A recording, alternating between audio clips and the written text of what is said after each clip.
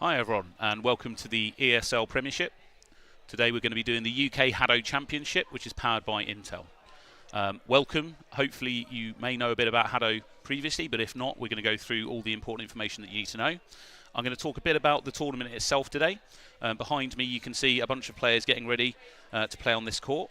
We actually are at the Coventry arena today, and there are actually 3 courts in total. So we're actually doing multiple competitions today. Behind me will be the Masters Cup, which is the one that we're going to be streaming today. And then in the room next door, we've got 2 other courts that are going to be running a Pro Cup and also a Rookie Cup. The idea for those different tournaments is effectively if you perform well in the lower sort of divisions and you win your tournaments there, you can be put up to the next one and so on. And so actually the bottom teams in the Masters Cup, I believe the bottom team might get relegated in a playoff against the Pro Cup, and the same in the Pro Cup and the Rookie Cup.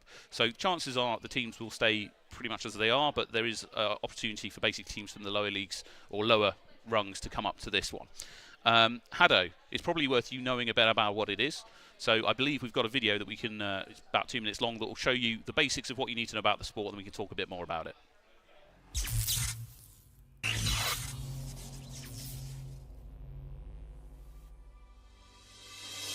Welcome to the world's first techno sport. Each player wears a head-mounted display and armband sensor. 2 teams of 3 battle it out over an 80-second round. The team with the most points wins. A draw leads to sudden death. How to score. Players fire energy balls from their armband sensor, aiming for opponents' life cells. Break all 4 to earn a point. These life cells regenerate. A single energy ball can destroy all 4 cells. Defense. In Hado, dodging energy balls is the best defense. Each player can raise a shield for cover against attacks. Energy balls pass through your own shield for an effective offensive strategy. Player skill set. Each player assigns points to 4 skills. Energy ball speed. Energy ball size. Energy ball charges. Shield stock and strength.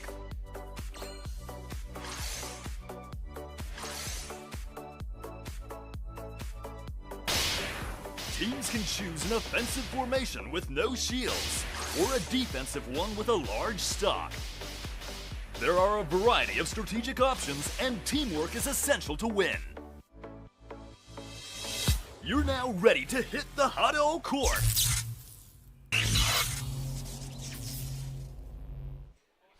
Right, well, welcome back. Hopefully you've got a bit better idea after watching that video. I will be doing my best to give good commentary, to give you guidance on what's going on as the day progresses. So hopefully we'll answer some more questions if it wasn't quite covered by that video. However, next thing we're going to talk about is the teams that are actually playing in the Masters Cup. We've got some really good teams. These are the top of the UK sort of divisions, if that makes sense. We've got 2 different groups. So there's going to be Group A and Group B. I'll go through Group A first. That's going to be made up of IDK. They are the current UK champions from last year. They're an extremely strong team.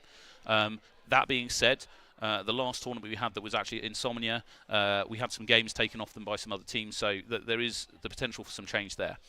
Next, I have the Boss. The Boss is another team that trains very often with IDK. They're both based out of Brighton. They are a younger team, but they're very good, and they've been competing in sort of tournaments nationally for quite a long time. The Fighting Mongooses. These are an old school group from back when we brought Hado to the UK originally. They are extremely fun to play against. They are also a very good team. I'm not 100% on this. I might be proved wrong later, but I think they came about 3rd in the last UK tournament that we did. Barnsley Griffins, that's a relatively new team to the Masters Cup, but they are made up of younger, fitter university students from Barnsley or college students from Barnsley. So basically we're expecting some good things there. Group B, we've got the Rockhoppers. This is another strong Brighton team. They are training partners again with IDK and the boss.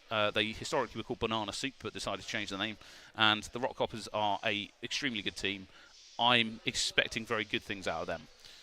SAS. Okay, so they're actually called SAS Ninjas generally. They are a extremely good team. I would expect them to come first, if not second. They are the team that I would say has historically been the closest to challenging IDK in recent history.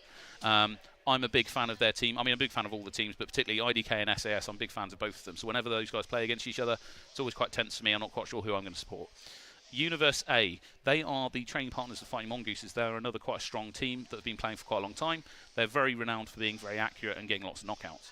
And then the final position, Group B, I will explain, it's actually down as International AI. So there is normally a team that we get called RGM Blaze, but unfortunately they've had some last-minute issues and have to pull out. So what we're going to do to replace them in order to make sure that we don't give anyone a bye is basically put in an AI. So unlike most sports, you can't put an AI opponent in football and have them play. But in our sport, you can. So what we're going to do is put in what is effectively the international level, which is level 7. The AI can be programmed anywhere between level 0 all the way up to level 9. At level 7, if you can beat 3 level 7s, you are seen to be a good enough team that you could go to the Euros, for example. That is kind of the bar for people if they've not got a history of competing at the Euros to show that they can get in. So I'm confident most of the teams here have a very good chance of beating the level 7 AI. I can't see any upsets. There might be one or two that don't, because the level 7 AI are very difficult. The tournament is going to get underway pretty quickly. My understanding at the moment is the first teams that are going to be playing is going to be IDK versus the boss. So I can see behind me we've got the boss, I believe, are on the blue team, and IDK are on the red team. As I say, the team to watch, my prediction in this one would be that IDK are most likely to win it. They are the current UK champions and they're extremely good at what they do. They are a very mobile dodging team. And then we've got, basically on the other side, you've got the boss, who often do shield tactics. They may end up putting a shield in the middle and then using that as a bit of cover so they can work around it. But I've been known to be wrong. A lot of these teams have been trying different stuff to see if they can sort of get one over on the other team. IDK came closest to the last tournament to sort of actually losing some games, and did lose a few games to people, which is very rare for them. So I'm aware that since then they've been pushing quite hard to train. And again, the boss are maturing as a team and have been doing different tactics, whereas historically they were a kind of a one-trick pony. Nowadays they actually push with quite a lot of different stuff. Looks like we're trying to get things set up behind. So I'll explain a bit about the sport. So at the minute they're in a preloaded section, so they can actually shoot each other and fire some energy orbs around. Before the game, you can set stats on your wrist piece. Those stats, basically, are 4 of them. Can be bullet speed, so how fast it travels across the pitch. Bullet scale, so how large is your energy orb. Charge rate, so how many energy orbs are you going to get during the game. And then shield rate, which is basically how many shields you're going to get and how strong they are. So the players will have set their stats at the moment, and I believe we're nearly getting ready to get started. It's interesting that they are shooting each other, because at the minute what they're doing is giving away what their stats are to the opposition. What you'll see later on between some of the other teams is they may be a bit less inclined to show the other team what their stats are. These two teams won't mind because they play against each other so much that it doesn't really matter. But yeah, IDK in the red team are basically likely to win this set of games. It is best 2 out of 3. It's also worth mentioning there is overtime. So if at the end of an 80-second round, one team hasn't got a clear victory in points, then what will happen is it will go to overtime. Sounds like we're about to start. 3, 2, 1, game on.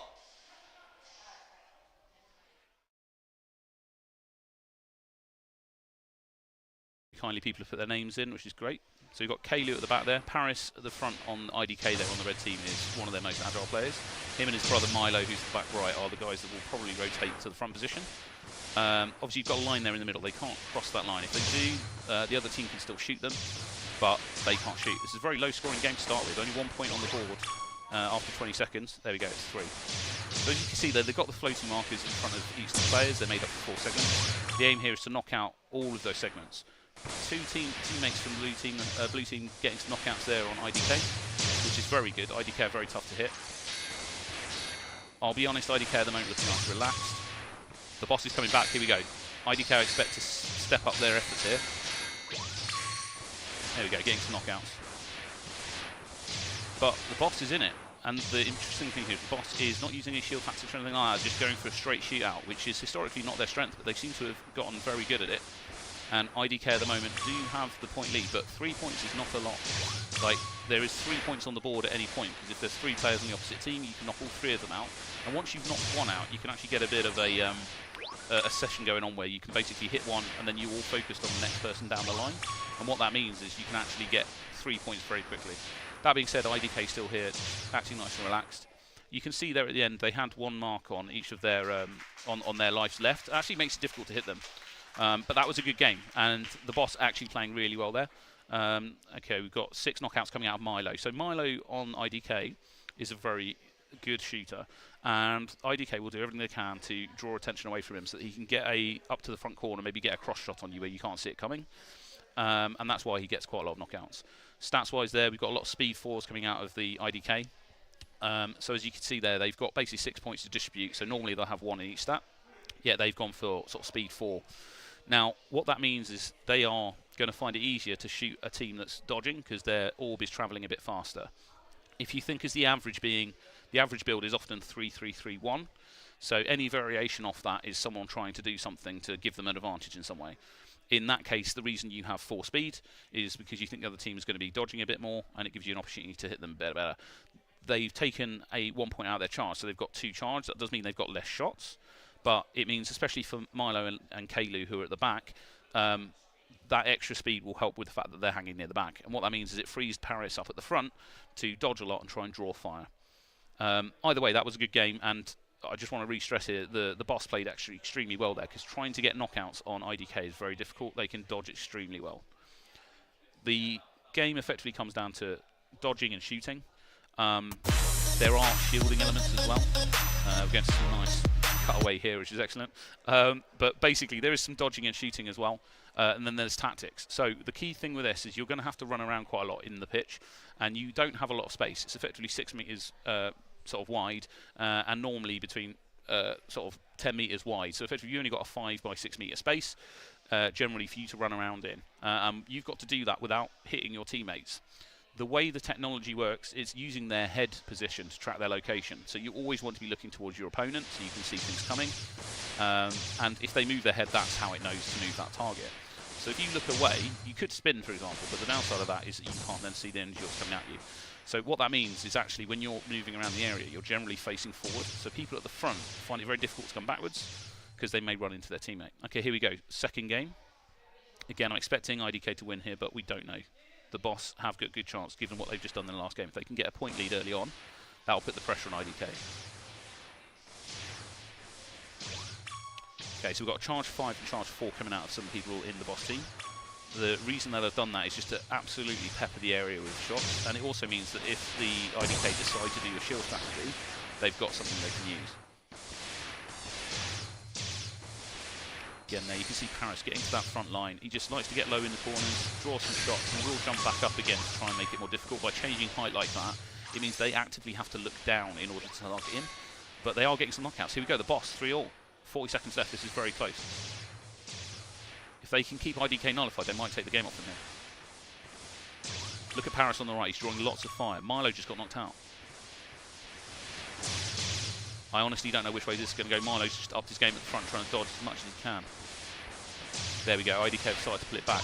Now, as you saw there, Milo upped his pace and was effectively dodging. Now, when you're moving around like that, it's weird, but you actually make yourself a really interesting target because people see the motion and get attracted by it. So by him jumping around like that at the front, actually what happens is it's more likely to draw fire to him. Come on. I'm getting excited here. The boss can do this, come on. One more, that's all they need. No, okay, IDK took it by 1 point. But I don't know if IDK is going to be happy with that victory. That was very close. But the boss should be really proud of themselves because that was really close. Again, Percy and Kira are on their team, getting the majority of the points, getting 3 each. That's very good. Bullets used 65 coming out of one of the boss's team there. That will be because of their high charge rate. So with a charge value of 5, they could get theoretically up to 90 shots out in a game. Again, the chance of them doing that whilst getting knocked out is unlikely. So the key thing about this as well, it's worth noting, when you get knocked out, you're out of the game for 3 seconds. During that time, you can't use your, you can't regain charge, you can't shoot. So by knocking out the opposition, it does give you a massive advantage. So if in the first few seconds of that game, let's say Paris ran to the front and the boss knocked him out, that would have actually given the boss basically the advantage, because now Paris is low on energy and he can't shoot back as easily. So effectively keeping the other team knocked out is actually a really valuable way to win the game. We'll probably see it later today. There's a bunch of teams here today with people who are, let's say they're really good at shooting but maybe less good at dodging. Those will be really valuable targets, because if you can keep the person who's good at shooting knocked out, then it means that your team effectively is under less pressure, and it means you can put more volume of fire down. So getting fire superiority is a very good way to win. That being said, there's also a lot of teams today with some people who are very good at dodging. So IDK is a good example of that. Milo and Paris are good at dodging. They will come to the front, cause distractions, try and draw the fire off of their teammate at the back. Kalu at the back, by the way, on IDK, it's worth mentioning that he is invisible. When you're playing against them, it's really hard to notice him, because you've got these two agile players that will play at the front a lot. He will blend into the background, and the problem is that he will then still get knockouts from back there. So even though he's firing at a longer range, he can be quite accurate, and what that means is that he can blindside you. So if they, for example, move to one side of the court and Kalu's on the opposite side of the court, you've really got to be aware that he might just cross-shot you and you won't see it coming. He also, by the way, just so you know, can play really well at the front. All three of those players are really good. That is why they're the UK champions at the moment. They are a tough team to beat. So up next, we're going to have Universe A versus SAS. So SAS is going to be on the blue team, and Universe A is going to be on the red team. So these guys have played quite a lot against each other. It's going to be an interesting one. So today, SAS have had to get a sub. So the guy in the middle, Ollie, he's actually an old teammate of mine. So the first UK championship we ever held in the country, me and Ollie won it. It was actually a 2v2 tournament. He hadn't played before that day, but he is reasonably fit and a free runner. So I went, go and stand over there, dodge a lot, and I'll knock people out. He since then has been playing for quite a long time since we brought it over, but he hasn't had a regular team because our team retired. And he's just giving a thumbs up in the background. So he has been subbed into SAS today because one of their members, unfortunately, that is their regular training partner, has gotten sick. Now, that's going to affect SAS because they don't necessarily have that synergy. They're not going to be as good at running around each other without running into each other because they've not trained enough together. I know they've trained a little bit, but not that much. Universe A, however, are a regular team. They train together all the time. Again, all their teammates in this team can shoot and knock you out, which is a big threat, so you can't ignore any of them. Often, if you've got a team that one person is their technical player and can put shields on some stuff, you can kind of not worry about them so much as a threat. But Universe A here, I'm not sure what tactic they'll do. I think it possibly will be a straight shootout. I would expect Ollie on the SAS team to probably hang at the back because the other two teammates they've got there on that side, Shamai and Ash, are both very aggressive frontline players, and they will be looking to push to the front corners. They'll dodge very actively there, a bit like IDK do with Milo and Paris, and try and get knockouts from there. If they do that, Universe A is going to find it hard to compete because what will probably happen is Universe A will get pushed to the back line, and they're going to have to try and get knockouts from there. Now, from there, if they shoot at Shamai and Ash, then Shamai and Ash might dodge it because they're good at dodging.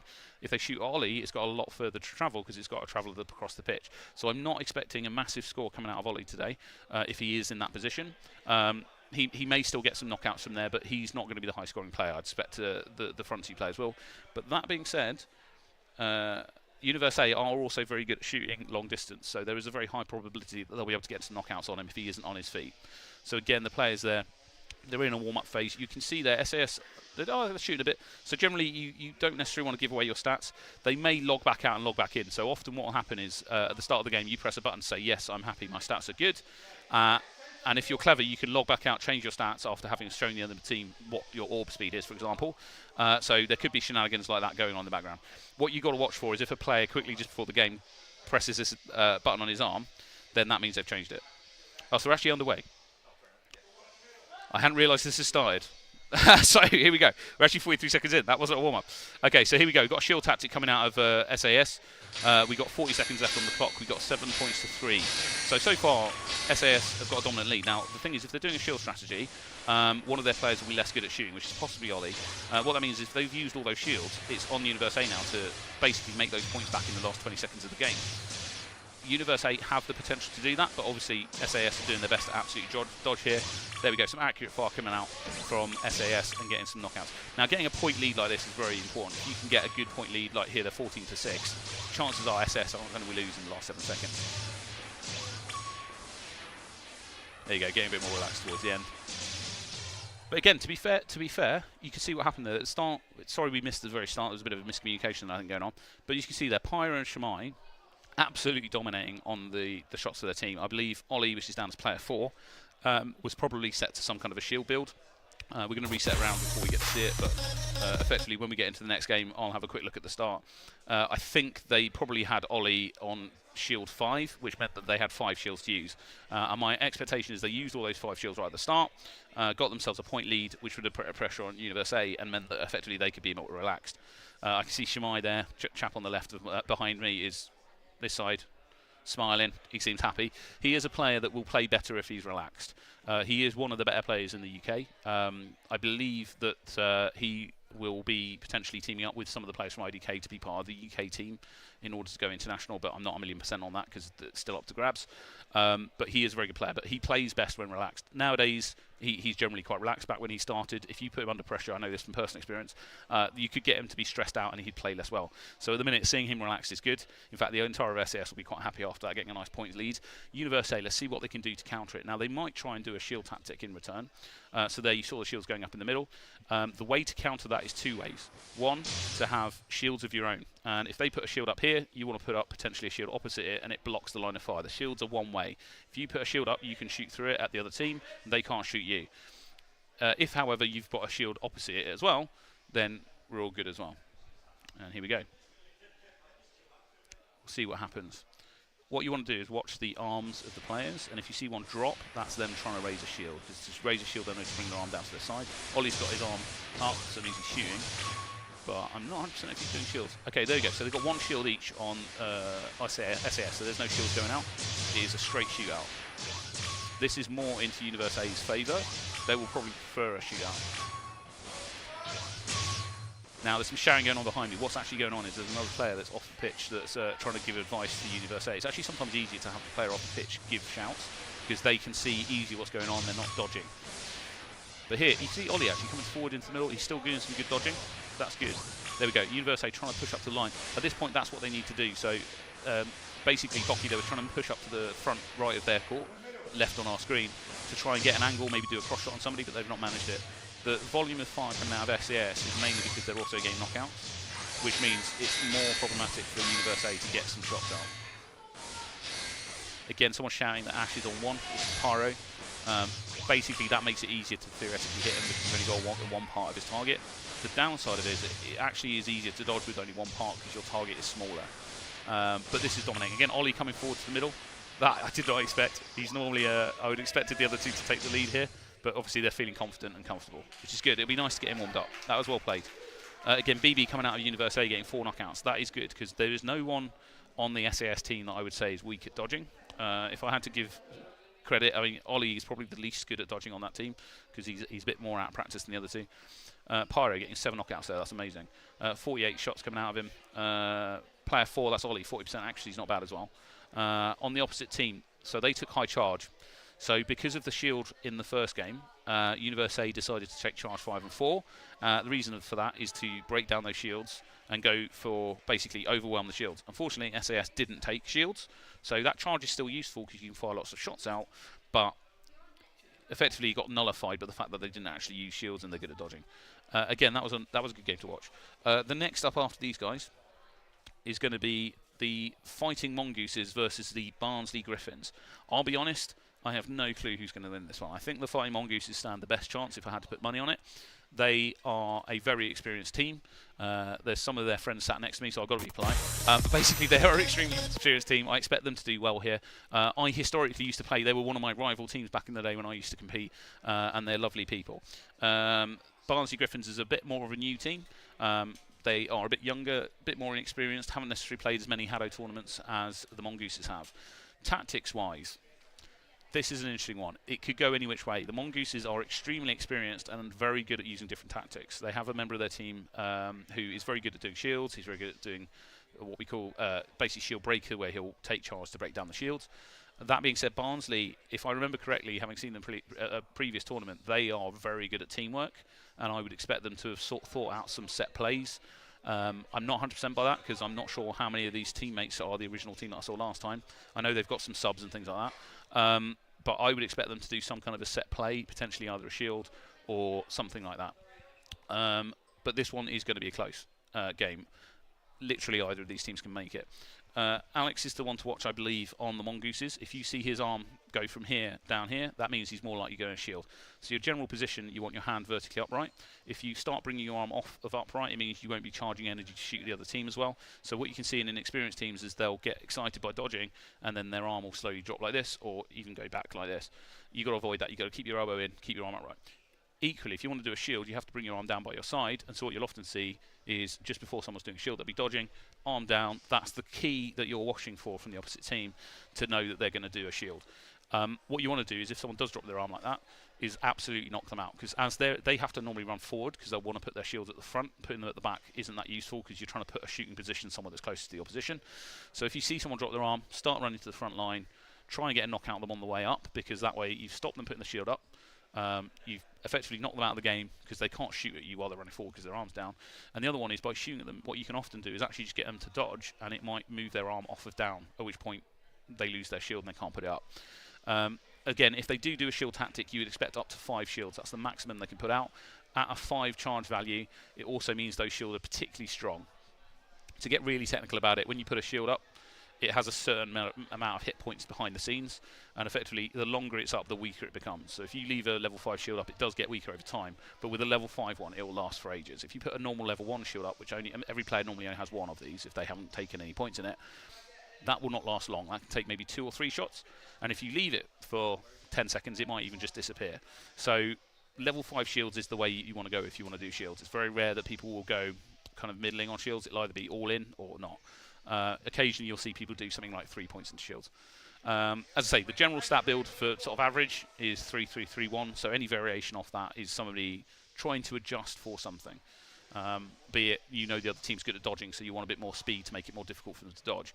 The other team's likely to take a shield, so you want to have charge to deal with that. We could see a situation that both teams do a shield build, at which point there'll be shields going opposite each other. But here we go. We're about to start our next game. In fact, we're just starting. Okay, so you've got Goo, Dan, and Growly Bear. Growly Bear is Alex, so I'll try and refer to him as Growly Bear for you. But yeah, if his arm goes down, he'll be charging at the start. If his arm goes down, no, he's got shooting. Okay, so we've got a lot of shooting, bit of extra charge. Yeah, so just a straight shootout, perfect. So Dan there, on the right of the screen on the red team, he is a very accurate player. He'll play very aggressively often at the front. They're doing a good job at nullifying him though. So what they're doing from Barnsley is every time he comes forward, they'll all try and neutralise him, which is a good idea. You don't want to leave him there on the front. So what that's meant is Dan actually taking a bit of a back seat. He's trying to hang at the back, but he's still accurate from there. But it's very close. Both teams only a couple of points in it, which at this point is very close. Brilliant shield there. Managed to basically absorb a few shots, which is good. Again, yeah, I was going to say Goo and Dan will start trying to push forward a bit when they feel a bit more confident to do so. But at the minute, the amount of fire coming out of Barnsley has got a very good chance of actually putting them off doing that. So the reason you want to stop players getting to the front there, let's say Goo took a couple of steps forward and got onto that front corner, she can shoot across the pitch to her left, our right now, at the opposite team and get a cross shot. A cross shot is really effective because you cannot see those orbs come in. You've got a bit of a lack of peripheral vision. You can see peripherally, you can't see the orbs. So getting that front line, getting cross shots is really important. Here we go, so that Barnsley player 4 there, trying to do the same thing. He's actually doing a very good job at dodging. So absolute credit to that player 4 there. Got onto the front line. Good, everyone scoring. Like, everyone getting points on the board is really valuable because it means everyone's able to shoot and everyone's able to get knockouts. That was a very interesting one. That was a quite close game between two teams that can shoot quite well. And are kind of on an almost equal level when it comes to their shooting. So again, Goo there getting 5 knockouts, absolutely spot on work.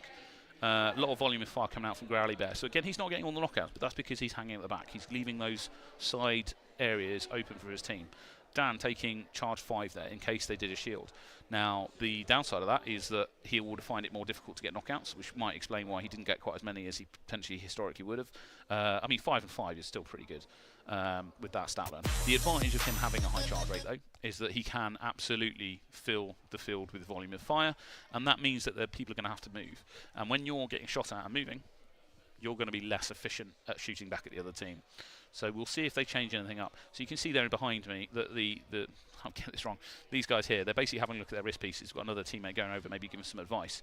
They could change the tactics between that last game and the one we've just had. I think that Barnsley's interest will be to change things up, maybe to do a shield tactic. If they've prepared more than one tactic, this is the time to then try and rotate it.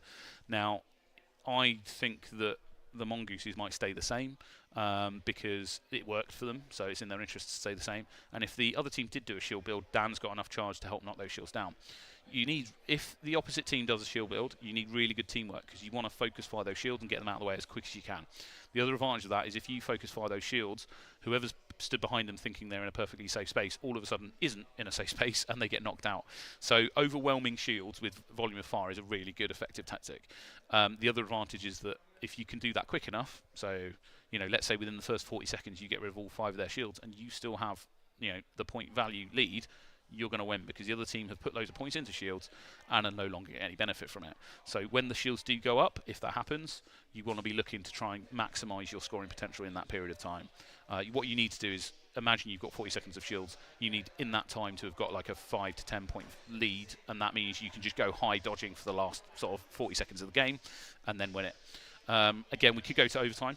That is worth mentioning. So if it ends up in a draw, what will happen is the system will automatically just go in overtime, and overtime is the first knockout wins. I think we're about to get going again for the next game. Just having a look behind me, they seem to be getting started. So again, we'll see if anyone changes anything. What are the blue team going to do to try and counter it? Barnsley here. They've all got their arm up at the start game to try and get charge. No obvious arms going down. Looks like it's going to be a straight shootout. Yeah, only one shield apiece. Okay, here we go. So we've got shield tactic coming out. That was Growly so that's Alex. As I say, if you see when he came forward, he has his arm down. Now, the downside of this is if Barnsley are good at what they just did there, where they focus those shields down, then, okay, there we go. So you give them a shooting position at the front. Barnsley needs to take that shield down fast. And at the minute, the person on the far left of their court, or far right, far left from our perspective, but far right from their perspective, isn't doing cross shots. There we go, it's down. There you go, so Growly Bear's just going to keep coming forward, putting those shields up, giving an opportunity for his teammates to basically get a bit of a breather and get some accurate fire going on. Mongooses are going to win this. This is also good practice for them. I suspect they'll use it later. Now, the downside here is Growly Bear's looking for opportunities to come forwards to do that. There you go. As he ran forward like that, he's running at an angle. So he's coming from the middle to one of the front left or front right. And he's doing that because it makes it difficult to shoot him. If he ran straight forwards, then it's a lot easier to get him as he comes forward with his arm down. But again, good positioning as well on those shields. He's getting them basically towards the front corners at a slight angle. It's a very slight angle, but basically where that means is if Dan now comes there, the opposite team can't get a shot around that shield very easily. But there we go, 4 or 5 seconds left. 12 points to 7 to the Mongooses. Nice. So they do use that as a bit of a training tool. Now, Barnsley, to be fair, played really well there. They had the chance right near the beginning to potentially win it. The first shield that went up, they knocked it down really quick. The problem was, after that, I think, was they were getting a bit drawn in to try and get knockouts on the other team and kind of ignoring the shields a little bit. The Flying Mongooses did quite a good job to spread them out during the game. And effectively, they paced it, so they consistently had a shield up at various points. Just having a look there. Yeah, so, I mean, they had charge 5, charge 4, so the blue team could have knocked those shields down. They had enough energy orbs that they could have done it. Like 73 shots there coming out of one of the blue players. That is really good. If those had all been on the shields and got them down consistently, those shields would not have lasted very long. So I think, basically, if I gave one tip, it'd be to the Barnsley guys, just focus those shields down a little bit more. Okay. But well played to both teams. That was very good. So next up, we're going to have an interesting game, I believe. We're going to have the international level AI against the Rockhoppers. So, Rockhoppers, they're a good team. I don't know how much they've changed against AI. So playing AI is very similar to playing players in that it's designed based on effectively how do players move. So behind the scenes, there's a lot of data that's being collected, and the AI is perfectly put together to go, look, let's try and replicate a team that moves around as best we can. So expect the AI to move up and down. They'll move to left to right. The main advantage the AI have, but it's also a disadvantage, is they can kind of, because they're incorporeal, they can move around each other quite easily without bumping into each other. But that being said, if they group up, it also becomes a really valuable target. So my tip would be put a large volume of fire down against AI, and especially at the edges, because if they come to a stop at an edge, and 2 of them come there, then you get the potential to get 2 knockouts very quickly. That being said, you're going to have to be fast. They don't get tired. Human players, you also get a bit more notice. So, you know, if I'm playing somebody, I'm watching their arm. If they do this, that's a fire motion. So I know to start dodging when they start doing this before the energy orbs appeared. With AI, you don't get that. Effectively, the orb will just appear and come at you. You don't have any nice arm motion to get it. They will still be directional. So you will see the target array that you're aiming at come and turn towards you. So if you're a player and all of a sudden this target array turns towards you, that's a good indication you're about to get shot at by the computer and you should move. The other one is the AI isn't great at predicting your motion. Yeah, it's pretty good, but effectively when you play players, if you play somebody a lot, they will get good at reading you, and they'll watch your body language and they'll go, right, they're loaded up onto their right foot, that means that he's more likely to be over here. So with the AI, you don't get all that sort of body mechanic information, but at the same time, they're not good at picking up on that either. So there are pros and cons. Okay, so we're going to have the AI is going to be on the red team, and the let me check. Rockhoppers are going to be on the blue team. Rockhoppers again, young team. I love these guys. These are great guys. They are really good under pressure. Like, they've historically trained and played a lot against IDK, who are an extremely good team, and what that means is that they've consistently just been put under pressure since they started the sport. They don't care. Like, if they're losing horribly, they just persevere and keep getting points, because to them it doesn't matter, which is a really strong thing. Whereas, for example, IDK have historically won a lot of games, but when they're under pressure, how will they cope? Like, that's the thing, because they're not as used to it. So Rockhoppers here, I think, will do okay. Again, I don't know how much experience they have fighting against the AI. That does come into it. I would expect them to win. As I say, the level 7 that it's set to is a level where if you are a country that's only just started Hado and you want to come to the European Championship, for example, they will expect you to beat a level 7 AI or a team of 3 level 7 AI as your team, to just show that you're good enough to effectively compete on the same level as most of the other teams there.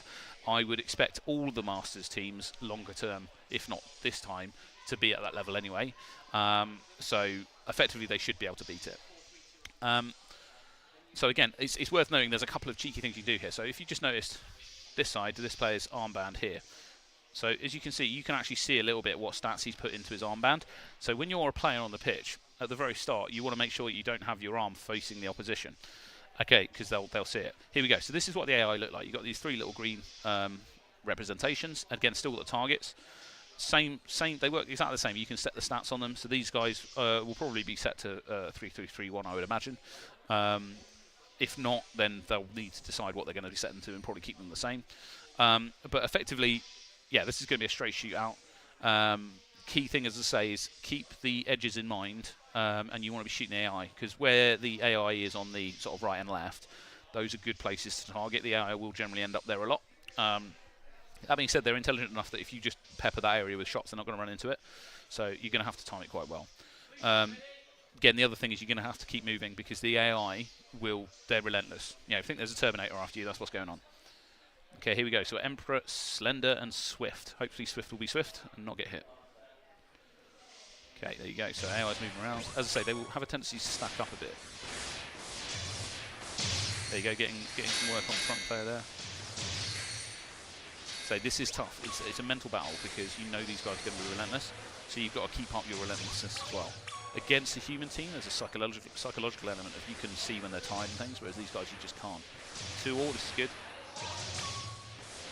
So what I would say to Rockhoppers is keep moving, because basically the AI deal less well with people moving than stationary targets. So effectively keep it dodging. They've got 40 seconds left, this is close. Again, this is not easy. I just want to stress to people at home, you can see how fast the AI are moving. They're very difficult to predict. When you've got a player, they can move that quick, but you could normally get the cue from their legs and arms as to what's going on. There we go, Rockhoppers getting a bit of a lead, that's what they needed, but still 30 seconds left on the clock. I really hope this doesn't come down to overtime, because if it does, it's going to be really tense. Okay, so 8 now to the AI, which is problem that can they stay cool and stay calm. So again, you see there, like, they've got, the AI will be sort of moving to the front and things like that. It's really difficult to, there you go, so when they all stack up on this side just like that, that is when you want to be doing a volley of fire at them. 6 seconds. Can they make it back? There you go. Target that front player. Yes. Now get one more. Draw. Overtime. Nice. Okay. Really well played there from Rockhoppers to pull it back. This is tense. They need to. I mean, this is hard to try and focus the same thing, but they need to get a knockout here and just not get hit. Sounds simple. It's not. All right. Here we go. Yeah. Shield. That's it. Nice. Shoot. Shoot. Shoot. Oh. Okay. So the AI got the 1 point there, just right at the end. Absolutely, look at Swift there. In the last, these dots represent when they got knockouts. So you can see 5 dots coming out of Swift right at the end of that last game. He was the one that pulled it back for their team. So whoever Swift is, absolutely spot on. That was some brilliant play, getting 8 knockouts and 5 of them in the last few seconds of the game to try and pull them back. Absolutely spot on. CPU, they're 48 shots. I mean, again, they've set the CPU to 3331, so they're just sort of generic. The hard one with this as well is because the AI move around so much like that, and they all look the same, you can't do your targeting as concisely as against players. If you've got a team opposite you, you could let's say I'm playing you, okay? You're going to recognise me, be like, that's Tom, all right? We want to knock Tom out, so you'll say, right, let's knock Tom out. You can all focus fire me. You can't do that against the AI. Like, if you imagine there was 2 of me that were clones, that would be really hard to tell which one's which, and that's the problem you've got. So in that last section there in overtime, what will happen against player teams is you will choose who you think is least good at dodging and normally all target that person to try and get a knockout. It's not quite as simple as that, but that's the general idea. Against the AI, you can't do that. So even if they said, let's take the one on the left, because they switch so much, it's like the Cups game. All of a sudden, you've lost track of who you're supposed to be shooting at. So fundamentally, that is a tough one. You don't want it to go overtime against the AI. That's not a position you want to be in. Again, if I've got a tip for them going into the next round, it's just move as much as they can. The game style has changed. Okay, so when I first started, you'll see at the moment a lot of people are stepping out the back and then they'll push forward to the front positions. Back when I started, there was more of a tennis style format, so you might have a person at the front and a person at the back, and then you'd run opposite each other. That tactic actually works quite well against the AI, so it's not a tactic a lot of the newer teams are using, because nowadays against players it's not as good, but actually against AI it works quite well because you're consistently moving. The AI have a problem targeting you. But again, that's not something they can necessarily pull out of the bag. Here we go, this is from their perspective. Rock Hoppers just immediately gets a fire down. As you can see, look at how difficult it is to shoot the AI here. You know, they're dodging all over the place. Getting rid of those shields is still important because they will use them. Again, my key one is shoot the left and right of the court when they're there, because they'll often hold fire for a moment to fire shots. And that's when you want to be getting those knockouts. But there is a good volume of fire coming out of the Rock Hoppers, and it's just really good. This is what you need. You just need to get some of those accurate shots. The other one is it is one of those, like, reading people and reading AI is different. So right now, I don't think Rock Hoppers have much experience in comparison to some of the other teams against the AI. So actually, they don't necessarily know what they're looking for. It's whether they can learn quickly in this game by the end of it, which they're starting to do potentially, to bring those points back. Okay, 30 seconds left, 2 points up on the AI. Again, this is tough. The AI will not be tired, right? They just keep going, and they like the Terminator. But this is what I mean when I say that you've got to beat them to get to an international level, because this is tough. Like, if a new, I'm not exaggerating, if a new team came in and tried to play level 7, you're unlikely to beat them straight away. You do need to do it at training. Even Rock Hoppers, who are a very strong team when they play players, are finding it tough, but they can still do this. They've got 5 seconds. You just need to get 1 or 2 more knockouts. See if Swift can do it. No, unfortunately not. So it's 12 to 9. So yeah, in that pool, who else have we got? So we've got international, so SAS at Rockers with us in Universe A. So I mean, are the international AI going to do particularly well? I have been told that basically the way that this is going to work is the international AI are not going to be put through to the sort of knockout bit after the original round robin. So the chances are that won't happen. Again, they've taken some high charge. That's good. Empress, Slender, Swift just taking a bit of charge so they can get some shots out. It's good. Slender put in speed 2. That's hard. Speed 2 is difficult because you've got to try and prejudge where your opponent's going to be, which is difficult. So against a player, you know, you can start seeing patterns. If I run just left to right and hit, this is a classic one that beginners will do. They'll just run to the left and the right of the court and just keep running between those two. If they do that in a regular pattern, you as a player can spot that and just like, all right, he's about to be there, I'll shoot him there. Against the AI, they don't do that as much. So although you do want to generally be aiming for the sides, because that's where they congregate, you can't just kind of go, right, the AI is going to go there. What will actually happen is you'll shoot and the AI will stop like 2 meters short. So it is tough. Again, I don't have a good strategy against AI other than keep moving and just put as much volume of fire out as you can. Right, so let me just check my notes here.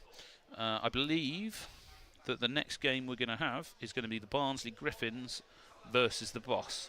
So we've now seen both of these teams before. I would predict that the Boss is going to win this one. They are what I would describe as the more experienced team.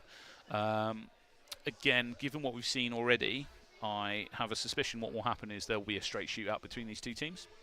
Again, I'm always like to be proved wrong. The reason this part of the game is so important of guessing what the other team is going to do is you have to choose your stats before the start of the game, and you have to do that based on what you think the other team's going to do.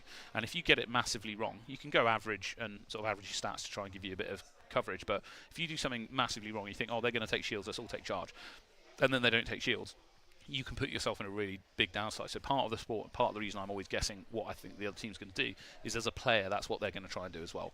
As I say, you can go even one step further. You can be doing stuff like trying to get a glimpse of the other team's, wrist piece.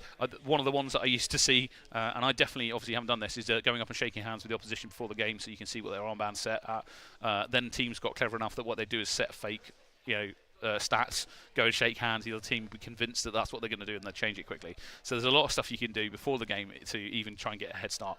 That being said, once the game actually starts, a lot of the game is controlled by the computer. So what that means, and it's worth noting, that your age, your strength, your size are mostly irrelevant. Okay, so what that means is it's down to your training time. So you can see, like, some of these teams, they're very young. Okay, that being said, they're still better than an adult team that's coming in because my strength is irrelevant. The target that you're shooting at is the same size. The speed at which the orb is coming across the pitch is determined by the game or what stat I've put into it. So this sport literally doesn't have any boundaries. There's no male and female categories. There's no age restrictions on the sport. So what that means is, effectively, it's a very inclusive sport, which is great. It can feel a bit mean sometimes when you're going against kids and you think you're going to be, there's a 10-year-old that you've got to shoot energy orbs at, but don't hold back, they're going to destroy you. The first year that the UK Championship got beaten by ADK, they actually destroyed my team to win it. And at the time, I want to say that Milo was, I think, 12 or 13.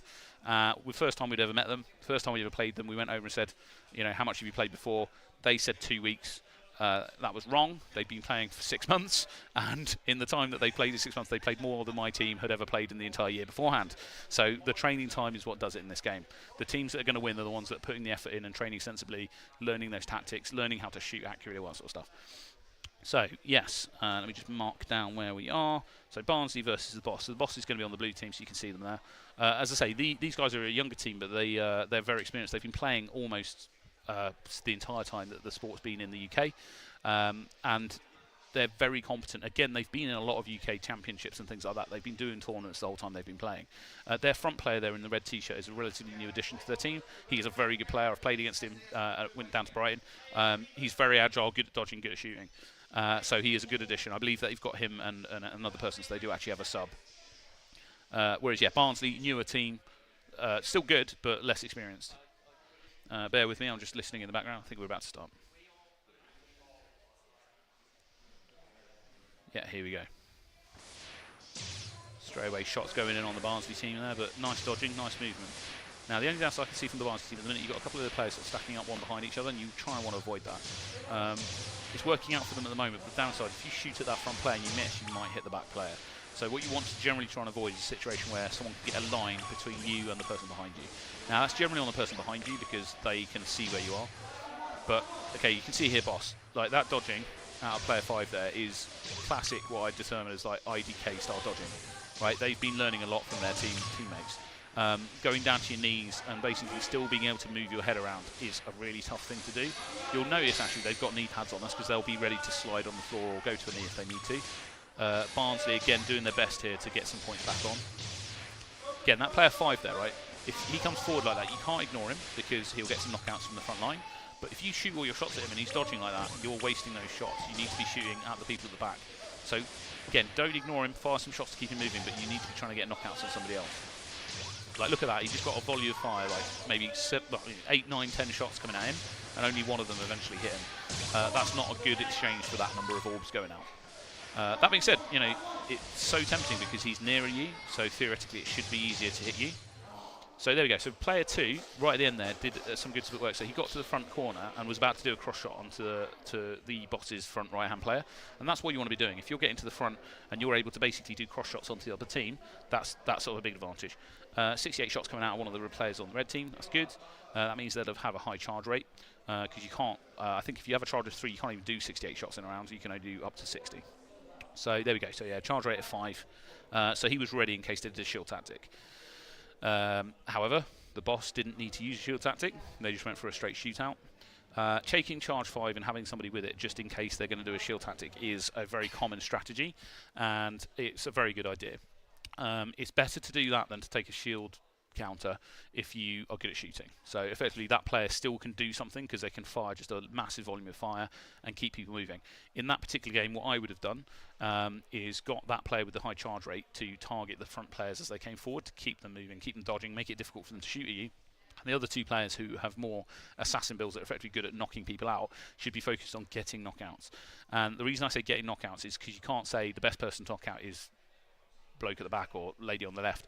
You have to look for opportunities. The best way, or make them, the best way you can get a knockout is normally on someone that isn't looking at you. So if I, for example, turn this way to shoot and somebody over this side of me is looking, that's the time for them to knock me out because I can't see it coming, I'm distracted by something else.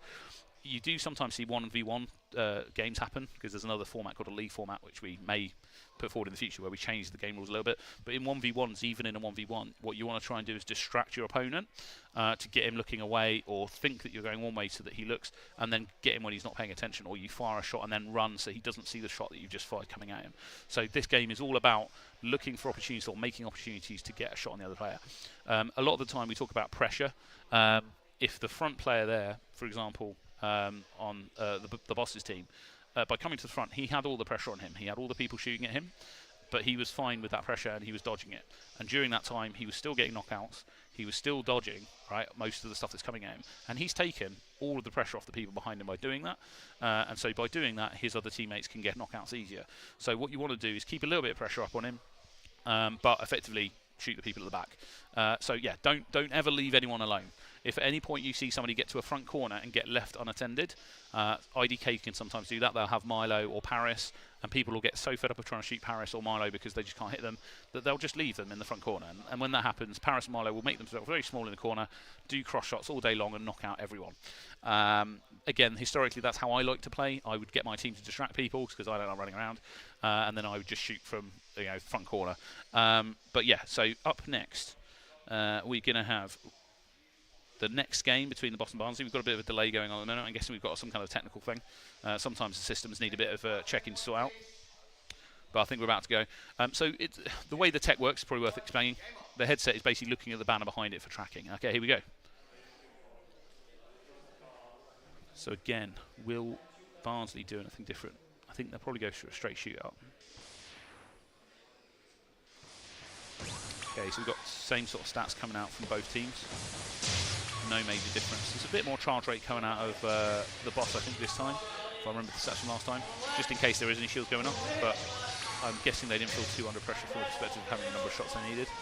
Again, there, say Percy running to the front right, his front right, our left, and just getting down low. And again, he's getting a lot of shots fired at him when he was there, but he managed to avoid it. Again, getting to the cross front. It's good to see Barnsley not getting dragged into it though. They're trying to get shots on people at the back. It wouldn't surprise me if they've got some kind of marking system so they know roughly who they're shooting at. So you see that massive volume of fire coming out of player 1 on the red team there. That's actually good. So what he was trying to do is effectively herd people. By firing a massive volley, it herds somebody into a specific position, and it makes it easier for the other two players to shoot them. So herding people is a thing. There you go, perfect. As soon as that player 5 came forward, just the volume of fire coming at him knocked him out. But he's still hanging out there. That's the thing, player 5 is feeling comfortable. Percy's coming forward as well. Really good dodging coming out of the boss. Genuinely, it's the sort of dodging we'd expect out of the top teams like IDK. The boss are doing brilliantly. I mean, you saw it earlier when they played IDK, they're playing very well. But there you go. 12-7, well played both teams. Again, Barnsley are one of the more inexperienced teams in this sort of Masters Cup, but they're still playing really well. Like, you imagine that this is, for some of these players, potentially maybe even their first tournament. I know they've done a couple before, but and then they're up against a team who've been doing this for 3 years, or even 4 years now. I've lost track. That is a bit normally disparity, but in this case, they've played really, really well. Just looking at the stats there, player 1 on the red team, not getting very many hit rates, but the other two making up for it with their being at the front. As I say, it's difficult to get knockouts when you're at the back. It's one of those things that often, if you see a team of 3. You'll have a situation where people will think, oh, that person on your team's not as good. IDK are a really good example, right? Kalu in IDK is their back player, and he won't often go to the front. And historically, people might be like, oh, is Kalu a weak link of their team? It's like, no, it's just that he's playing the back position on the court. He's not going to be getting all the knockouts from there. It's not as easy for him. right? But you have to do that because if all three of their team push to the front line, they then have restrictions left and right, and it gets very difficult to run into each other, or easy to run into each other and difficult to move around. So you will always have potentially sort of front markers and back markers, and they'll all be trying to work together. You might sometimes rotate all of them. So I've seen situations where Kalu's come to the front, the other guys need a breather, Paris or Milo rotate round. So effectively, don't always assume that just because somebody's got not getting knockouts that they're not a good player. It could be that their position on the pitch is specifically designed for them. Equally, the same is to be said for technical players. Like if you're doing shields or being the counter shielder, you will not be getting loads of knockouts. Doesn't mean you're not a valuable player. Even to the extent where if you're actually a shooting player and you come to the front, but actually the entire enemy team shot 80 shots at you, and all you were managed to do was dodge all of the 80 shots, you are the most valuable player for your team. You might not have gotten the knockouts, but you've done the best thing that you need to do, which is not get knocked out while getting shot out by the other team. So up next we've got, bear with me, I've lost track. That was Barnsley versus the Boss. So we're going to have Rock Hoppers versus SAS. So this is going to be an interesting one. So these are two teams that don't play very often against each other. So they don't, but they're both very good teams. And that's always a nerve-wracking place to be if you're a team, because you know they can do good stuff, but you don't know what it is. All right. So what are SAS going to do? What are the Rock Hoppers going to do? I honestly haven't got a clue myself. I would expect SAS are going to do a straight shootout, because that's normally a safe-ish place to start. If you take a good shootout, the other one is if the other team does a shield strategy and you've built for a shootout, you can still get points. You can still knock their shields down. You can still win. If you build as if they're definitely going to do a shield strategy, you do something clever, like have a ridiculous high charge rate or something like that, but then they don't, it's sometimes very difficult to deal with. So I would expect both teams at the start to potentially go down a shootout route, and so we'll probably just have a straight out shootout. Now, I would predict that if SAS start feeling confident, you'll see Ollie push in the middle. Right, if things aren't going quite according to plan, you'll see more activity from Ash and Shemai, and they'll push the front on the sides. Again, seemingly just watch them today, their strength seems to be effectively they've got 3 lanes, left, middle and right, and they'll push like any which way you got.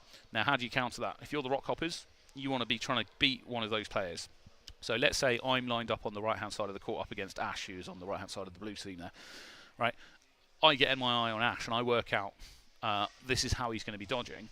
And I'm winning that shootout. I'll literally say to my team, I'm winning the shootout, right? Because at that point, the other teammates on my side just need to dodge more, and we're going to win. Now, cross shots are important. So, in fact, saying that, Ash and Shemai have just switched. So you've got now Shemai, who's on their left, our right of the screen. Basically, those two players I suspect will push front. Rock Hoppers. If the Rock Hoppers can get off the back wall, then they're going to do well. If whichever team gets effectively forced back with volume of fire and positional to the back side of their court is going to lose, is my opinion. Those front positions are really important, and getting cross shots is really important. Again, SAS historically have a weakness, and they get drawn into 100% 1v1s in front of them, but you need to fire those cross shots and try and knock people out. If you push to the front left and the opposite team has someone push to the front left, you need to both look at each other and fire a shot at each other and try and knock each other out. You can't ignore them. Okay, but here we go. We're about to get started. Is Ollie going to go aggressive in the middle? Who knows? Swift is the one to watch. That is the person they want to be trying to knock out. If they've seen the stats from the previous game, they know Swift is a good shot. Okay, it was a switch up. So basically, Ash started on the right of the court, but actually intended to be on the left, and Shemai did the same. So effectively, at the very start of the game, they ran to opposite sides of the court. The reason that's a good idea is if the Rock Hoppers had an idea to man-mark somebody, and then they just switch sides like that, there's a very high chance that they're going to run into someone. So far, though, 2-all. Only 1 point in it, it's really good. There's lots of shouting going on. At the moment, we've got excitement off the pitch. We've got people shouting to try and support the Rock Hoppers. We've got the team actually themselves, SAS, shouting quite a lot to try and give information to their teammates. This is so close. Either team can take this. This is genuinely absolutely brilliant play from both teams. Ollie's getting heavily targeted in the middle. They know that he's not necessarily the strongest at dodging, so they're going to take advantage of that, and that's what they've just done. Now, the thing is, when they knock Ollie out like that, frees them up to then a couple of them to shoot at Ash, which is exactly why they've managed to get the point lead there. But SAS coming back, not holding anything back. I would expect Shemai to push the front at some point, because at the minute he is not being shot at all when he's hanging at the back right. Here we go, 10 seconds left, 6 points apiece. We might go to overtime. Okay, Shemai pushing the right a little bit. He needs to get some points here. He knows that he needs to for his team. Shemai shouting, don't get hit to his team. Nice, 1 point in it. That was so close. As I say, very last minute, I heard Shimai shouting very loud as he wants to when he's getting tense. Don't get hit to his team, but that was a close one. As I say, if anything, Shimai did some good work there, getting some 5 knockouts. The other 2 teammates were getting heavily targeted, so Rockhoppers are going to have a quick chat, try and determine what to do about it. They were targeting Ollie quite a lot at the start, which is not a bad shout, to be honest. That sounds like a good plan. Again, Emperor at that time, getting the most knockouts to Rockhoppers. Swift getting a bit nullified. Was that because he was repeatedly knocked out and being targeted? Possibly. But Emperor managed to get some good stuff there. So yeah, all 3 of the team on both teams basically can knock you out. You can't ignore any of them. This is what we love to watch, is this sort of game where everyone's a threat. In the lower leagues, you might have a situation where one person's really good at shooting but less good at dodging. One person's good at dodging but not as good at shooting. And in those situations, there's kind of almost formulaic things that you want to do. When each team has 3 players that are all on a par when it comes to dodging and shooting, those are the exciting games because you just don't know what's going to happen at any moment. Again, I would expect in this next game for Shimai to go a bit more aggressive and try and get some attention on himself. That being said, it worked out when they didn't. You can see that they're stood there looking at the other team right now. That is because they're trying to work out, are they changing their tactic? You can tell from their demeanour, like, if you see somebody drop their arm during the warm-up, that's a good sign that they're going to be using shield. So literally, this is quite a tense one. So both teams are trying to work out exactly what the other teams are doing. I've just seen some IDK player members going over to the Rockhoppers to give them tips. So, you know, there's a lot of trying to pull everyone up in this sport. So at the minute, IDK will be absolutely doing their best to help the Rockhoppers because they're a friendly local team that they train with. And so they're literally, if they see a weakness, they'll go and tell them. I didn't see any particular weakness. So there, you've got, in fact, members of the boss and IDK, and one of IDK's coaches over there. Oh, you've got Paris going and having a chat with SAS. Not quite sure what that's about. He's probably trying to find out what stats they've got or something. Again, there's generally good sportsmanship going in all this sorts of sport. Everyone gets on with everyone. But at the same time, keep an eye out for people looking at your stats. You don't want to give anything away. Not quite sure what they're doing over there. Seems to be lined up in the wrong direction, but okay. But yeah, predictions. I think we'll probably have another straight shootout. There is a chance we'll have a shield, but I think that's less likely. The only reason you do a shield is if, for example, one of the Rockhoppers is feeling less confident with his ability to shoot his opponent. So let's say you're the guy in the middle actually not managing to hit Ollie as much, and you might look, it's going to be more useful, guys, if I can put a shield up. The downside of that is if they do that and SAS can effectively weather that and then take those shields down quick, which they have the capacity to do, then they'll lose. So again, you can see they're Ash setting up on the right side of the court. From their perspective, the left of our screen, and Shimai on the other side. I think they're going to do a switch again, because I have a suspicion that Ash generally prefers to be on the near side of the court to us, and Shimai prefers to be on the opposite side. But again, setting up in the opposite position that you're expecting is useful because the other team will get confused. And again, if you're lined up, stood there looking at Ash going, well, I'm about to be playing Ash, then he switches, what are you up for next? But here we go, we're about to start again. So let's see what Emperor, Slender and Swift can do. Come on, Rockhoppers, you can do it. Let's see if we go to our third game here, because it's normally best 2 out of 3. Rockhoppers doing a switch. So, let me just check. They didn't switch. So interestingly, I think Rockhoppers set up expecting SAS to do a switch, and SAS didn't switch, so Rockhoppers did the switch, which is working out quite well for them at the moment. So they've clearly got an idea of who they want to be marking, and they've moved to a position to make sure that they can mark those people. Swift, they're going up against Shimai on the near side. Ollie doing his best to come forward there and get a knockout. But it's so close, 4 all. 50 seconds left. Shimai just pushed forward, getting a knockout there. But he needs to be doing a cross shot, that's it. There's a lot of noise going on behind me. I'm being mostly quiet because I'm so amazed at what's going on. 5 all. Ollie pushing forward there, but didn't get a knockout. He needs to get back. Yes, nice. Ash pushing the corner. Nice shot there on Ollie as he stepped forward just briefly. All of the SAS team, they're getting very aggressive, coming to the front. But Rockhoppers weathering it and getting a nice 1-2 knockout on Shimai and then Ollie. Absolutely brilliant play from the Rockhoppers. SAS is still in it. I would expect Ash to go and push up that right side in a moment. That's Pyro, by the way. 2 seconds left. No. Oh, it's gone to overtime. This is tense. Okay, so now you're looking at the other team. Who do we target? Swift is possibly the biggest ideal target because he's only got 1 mark left on in front of him. Not sure what's going on the blue team, but effectively Swift is probably the one to watch here. Okay, they're all about even. They're going for Pyro and Ollie. Ollie just pushed to the front line there. Nice. So Ollie basically did a bit of an angled walk, got into that front corner, did some cross shots on the guy on the opposite side of the court from him, and they didn't see it coming. Again, obviously I'm a bit biased towards Ollie because he is an old teammate of mine and I've trained with him quite a lot, but that was nice to see. Pyro during that game getting 7 knockouts, absolutely spot on.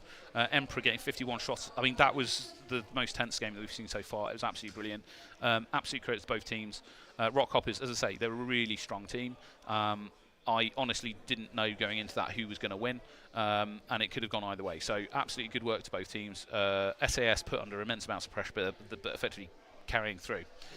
Pyro getting loads of points. So, as I say, the thing about pressure is Pyro, for example, may have felt less under pressure in that game, and Shmai was under less pressure in the first game. So effectively, you've got to make the most of those opportunities. If you find yourself in a situation where you're not being pressured, use that and get knockouts. If you, I know some of the teams go to some really high levels to try and work out, you know, how good a player is. So let's take Shmai as an example. He has historically a very good dodging ability as far as people are aware, and I know that people have literally replayed old games and counted how many shots were fired at Shmai and how many did he dodge. And if at the end of the game, like 50 shots got fired at him and he dodged, 45 of them, that's very good. So those players, effectively at that point, he will have the pressure on him, but he's weathered it.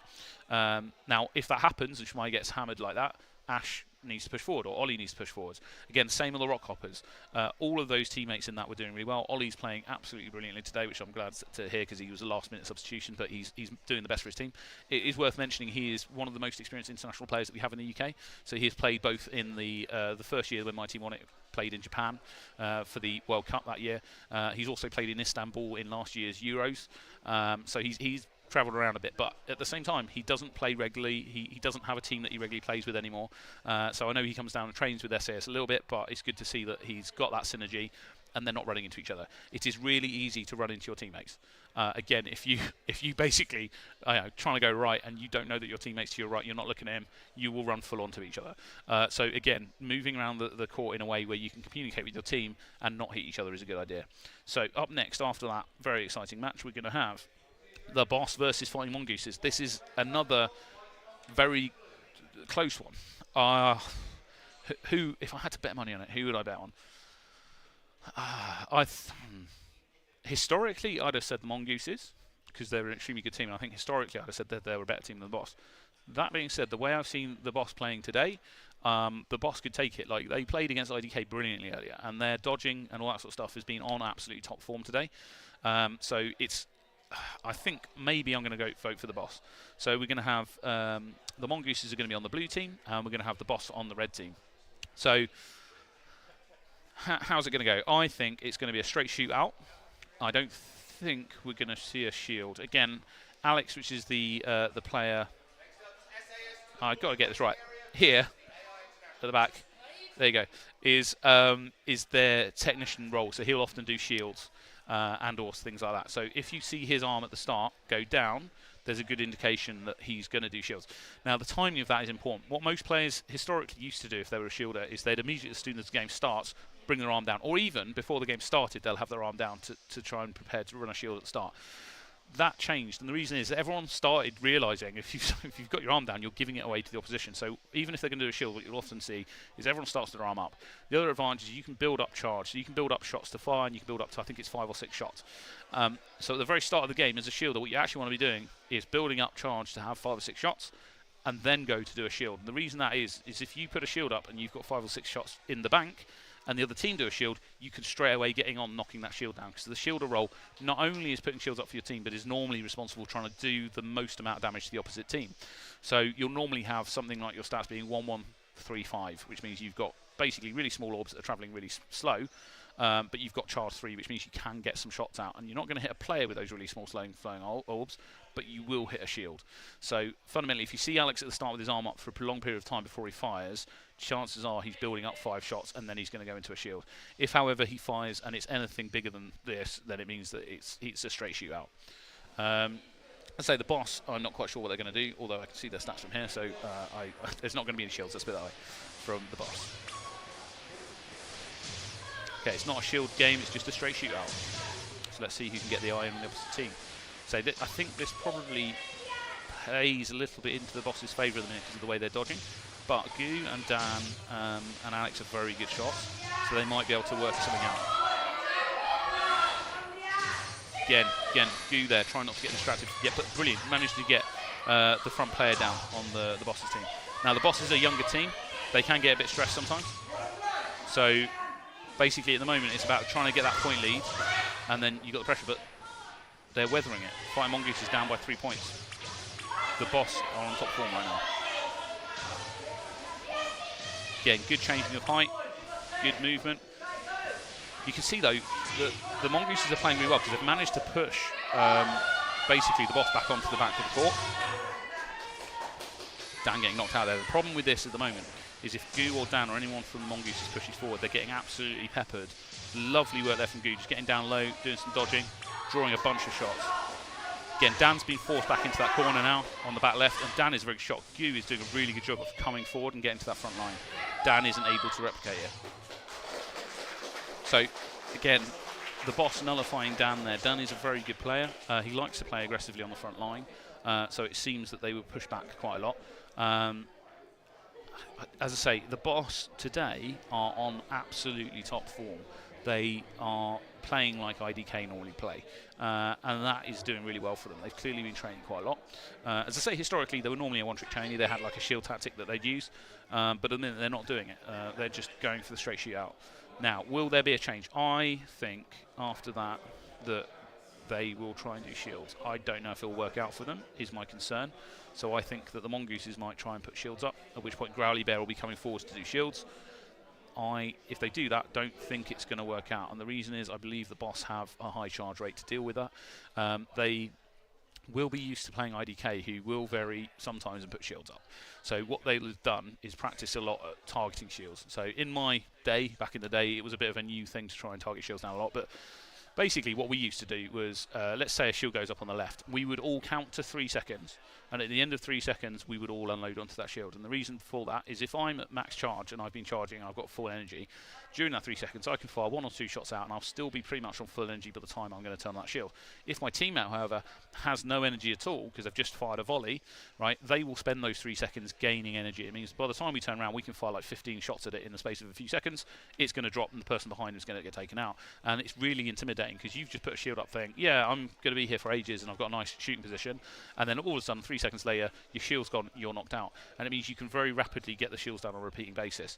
And we used to do that when we only had 3-3-3-1. Teams nowadays will have a point in charge. They might have somebody with 4 charge, they might have somebody with 5 charge. That person will normally be responsible for, during that first few seconds, they'll actually just start tapping the shield, and then the other 2 teammates will just join in for the last couple of seconds on it. So that is what I expect from good teams. So the Boss are a good enough team. That being said, they're a younger team. Younger teams can get drawn in to try and get knockouts. You'll see, if that happens, what will happen is they'll put a shield up, and one of the Boss's team will probably try to rush to a corner to get behind it and shoot behind the shield. That can work, but as I say, my more experienced, slower play would basically hammer the shield down. Here we go. It might not be a shield at all, but I think it might be. In fact, Alex's positioning makes me think it will be, because he's going to run down the front right and put a shield up on the front right corner, and Dan's going to push to the front right corner. That's my prediction, and then he'll come across and do one for Goo potentially.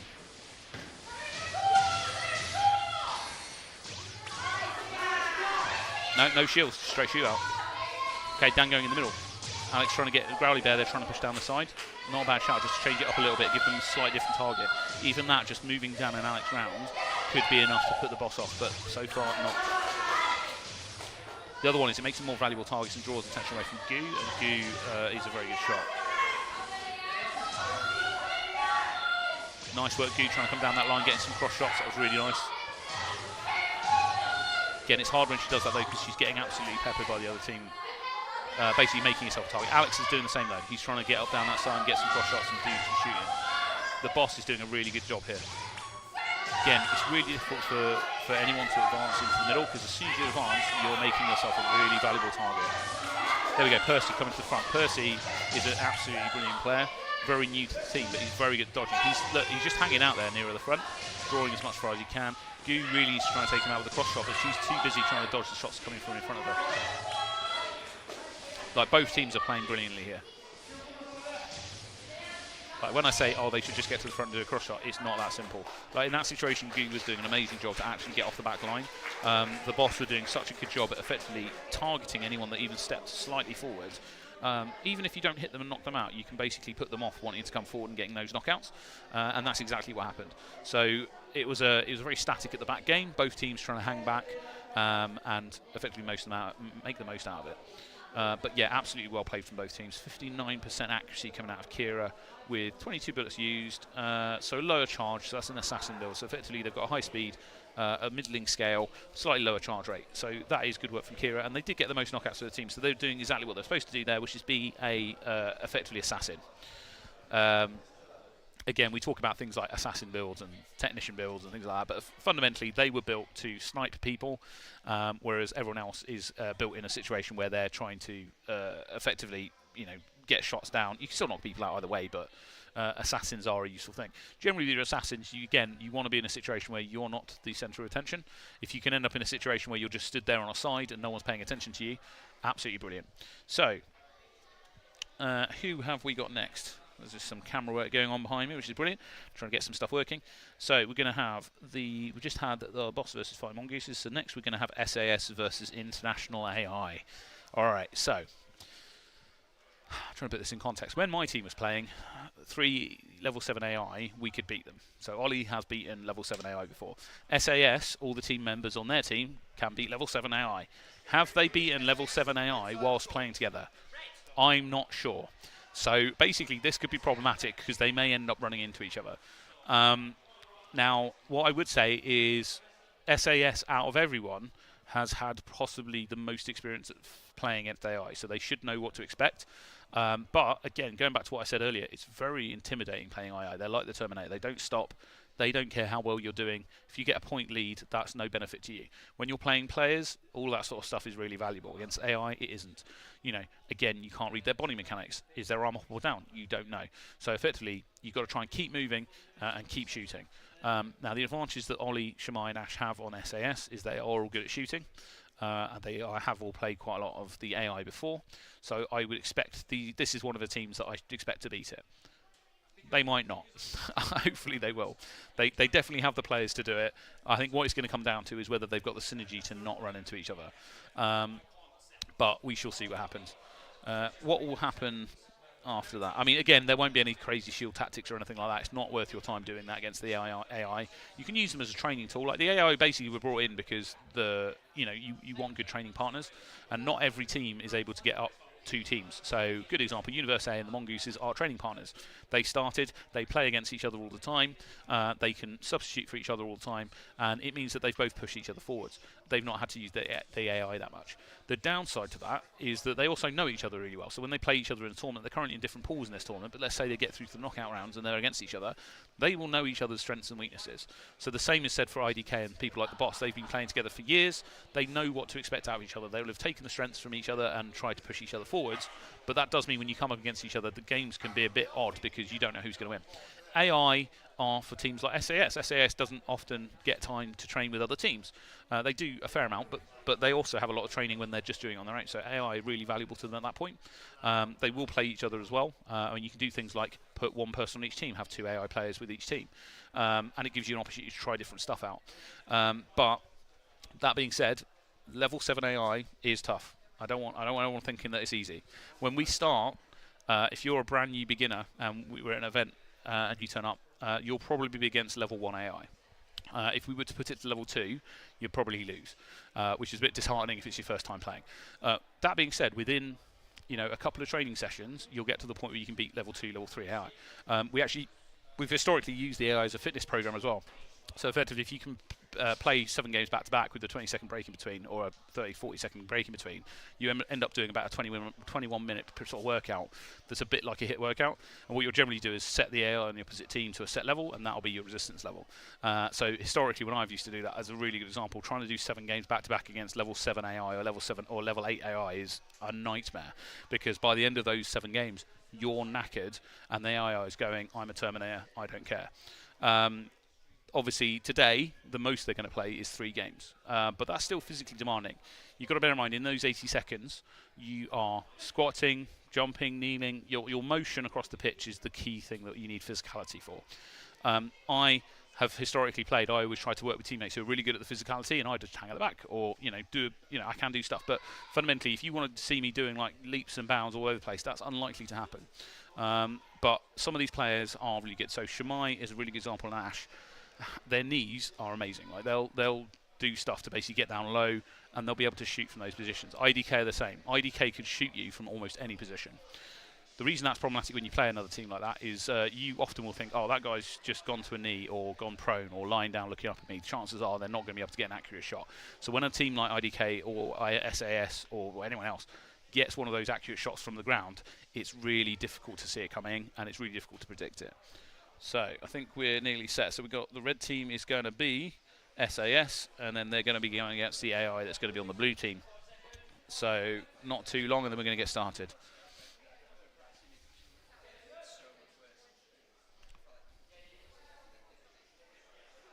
Okay. Okay, I think we might. We are actually about to start a game. Sorry, I was just hearing something from a producer there, but we are actually going. There we go. So there was talk of a quick break, but they've cracked straight on. So again, you see here, red team getting the early point lead. That's what they want to do. Just gives them a bit more breathing room. Some nice accuracy there coming out of the red team. Just staying calm, cool, and collected, and getting those knockouts is the way to do it. Now, if you're the front player, like Ollie here, you often will get targeted by AI, so he needs to be a bit more mobile. Basically, being at the front will draw fire. If you're further at the back, they're less likely to shoot you. So the advantage of setting them up as they have is that there's less pressure on Ollie to get knockouts here. It's more about Ash and Shimai getting those knockouts. The downside is he needs to be dodging. There we go. So it's 30 seconds left, and the CPU's started to bring it back. Shimai needs to start pushing up, which he's doing. Ash needs to also start pushing up if he can, but he's not doing it at the moment. He's kind of hanging at the back trying to get his knockout. But we're going to see what happens. 13 points apiece. Ollie needs to start dodging actively here, trying to get some knockouts. There you go. He just pushed forward, got himself a knockout by crossing across the thing. Not a problem, but they need to keep going. They do not want to go to overtime. If they go to overtime, that's a really big risk. There we go. 2 points left. Now, they were trying to pace themselves there, but not go too active on the dodging.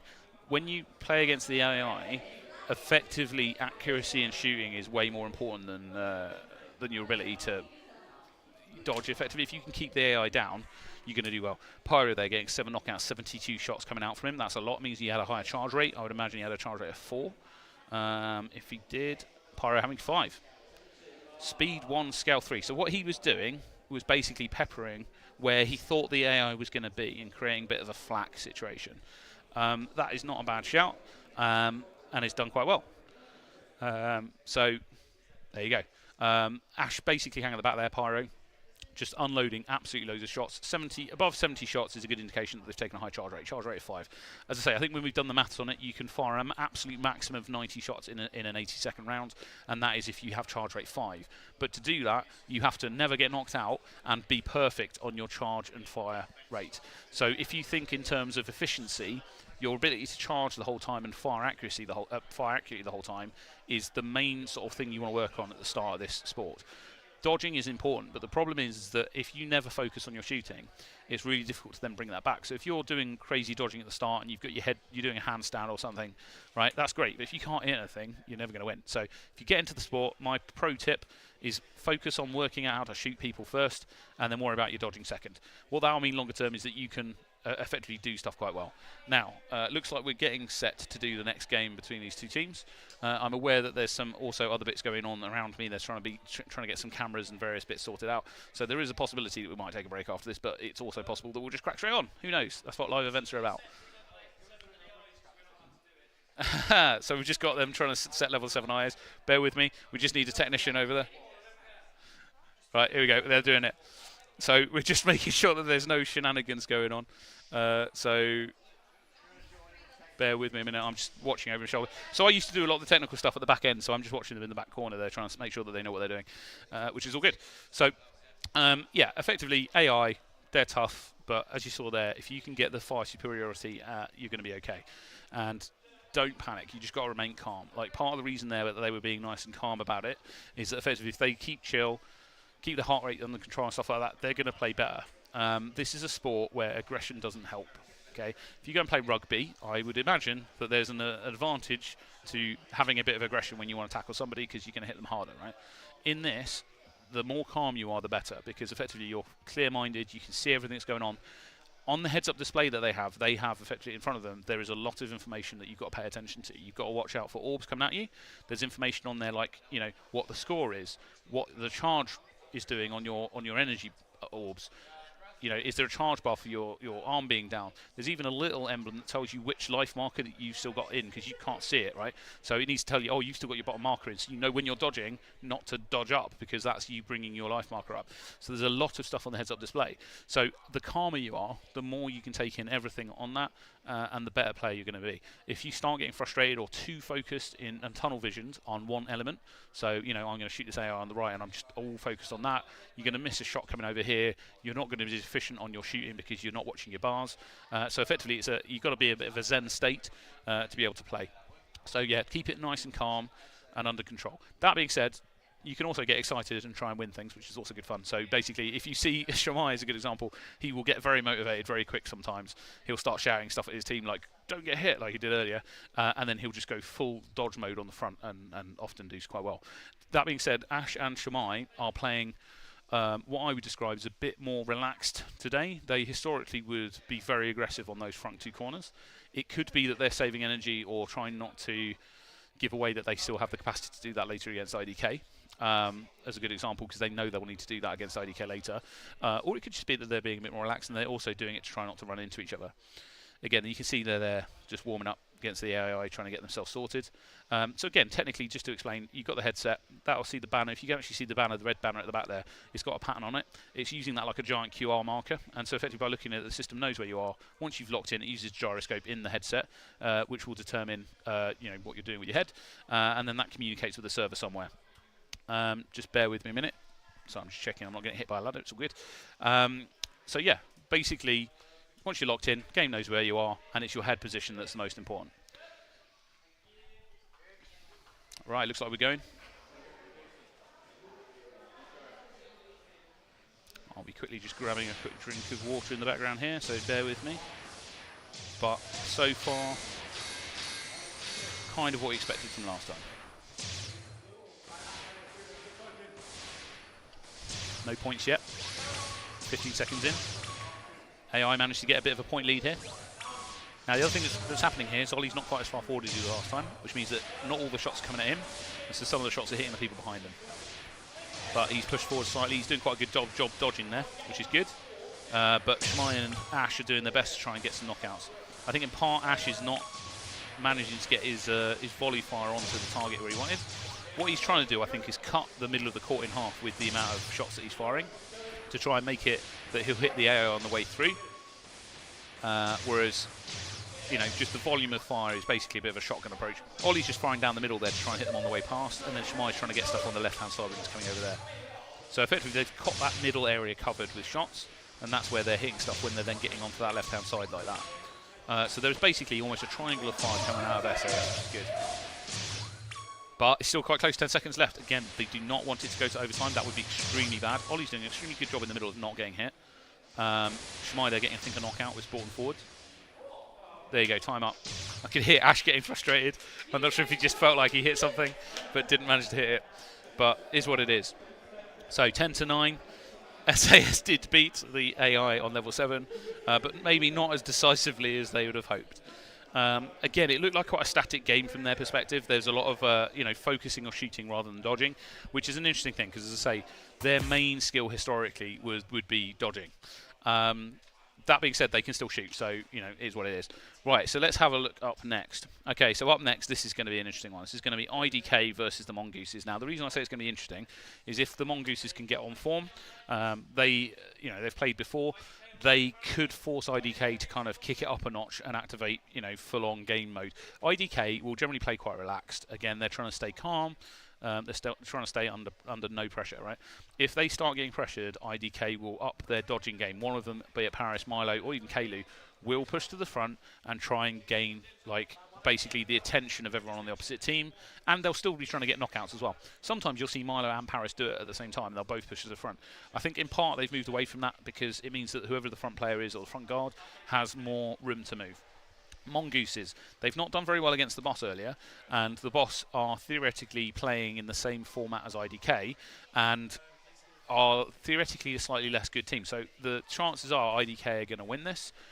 But that being said, IDK historically were a very mysterious team because there wasn't lots of video on them playing. Okay, most of their training sessions when they've come from Brighton aren't recorded, but we've recently there's been a lot more tournaments that have been streamed and or recorded. So what that means is a lot of the teams that are trying to beat IDK, given that they're UK champions, have been analysing what they're doing a lot. So as teams in the UK go, they are one of the teams that will have been watched the most. So their dodging patterns, things like that, I know every team will be looking at to not only replicate it, but also understand it so they can shoot them. That being said, understanding what someone's dodging pattern is and being able to knock them out is different. Paris is a good example. We'll do a thing where he goes down low, he'll load onto one of his right or left legs effectively and then leap up and either leap left or right depending on where your shots are coming. Now, just knowing that, that's great, but the ability to actually then hit him is still quite difficult. So it's whether the Mongooses have learnt any of those lessons. Now, are they going to do anything odd? I would expect IDK to do a straight shootout. I would expect the Mongooses will probably want to engage in a straight shootout, but I'm not 1,000,000%. They were leaning towards Alex doing shields at some point. I think they know that shields would be tough because let's say you use shield and it goes all in your favour and IDK only managed to get, you start winning in the first 40 seconds. IDK are a good enough team that they can come back in the last 40 seconds of the game. Okay, so the chances are this will be a straight shootout. I'm not 100%. Dan, it's interesting because Dan normally likes to play aggressively at the front, but I've not seen it too much. He played it a bit earlier, and then later on he was playing a bit more passively towards the back. So it'll be interesting to see if Dan comes forward. If he does, I'm expecting Paris, who is the IDK player that's closest to us there on the screen, will also come forward. He's a tall player, Paris, so when he's grown up since he started playing. He used to be quite short, and as he's grown, he's become an even more difficult player to play against because if he crouches and goes low or gets his head to the floor and then leaps to his full height, that's a high transition. If you have a shorter player, what happens is they have less of that height differential. So it is tough to play against tall players if they are able to change their height. If they are not able to change their height, it's easy. You just keep shooting at the same height and you're all good. So yeah, people like Dan again is quite tall. When he goes to a knee, that's more an impact than say Goo going to a knee. That being said, everyone in both these teams can shoot. We'll be interested to see if the grey man Kalu comes forward. Sometimes when they're feeling confident, he'll just pop forward just to show what he's got. I've seen him do all sorts like just run forward and lay low. But in general, if they're playing very seriously, you'll see Pyrus and Milo come to the front. I would expect a similar thing to be happening from the far side with Goo and Dan trying to push down those lines. And it's effectively who's going to be the best at getting cross shots on the opposite team. Again, I'm expecting IDK to take this, but I have strong hopes that they will be pressured by the Mongooses. As I say, the Mongooses are a strong team. Again, Goo today, out of all of them, I'm going to give my credit to for playing really well. Every time I've seen Goo playing today, she's been doing a really good job at trying to come to those front lines, getting cross shots, trying not to get hit while she's doing it. It has meant she's been under pressure quite a lot because people have seen that and gone, right, I'm going to try and take her out. Right? But she is playing really well. As I say, Dan historically is probably their strongest shooter, or has the impression of it. Again, the IDK just at the front line, warming up, just doing some shots. Now, interestingly, I'm just trying to see. I can vaguely see Paris' set there. I don't think he's got shields. If they were going to do shields, I would expect Paris to do it because he historically is very good at it. That being said, Kalu has also historically done it a bit for them as well. They're kind of all-round players, so they have the capacity to get each member of their team to do something different, which can be very off-putting because if you're expecting, Paris is going to be their shielder, we're going to knock him out, and then all of a sudden somebody on the other side of the court does it, that can be very off-putting. So yeah, I'm not 100%. Again, you can see here IDK stood there. Milo's shooting because they know what his stats are. Paris isn't shooting, and neither is Kalu, which makes me think that they're trying to convince the other team that they're doing shields. Again, you can see there at the middle that Alex Growley Bear is literally shielding his arm pad so you can't see his stats. That's a very good idea. Again, like if he hadn't got his arm there and the other team saw what he's got, they would be able to predict what he's doing and change their stats accordingly. But we're about to get going. I I'm interested to see if some shields go out. Again, Alex is the player to watch, and Kalu. Looks like, try to have a look. I think Paris has got a slightly bigger orbs, which is a possibility. So if that is the case, he's going to be trying to get some knockouts on the front line. Playing very aggressively at IDK at the start, just standing on that front line, not giving up the position. Looks like they're all just going straight shootout and not giving up that front line. Again, Growly Bear's taking 5 charges in case of the shields, but you know, IDK very confidently at the start there, all just willing to dodge within a very small space to get an early lead. And that's a really good idea, because if you can do that, burn a bit of energy at the start, just doing a bit of a look at Paris, just did some matrix dodging there. So Paris is extremely good at dodging, and like you will want to shoot at him fundamentally. Again, Kalu there actually is pushing to the front left. Kalu's taking the front left guard position, which is very rare. Normally it'd be Milo. It's really good to see, because again you can see there he is good. Like, these guys are all good at playing. Like, they eventually hit him there, but it took them a while. Paris just pushed front left corner trying to get a cross shot.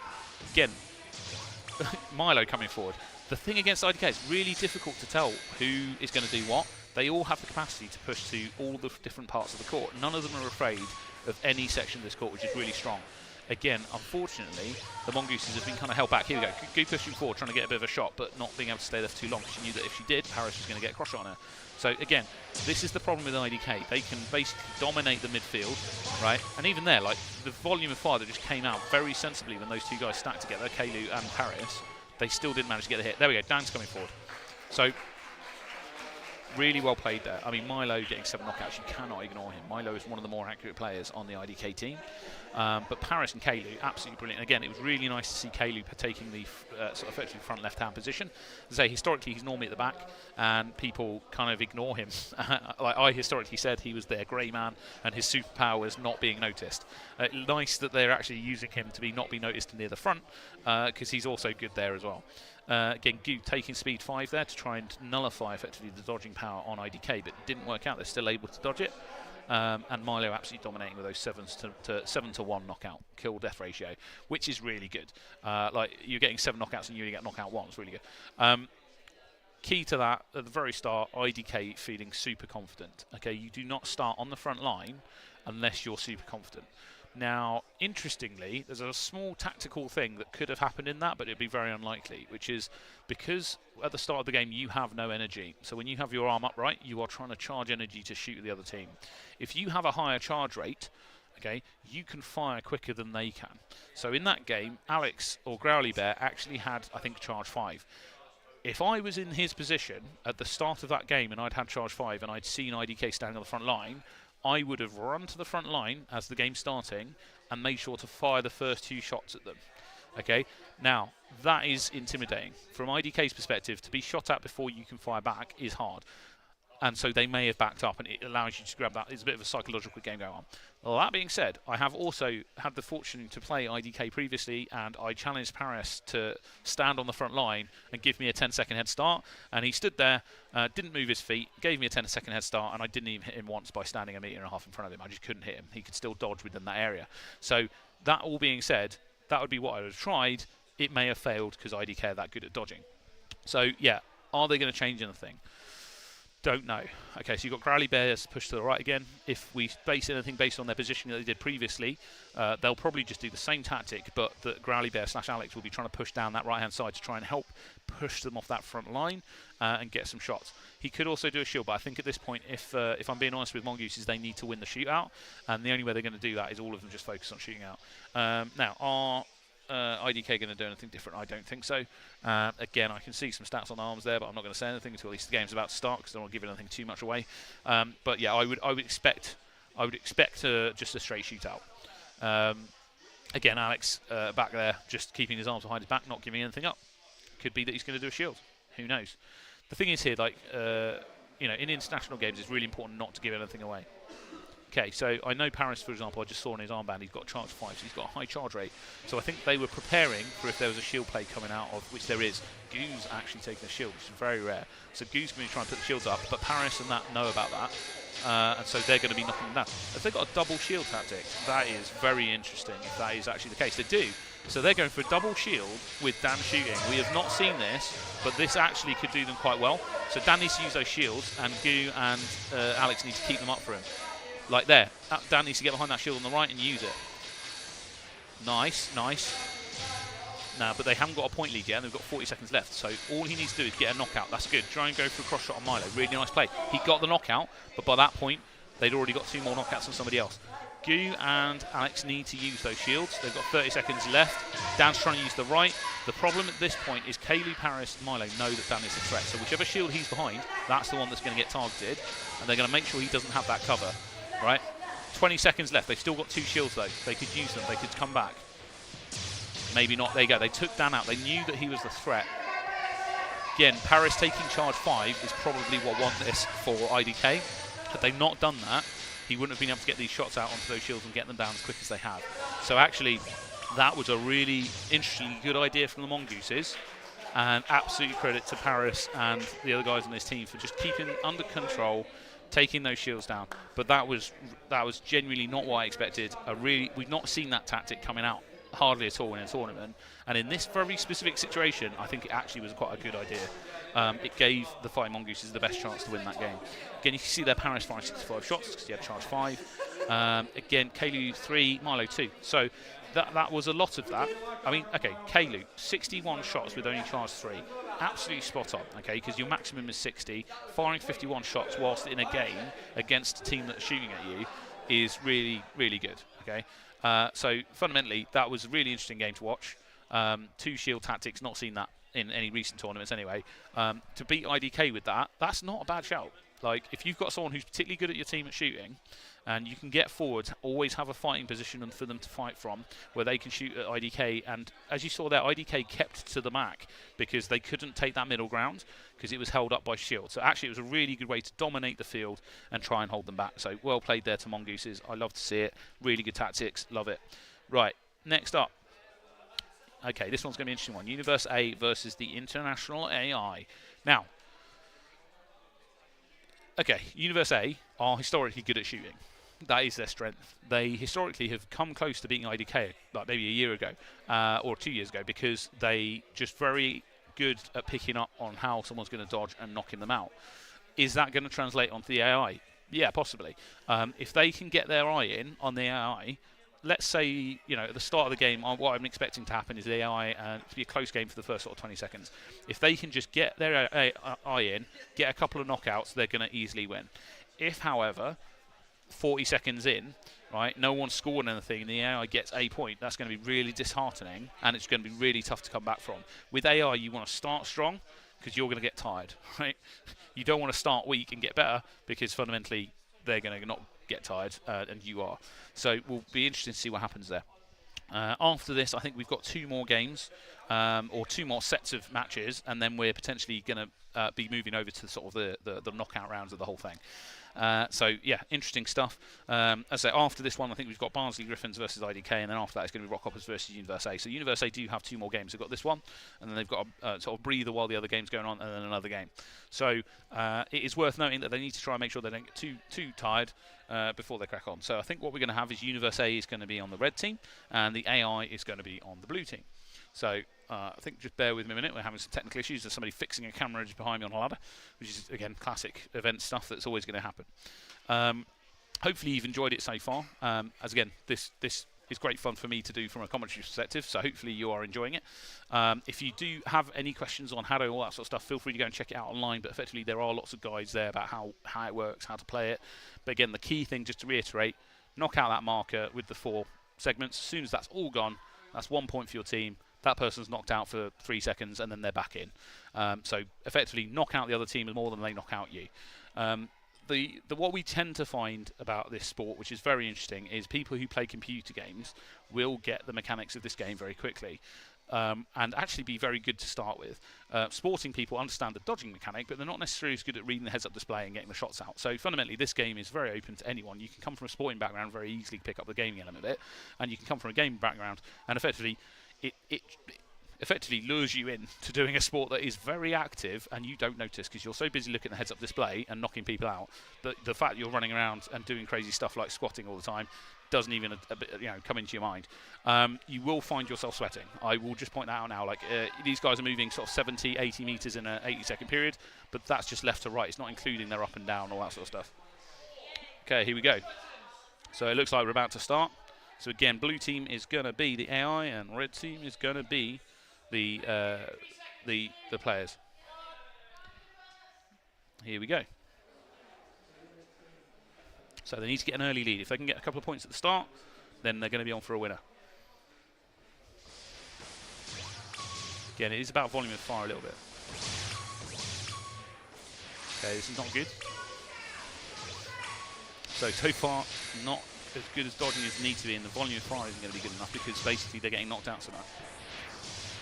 The AI here has basically got all the time it needs to charge its energy and shoot. They are still controlled, so if you knock out the AI, it does put their charging schedule behind, so effectively you can then win. But again, the thing that I'd just like to point out is these guys don't have as much experience as some of the other teams facing the AI, so don't assume this is easy. There is different elements to facing AI than there are players. It can be a bit off-putting. That being said, they're starting to come back now. They're starting to get their eye in. They've started to see some patterns, and that's what this game is about. See the patterns, work out where the opposition's going to be, and get some rounds down there. So coming back to 7-14 doesn't seem like a lot, but that is significant because if in the next game they can just start with that accuracy that they're bringing to the board now, they're going to win.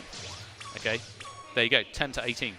As I say, if they can just stay calm in the start of the next game, do exactly what they're doing now, but from the very beginning, they're going to win.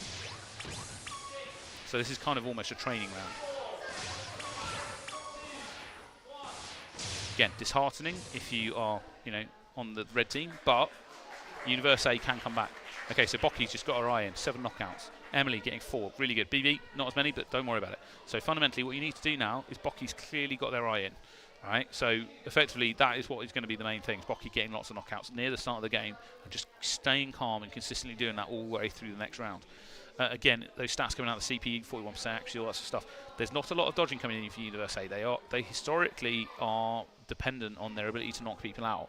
And against the AI that are very tough to shoot because you can't predict where they're going to go as easily, it's difficult. So I'm glad that they've kind of got their eye in a little bit. And as I say, if they can start with maybe a couple of points at the start, then they're gonna take it. If they don't, and it starts the same way where the AI have even a slight point lead, then they're going to have a problem. So what I would be saying to one of them is focused. So with the AI, you can do a little trick. If you step forward a little bit, they will shoot you generally. They see you as more of a threat. I don't quite know how it works out. I don't program it. But what you want to do is potentially, if one of their team wasn't as good at shooting, the AI hadn't got their eye in, you want to win this next game, get that person to take a couple of steps forward, try and draw the fire of the AI and just absolutely focus on dodging, and that frees Bocky and the other player up to basically try and get knockouts. It's not a guaranteed win, but that is what I would be suggesting to them if they could hear me right now. They may be able to, but we'll see. That being said, none of them particularly their strongest dodging player. They have another player who normally plays with a guy called Tim. He is not here today, and he would be that player that you put on the front. His dodging is very good. So they've basically bought their shooters today, but not their main dodger. So that is causing them a little bit of problems. That being said, they can take this. As I say, they got their eye in that last game. They were getting the knockouts, and they definitely have the capacity to do it. They might do something crazy like put a shield up for Bocky to try and give them a bit of a forward position just at the start. Because, again, that player who wasn't got their eye and didn't manage to get the AI knocked out, getting them to do something useful, be it dodging to draw fire or putting a shield up, could be sensible. Okay, here we go. Come on, Universe, I've got faith in you. Okay, so Bocky, give me a quick shield just to give herself a second at the start. Not a bad shout, get some energy. Okay, don't panic. Only 1 point in it so far. Get those shields down, that's it. You can hear somebody calling from the sidelines to do exactly what I just said, which is great. There we go. Okay, so not as far out as they were last time, which is good. They've certainly got the dodging, but AI is starting to put it away now, so 5 points. Bocky needs to start getting those knockouts, and the other two teammates do as well. Lots of volume of fire coming out there, but the problem is they almost, with the speed of their orbs and the fact they're not pushing the front line, they almost need to try and shoot where the AI is going to be rather than where they are. So what you would possibly want to do is more what the SAS did, which is basically put a field of fire into one area like the left side, and then sort of shoot in the middle to try and hit them on the way through, and then your left and right basically picking them up as they get to the edges. So effectively force them into one position or just hit them on the way through. Whereas if you all volley fire at the same place and then they move, you're not going to get a knockout, which is unfortunate. So 20 seconds left. It's looking like the AI is going to win this one, but you never know. It's very, very unlikely that someone's going to get, 11 shots in the next sort of 13 seconds, but we'll see what happens. Still, I think they did better in the first game. I'm not quite sure what they changed up for the second game, but fundamentally, we'll see what happens moving forwards. So the AI doing a very good job today. In fact, the SAS is the only ones that have beaten the level 7 AI at the moment, which is good to see. They'll be happy about that because at least they feel good about themselves. But that was Universe A versus the International AI. Again, I'd just like to stress, Universe A don't train very much against the AI, so it's a bit of a difficult one for them to come into. Again, there, Emily getting a bunch of shots out, 64, which is good. Absolutely filling the area with shots, but not necessarily converting them into knockouts, which is fair enough. Right, now up next after this game, so I'm just looking at their stats, nothing major, they took some charge there, speed 1. So Emily tried to replicate, I think, what Ash was doing last time, but didn't necessarily manage to pull it off, unfortunately. So after this game, we're going to have Barnsley Griffins versus IDK. Okay, so I would predict that IDK are going to win this. Again, Barnsley are a newer team that, they've only competed in a couple of tournaments this year, I believe. They've not historically been around the scene for that long. They are still a good team, but IDK, they're the UK champions. They've been the UK champions for a few years now. We would expect them to win this game. What are IDK going to do? IDK will probably stay relaxed. They could do some shield tactics just to play around a bit. Again, it sounds harsh, but fundamentally tournaments are good times to train. So if you have a match like this where you think you have the advantage and you're more likely to win, this is the time to try some tactics that you're not necessarily as strong on, because you can play a game, lose one game, and then come back and win them all. Chances are that's not going to happen. IDK very rarely lose games. They generally win all their games. But that being said, they could do something to try a bit of training. Barnsley Griffins, how do you beat IDK? Really tough question. I would say the best strategy we've seen all day, it didn't work out, but the one that was the most sort of one that was likely to potentially win with a weaker team like that is what we saw coming out of the sort of Mongooses earlier, where they did 2 shields. It's different enough that IDK weren't necessarily prepared for it. In that particular situation, because the Mongooses are so well known that they do shields a lot, they were a bit prepared. Paris had taken charge 5 because they went, right, well, we've beaten them in the first round. Chances are they're going to want to change their strategy, which means they're probably going to do a shield play. And so Paris took 5 charge just to be on the safe side. And he can do that without a major loss for their team because the other 2 teammates can shoot really well. So actually all that would have meant is, if there had been a straight shootout, is Kalu and Milo would have pushed to the front and done their knockouts from there. And Paris could have just sat out of the back firing charge from all over the place. So all in all, I would expect this next one to be a straight shootout. Barnsley might try and play some tactics that I've not seen before, and if they do, fair cop. But the chances are it will just be a straight shootout, and IDK should take the lead. This, depending on how IDK are playing, they could get quite a big score difference here. And again, you saw them up against Mongooses. They're very confident getting on that front line. So it wouldn't surprise me at all if we end up with at least 2 of them. They might all start on the front line again, but we'll end up in a situation where at least 2 of them will end up possibly pushing the front left and right corner and trying to get knockouts as much as they can.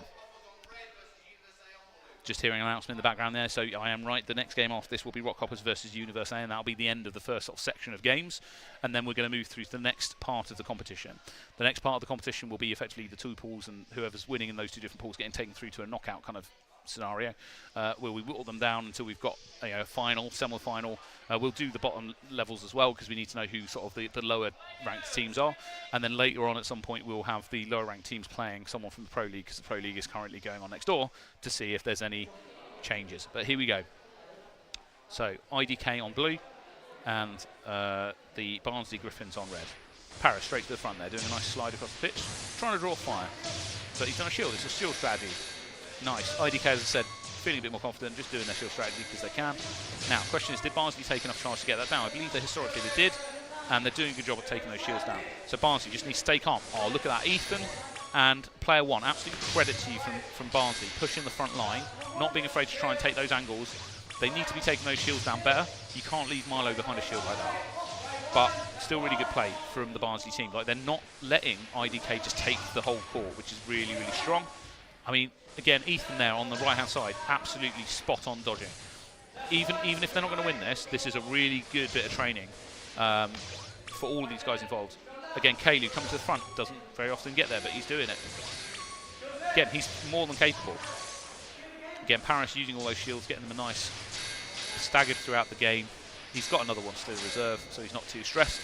Again, what you don't want to do with the shields is just spam them all at the start, because if you spam them all at the start, it means the other team basically is under less pressure because they can just use them all the way through the game. Again, Paris not even using his last shield. He's probably saving it for an emergency. Nice little roll coming out of Kalu there. I appreciate that. Anytime someone does a combat roll, you've got to give them some props. Again, absolutely spot on. So again, you saw their Paris right at the start, just pushing the front line. Milo and Kalu getting all the knockouts. Again, Milo 12 knockouts is brilliant. Kalu getting 6. That because Kalu was able to come forward for a change. And Milo absolutely dominating the knockouts. Paris doing his usual absolutely amazing, putting the shields up and effectively drawing fire. The thing with putting the shields up like that is the other thing that Paris can do, that a lot of other teams don't do, is after his shields are gone, most of the time a shield player isn't that useful because you can kind of ignore them. What he does very well is he spaces his shields out across the game, so you always want to knock him out, and he'll dodge on the front line. So he'll be dodging up and down, left to right, and you'll be firing loads of shots at him because you know if you don't, he's going to put a shield up and that's going to cause you a problem. So what he is effectively doing there is shielding even while he hasn't got his shields up, because his other two teammates are still not getting hit because he's getting shot at. So Paris is effectively doing an amazing job there. Again, Milo and Kalu both doing an amazing job to push forwards and get knocked out. But I do not want to take anything away from Barnsley, because Barnsley just then, I've not seen as an inexperienced team as that, push that front line as heavily against IDK and do such a good job at weathering the dodges and things like that and just keeping a motivated pace ever, right? And that's what you've got to do. You cannot get yourself pushed back onto the back line. The downside of being against the banner at the back is it actually really restricts your ability to dodge, because you can't dodge back now, right? You can only go left to right, up and down, right? And you're also now all lined up with each other, so it means that effectively you've got only a couple of meters before you're bumping into your teammate. And if you do that, that's a big problem, because if you both run into each other and you dead stop, you're going to get knocked out. So being up against the back banner is really problematic, and a lot of players will get forced back there, and then they'll get knocked out. So IDK trying to take that middle ground using shields to do it, but Barnsley weren't letting them do it without stepping forward as well. Now, don't get me wrong, the scoreboard didn't necessarily reflect that positional play, but it is what they need to do to long-term win. Barnsley were doing a very good job at trying to take position. What's going to happen in the second game? I think that IDK are going to do a shooting build. And I can tell that because I'm looking at Paris's fingers as he's doing his screen, and I couldn't see him going to the side of the screen where his... just double checking it wasn't reversed. But basically, if you look where his fingers are, he's on the left-hand side of the screen, and he's not on the right-hand side of the screen. So I think, unless he's just changed it, he's probably going to go do a shooting build. That being said, like what he was doing there was some of the when you at the start of the game, if they press enter, you can see their targets arrive. That means they're in the game and they can be seen. Before the game, they can change their stats and not press enter, and you can't see what they're doing. So at the moment, they're giving away by firing their orbs. Paris very actively isn't giving much away. He's just standing there and he's not firing anything, so the other team don't know if he's done shields or not, but I think he's going shooting. I could be proved wrong, however. Barnsley doing shooting. They've gone for the 2 shields. They're trying it out. Yeah, charge 5 coming out of Paris, so he guessed that they'd do something like this, and he's just set up to do lots of charge and shoot those shields down. So oh no, actually no, sorry, Paris has got 5 shields. He has gone a shield build. Right, so actually I've got that wrong. So what he's doing is he's been patient there. He's waited for the first shield to go down, and he's now putting up another. The downside to this is the other team have done a lot more shields. So I'm going to wait for the stats to cycle. Now, what Barnsley need to do now is just get some of these shields down and weather the storm. They're not doing enough focused fire to get those shields down. They need to communicate. At which point, IDK could lose. Like, this is rare to see this kind of shield game going on. Unfortunately, there's a couple of times here where Barnsley have popped out from behind the shields. They're not all using them potentially in the best positioning. This is just a lack of experience, I think, more than anything else. And also, they're trying to go for knockouts on Paris, which is never a good idea. But still really good play. And so Alex on Barnsley needs to use his last 2 shields. He's still got 2, but he's not using them. He's getting drawn into fire because he knows they're behind. But why not use your shield? Again, Milo and Paris and IDK just staying calm, finding their angles around those shields. Again, it's difficult to do that sort of shield formation if you've not practiced it, and I don't think that Barnsley will have practiced that specific tactic. But it was a good effort. Again, Alex there still got a couple of shields left on his thing. If you've taken 5 shields, right, and you've still got 2 shields left at the end, you need to have used them. Again, I'm not want to criticise too much, but that is a bit of a no-no. Now, that being said, I get why he was doing it. It's because he was getting drawn in to try and win the shootout. But yeah, you need to use all those shields. Again, it was interesting because what happened at the start when you had those 2 first shields go up, Paris very quickly basically started tapping one of those shields down, and he waited till the first couple of shields were down before he then put his own shields up. What that would have done from the opposite side is be a bit confusing for them, because they would have thought, okay, so Paris is going to do a shooting match here, and then I got confused. I thought he was going to do it, and then all of a sudden he starts putting shields up. He then used them all very quickly, used 2 or 3 at the start, and then what it came down to is who's better at communicating with a team and knowing which shield to shoot. And clearly in this situation, IDK did a better job. The thing that's very off-putting about IDK is they've been playing together so long, they have very good synergy, and you can't hear them talking on the pitch. So effectively, they don't communicate, or if they do communicate, it's very quiet. With a team like SAS as a good example, they're a lot shoutier. So if Shamai says something like, switch, the other team knows what's going to happen before it is. IDK are very difficult to judge, so effectively they're all almost independent players who know roughly what the other teammates are going to do. So when they saw Paris put those shields up, they'd have just used them and pushed forward because they're very experienced. Whereas the Barnsley team, there were some shields put up in some really odd positions. So if you're trying to put shields up and your teammate is, and he pushes to the front right, obviously I want to put them on the front left, and they ended up a bit sort of muddled. And the problem is because they then stayed up for a period of time, just getting weaker, and they weren't able to get to their shooter to a potentially good position because they were running into each other potentially. They weren't able to maximise on that. But either way, it was really good, and Barnsley spot on. Like, you've done two games here where I was like proper impressed by the tactics. So final game of this first section is going to be Rock Hoppers versus Universe A. So this is kind of the round robin section to see who then goes through to the playoffs in which bracket. I think Rock Hoppers might take this. It's whether Universe A can get their eye in and basically decide who to knock out. If they've been watching any of the previous games, I believe it's Swift is the player on the Rock Hoppers that historically got some really good knockout streaks. They may target him because if they can knock him out, then it means that they're going to keep the game in their favour. But even if they don't knock them out, if they can keep that person dodging, it makes it very difficult for them to shoot back. So I would imagine at this point that Universe A is going to target Rock Hoppers. Again, don't quote me on that, but we'll see. It depends if they've been watching the other matches as well. That is a big part of this sport. You want to try and work out what the other team is doing, who's got the strengths, who's got the weaknesses. So I know a lot of players will actually do things like they'll be watching this stream right now, or they'll be looking at the stuff on the monitor behind me, trying to work out what builds are going on. Some teams have some strong players. I know, for example, Ash from SAS, I'm calling him out here, does a lot of work between games looking at other teams to see what their strengths and weaknesses are. Shamai does the same thing, so their team will almost have predictions before the competition's even started of what they think each team's going to do during the tournament. So when a team does something a bit different, like for example the Mongooses doing their 2 shield strategy, which is beautiful by the way, that can throw off a lot of those plans. And part of it is the experienced teams like IDK, Universe AR, but Rock Hoppers are also very experienced teams, can just roll with that and come up with a different tactic. You've got to be able to work on the fly. So as I say, I think Rock Hoppers had a very good chance of winning this one. I'd say Universe A do, if they can get their eye in. What they need to be doing is going, right, that's Swift, can I get him? And what I mean by getting their eye in, let's say, I'm going to call him out again. Sorry, I used to train with them, so I can do so. Shamai, the chap that's behind me from SAS, right? When he very first started, he used to have a very obvious dodge. He would basically bring his head down to one of his feet and he got low and he could do a shoot up. The problem is it was really obvious when he was going to do it. So what you do is you see this dodge happening and you just shoot his foot. And he basically put his head in the same position. So when I was training with him, we used to say to him, look, you're doing this dodge, it's great, you're moving your head a lot, but it's really predictable, so stop doing it. So you want to avoid any kind of predictability because then people could take advantage of it. So if Universe can get an idea of the predictability from Rock Hoppers, that's how they're going to win this match, is basically just keep them knocked out. And again, if they get a point lead, Rock Hoppers are really good at just coming back. All right, here we go.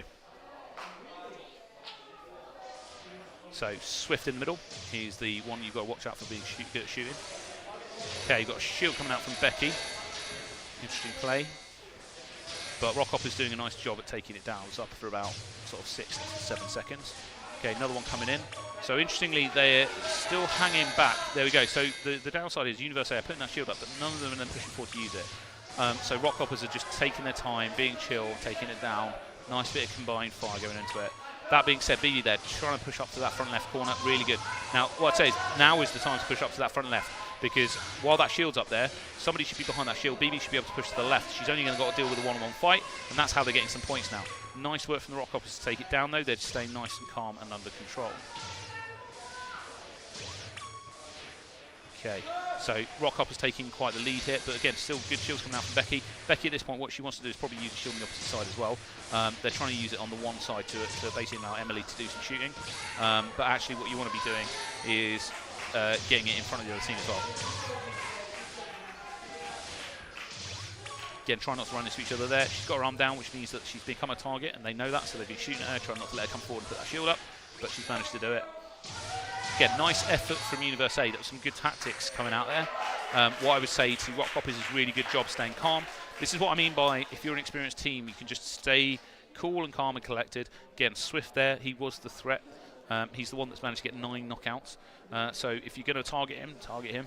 73% accuracy coming out of Swift is really strong. Okay, anything above 50% is ridiculous. 73% accuracy. It wouldn't surprise me if he's got a higher speed. Yeah, there we go. So speed 4, which means he's built like an assassin. Charge 2 means he's going to be firing less shots, so only fired 36 in comparison to teammates who are doing 54 and 41.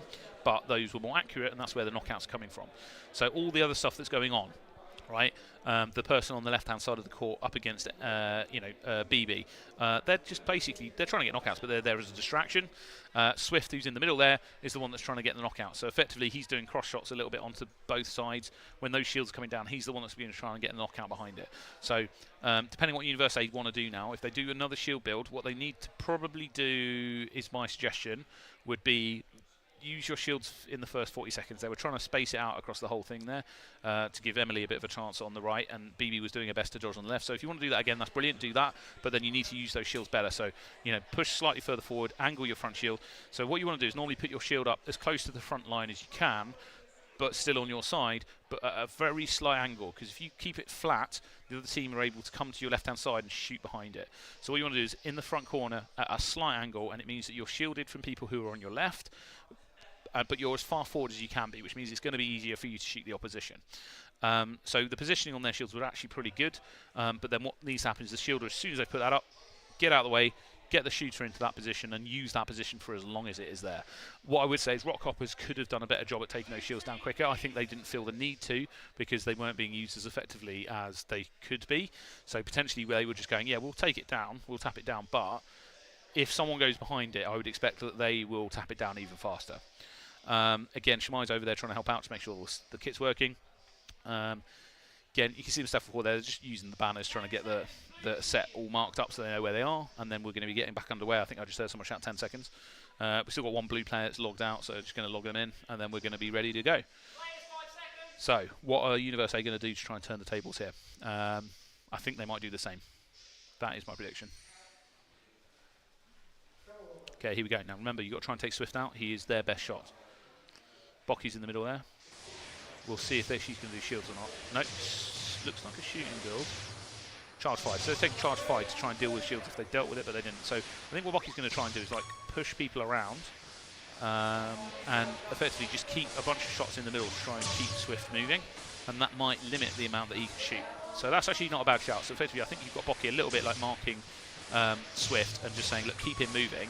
There you go. So he pushed forward because he's getting frustrated that he wasn't able to get knockouts, and that's enabled Universe to start pulling it back. That was really good play. So Swift pushing forwards and getting knocked out is where the strength is. Swift just needs to stay cool. I think he's a player that basically, if his team's down, he'll want to push forward to try and get knockouts, and that's when they can get him. That's it. Go on, B. So nice BB coming in from the front, doing a really good job of drawing some fire then, but unfortunately her team not being able to effectively optimise her use. Like she's doing a really good job here at the front. Now, what she needs to do, actually, BB, she's not getting shot at that much just then, is actually get a bit further to the front left and just go low, right? Go low here, and then you've got a bit of a cross shot over onto Swift, and you might not see it coming. That being said, he saw it, you need to clear out. This is a much better game than the first game. Now, Universe 8 are in with a chance here. We've only got 10 seconds left. It's a very slim chance, dwindling away as each second goes, but at this point, I think that they're not going to be able to make it back. Swift, absolutely, again, getting some good knockouts. But really nice play from Universe A, trying to nullify him. Swift getting 9-4 again, absolutely spot on. Now the downside with that sort of player, where you have a player like Swift who's clearly your best shot, is against other teams who've got good shooters as well, they will knock him out, okay? So they will target that player. So in sort of final rounds later on, let's say SAS for example, they need to remember that Swift is that knockout player. And if they can keep him nullified by either just knocking him out or keeping pressure on him so that he can't move, that'll be a good idea. So, for example, you might end up with Ollie in midline against him, just trying to keep him moving, and then Shamai and Pari push down the lines to try and get him knocked out. Same with IDK. IDK will probably try and nullify Swift. Now, that being said, if you have to put loads of effort into doing that, there is a very high chance that that's not going to work, because basically the other two, Emperor and Slender, will then push forward and get their knockouts as well. So there we got a nice splash screen. 62% again from Swift is absolutely ridiculous. Good assassin build, good use of it. Not a lot of people use the assassin build that effectively. Okay, they will fire and still not have that higher in accuracy. So that is a good sign that he's got a good eye in. Again, Bocky there, high charge rate, trying to put a lot of pressure on their team. Basically, with the amount of volume of fire going out, but unfortunately not managed to convert that. She did convert 3 knockouts, which is pretty good, but not as much as before. So I believe that is all of the matches in the first section of this sort of tournament.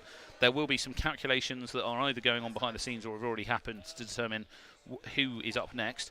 Let me just check, because they do have the capacity to send me information. They may have sent me a list already, but they haven't. So basically, at some point in the not too distant future, we'll get another list of who's going to be playing next. And now the next stage is... Sorry, I was just going quiet. Someone's shouting behind me about the knockout stages.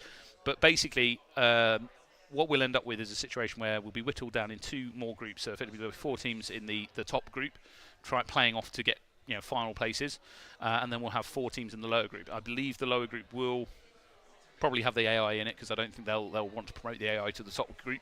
But effectively, what we're playing for is obviously UK champion in the top group. So the finals are going to come down to 2 teams who are playing for first and second place.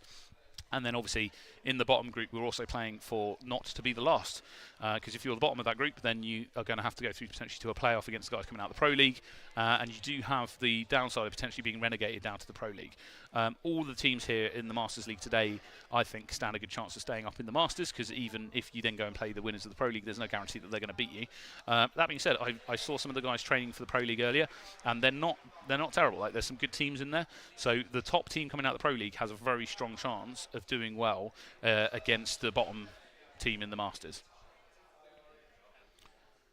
Brilliant. So we're actually going to kick off a 10-minute break, which is good for me because I can get a drink, while we calculate the results, and then we will be back in a moment for the next section of the tournament.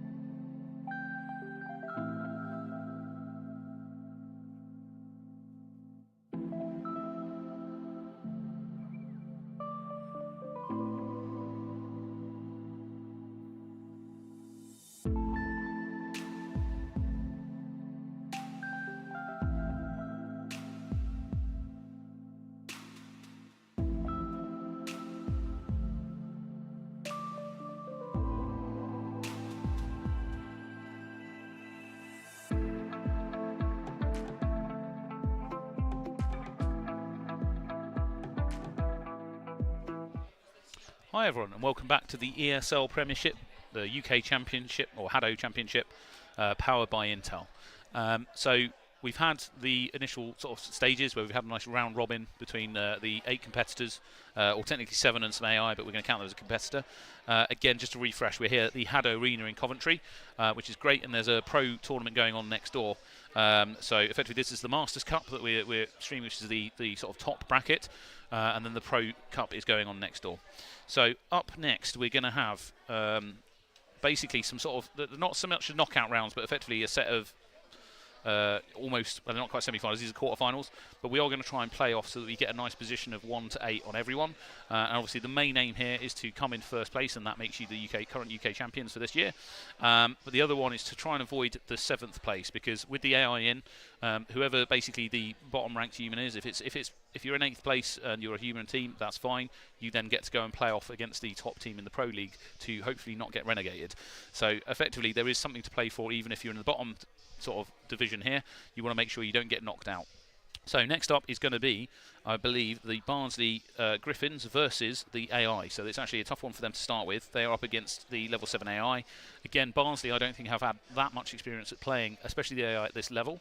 So it's going to be a very interesting one. I know that some of the other teams have been trying to give them some tips to see if they can help out at all, but I'm not 100% how well that's going to work out. So we've got Barnsley is going to be on the red side, and the AI is going to be on the blue side. Now, again, just to stress, things that you need to do, try and basically predict where the AI is going to be without actually giving any indication where its leg positions are, and try and get that volume of fire. If you can get a few knockouts right at the start and just keep that point lead, you're going to win. If the AI get a 2, 3, 4 point lead, at that point it's really tough to bring it back, because the AI is just going to continue playing it as hard as it is, right? And you've got to try and come back. Sounds like they're almost ready to go, so here we go. We're going to have Barnsley versus the AI, Barnsley in red.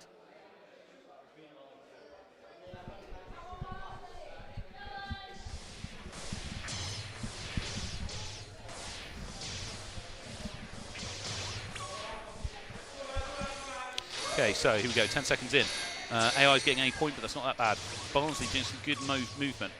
Okay, getting a point there is good. Like, if you've got a knockout, that's fine. You've at least got your eye in a little bit. Ethan there finding it tough to come to the front there. The thing is, when he comes to the forward like that, he is drawing a lot of the fire from the AI, which is good, but he's also quite a good shot. So you don't want to complete nullify. They've pulled it back to 3-all. Red team taking 4-3. This is a good position you've got to be in. You've got your eye in, but AI's bringing it back. You can't relax for a moment against these guys. It's like playing against the Terminator. 40 seconds on the clock. 1 point up on the AI there. Can Barnsley pull it back? I think they can. They just need to stay calm and keep doing what they're doing. So again, player 1 now, unfortunately coming forward, getting absolutely targeted by the rest of the team there. But he's doing a good job. He's trying to put a shield up. That is a very good idea. Just to gain that extra couple of shots on the shield. Going to give his team a little bit of a chance to get some shots out. Massive volume of fire coming out from Barnsley. Unfortunately, they weren't able to convert that into some knockouts. 10 seconds left. It looks like the AA is going to take this first game. But well played from Barnsley. Still staying in it right until the end. Trying to get your eye in.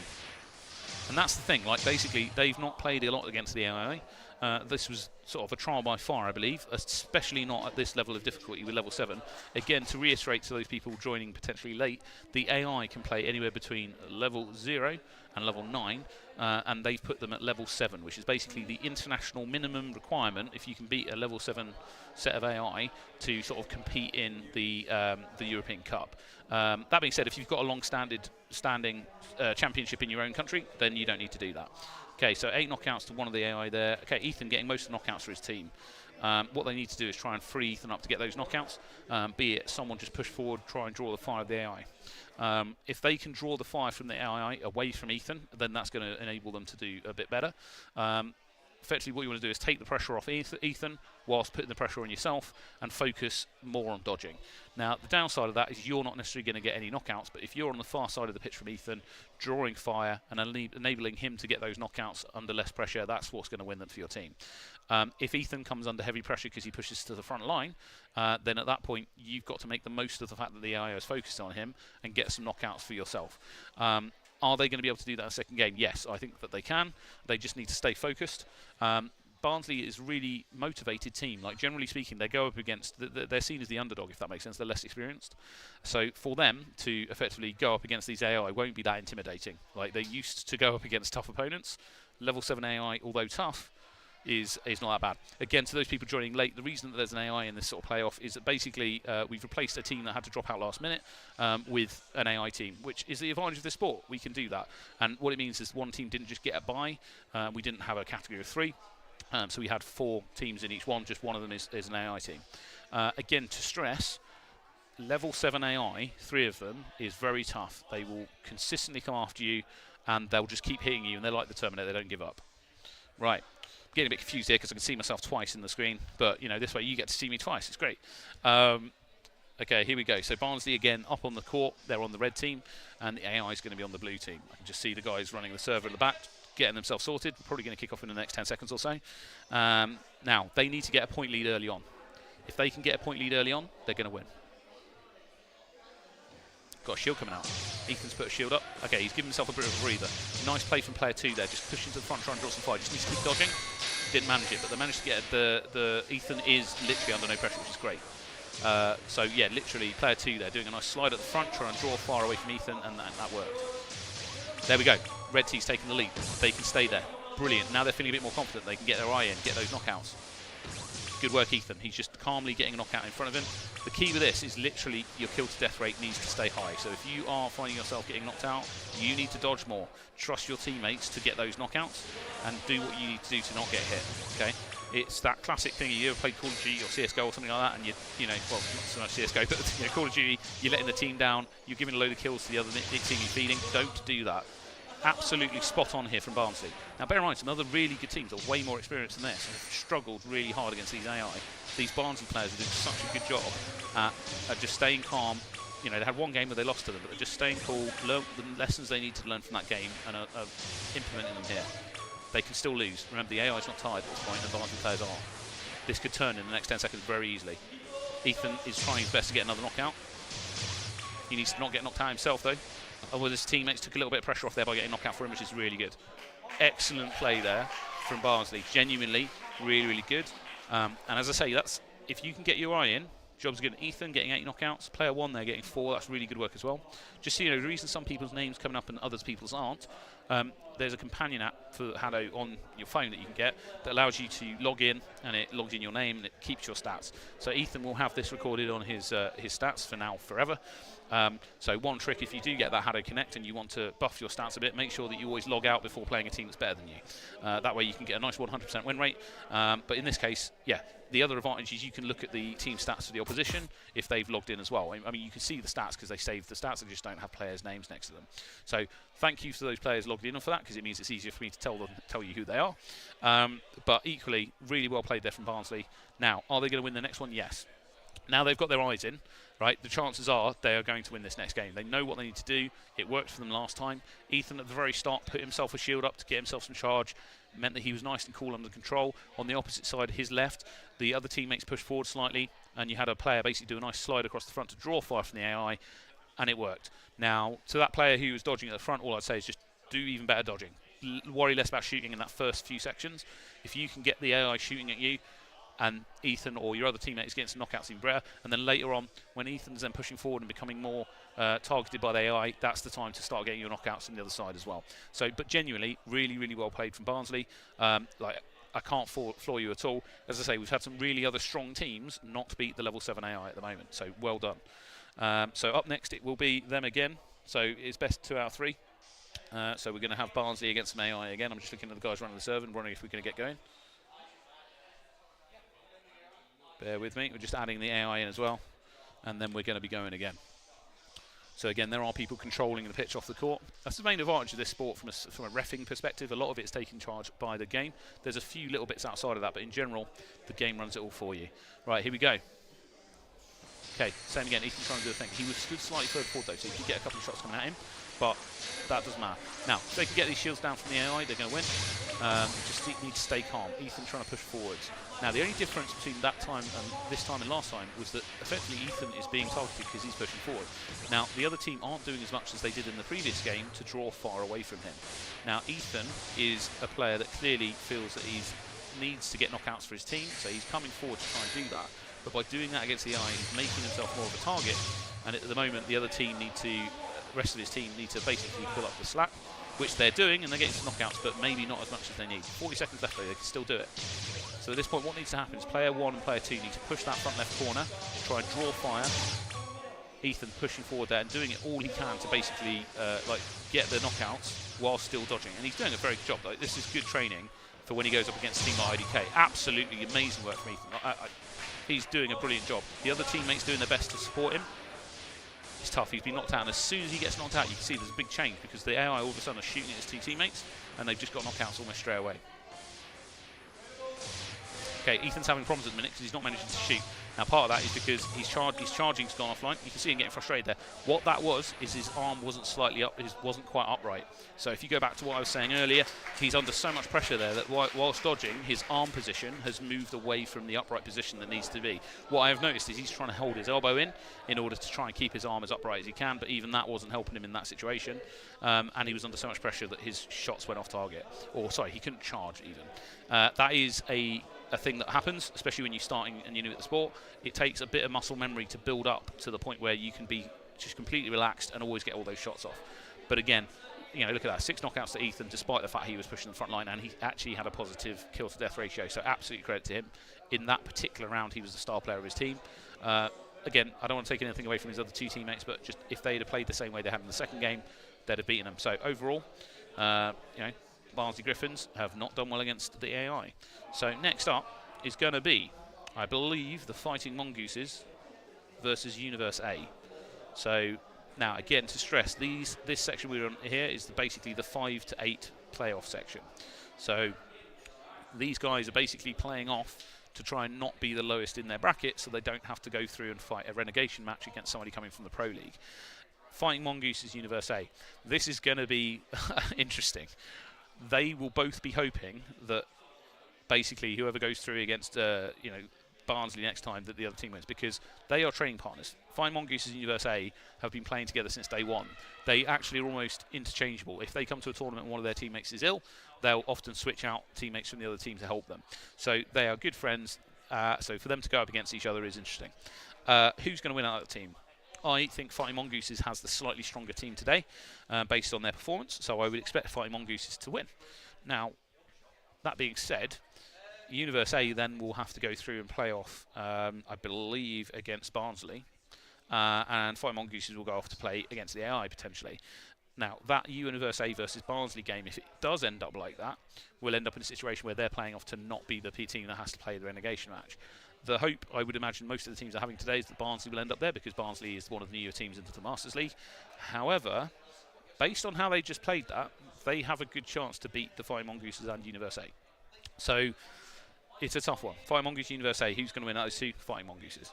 I think that they'll potentially, Universe A will probably just do a straight shootout. The thing is, they know Fighting Mongooses very well, and if they pick up on something like Alex or Growly Bear doing some kind of shield build, then actually what they will do is potentially try and counter shield him. But again, I'm not 100% on that. It'll be difficult to tell what their plan is. Again, Universe A famously good for all being good at shooting. Dan on Fighting Mongooses, I think, is going to get very aggressive on the front line. They're not going to want to lose this. And Dan, historically, when he wants to win, will go very aggressive, push the front line, and use his size to his advantage, because he's quite tall. If he pushes that front line and they're close to the front line, they have to look up to hit him, and that can be quite tough to do. So, and he can move quite quick despite being tall. So fundamentally, that is my prediction. It will be probably a straight shootout. Again, you can see there, they're looking at the other team, trying to work out what stats they've got, and also get their systems logged in so they know where they are. As I say, I'm not quite sure the order after this. I think what we'll probably do after this is go through to the upper bracket, which will be probably Boss versus SAS, but we'll go through that in a minute. But yeah, this game, two teams that are basically all teammates, training partners, all fighting against each other. They know each other really well. They know what their strengths and weaknesses are. As I say, I think the Universe A, unfortunately, is missing one of their key players, which is a guy who's dodging is really good. But we'll see what happens. I think we're just missing a couple other players logging in, and then we're going to be getting going. Again, if I was to bet donuts on this one, which I am prone to do sometimes, I would say that Mongooses are going to win it. But we shall see. Again, Universe A have been doing some top form stuff. Their shooting is good. But again, my concern is if Universe A do lose it, given what Barnsley just did against the AI, and if you remember back to Universe A earlier today, played the AI, and they didn't do as well.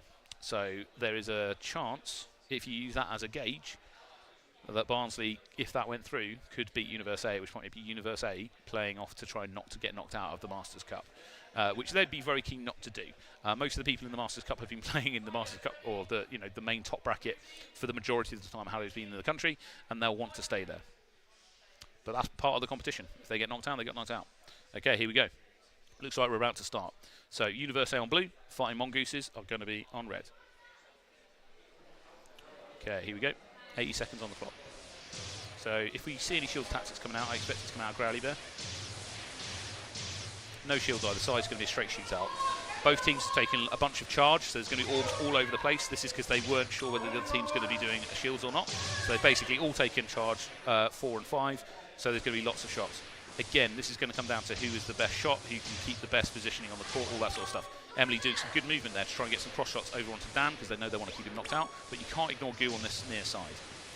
Again, very close, 2-3, not far, 3-all. Universe A doing a really good job here, but Fighting Mongoose is staying calm. They just took out Alex in the middle, though. That's a good move.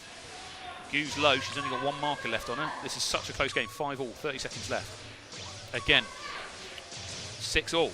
Every time Mongooses seem to peak just one bit ahead, Universe A very quick to pull it back. They've done it again, 20 seconds, but can Universe A come back and actually get the lead? That is the question. So at this point, what Universe needs to do is get a bit of volley going on and just target the same person. 9-8, 15 seconds left.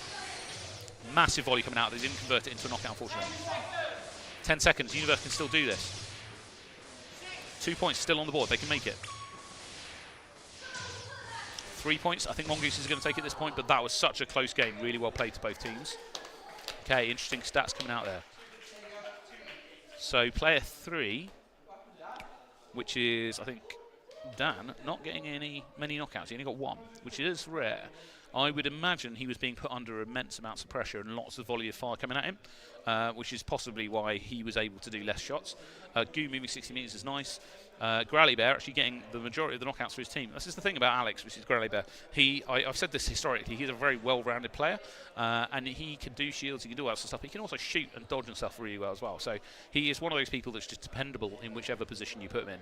Again, Bocky and Emily doing the majority of the knockouts on their side. BB, again, I think is the least experienced member of their team, but still managing to get in there and do some stuff. I think partly what might have been happening, I'll have to see if the stats come back round again. No, we did manage to get it. Basically, I think what possibly happened was the volume of fire coming out of Universe A to try and nullify Dan was what was happening there, and effectively if they could keep him under immense amounts of pressure, he didn't want to push to the front. What I would expect in this next game is that Dan's going to push to the front. He just made eye contact with me just then, so he knows what I'm talking about, and he's probably going to push quite aggressively towards the front of the pitch to try and get some knockouts. He might not do that, but we'll see. That is his favoured position, is basically push to the front, crossing left to right a bit and get in people's faces, because it's difficult to hit people who are close to you moving fast, because you have to move your head further. If they're further away, you have to move your head less far.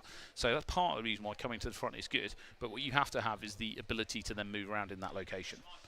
But here we go. I think we're getting steady to start the next game. So again, same again. Mongooses in red and Universe A on blue.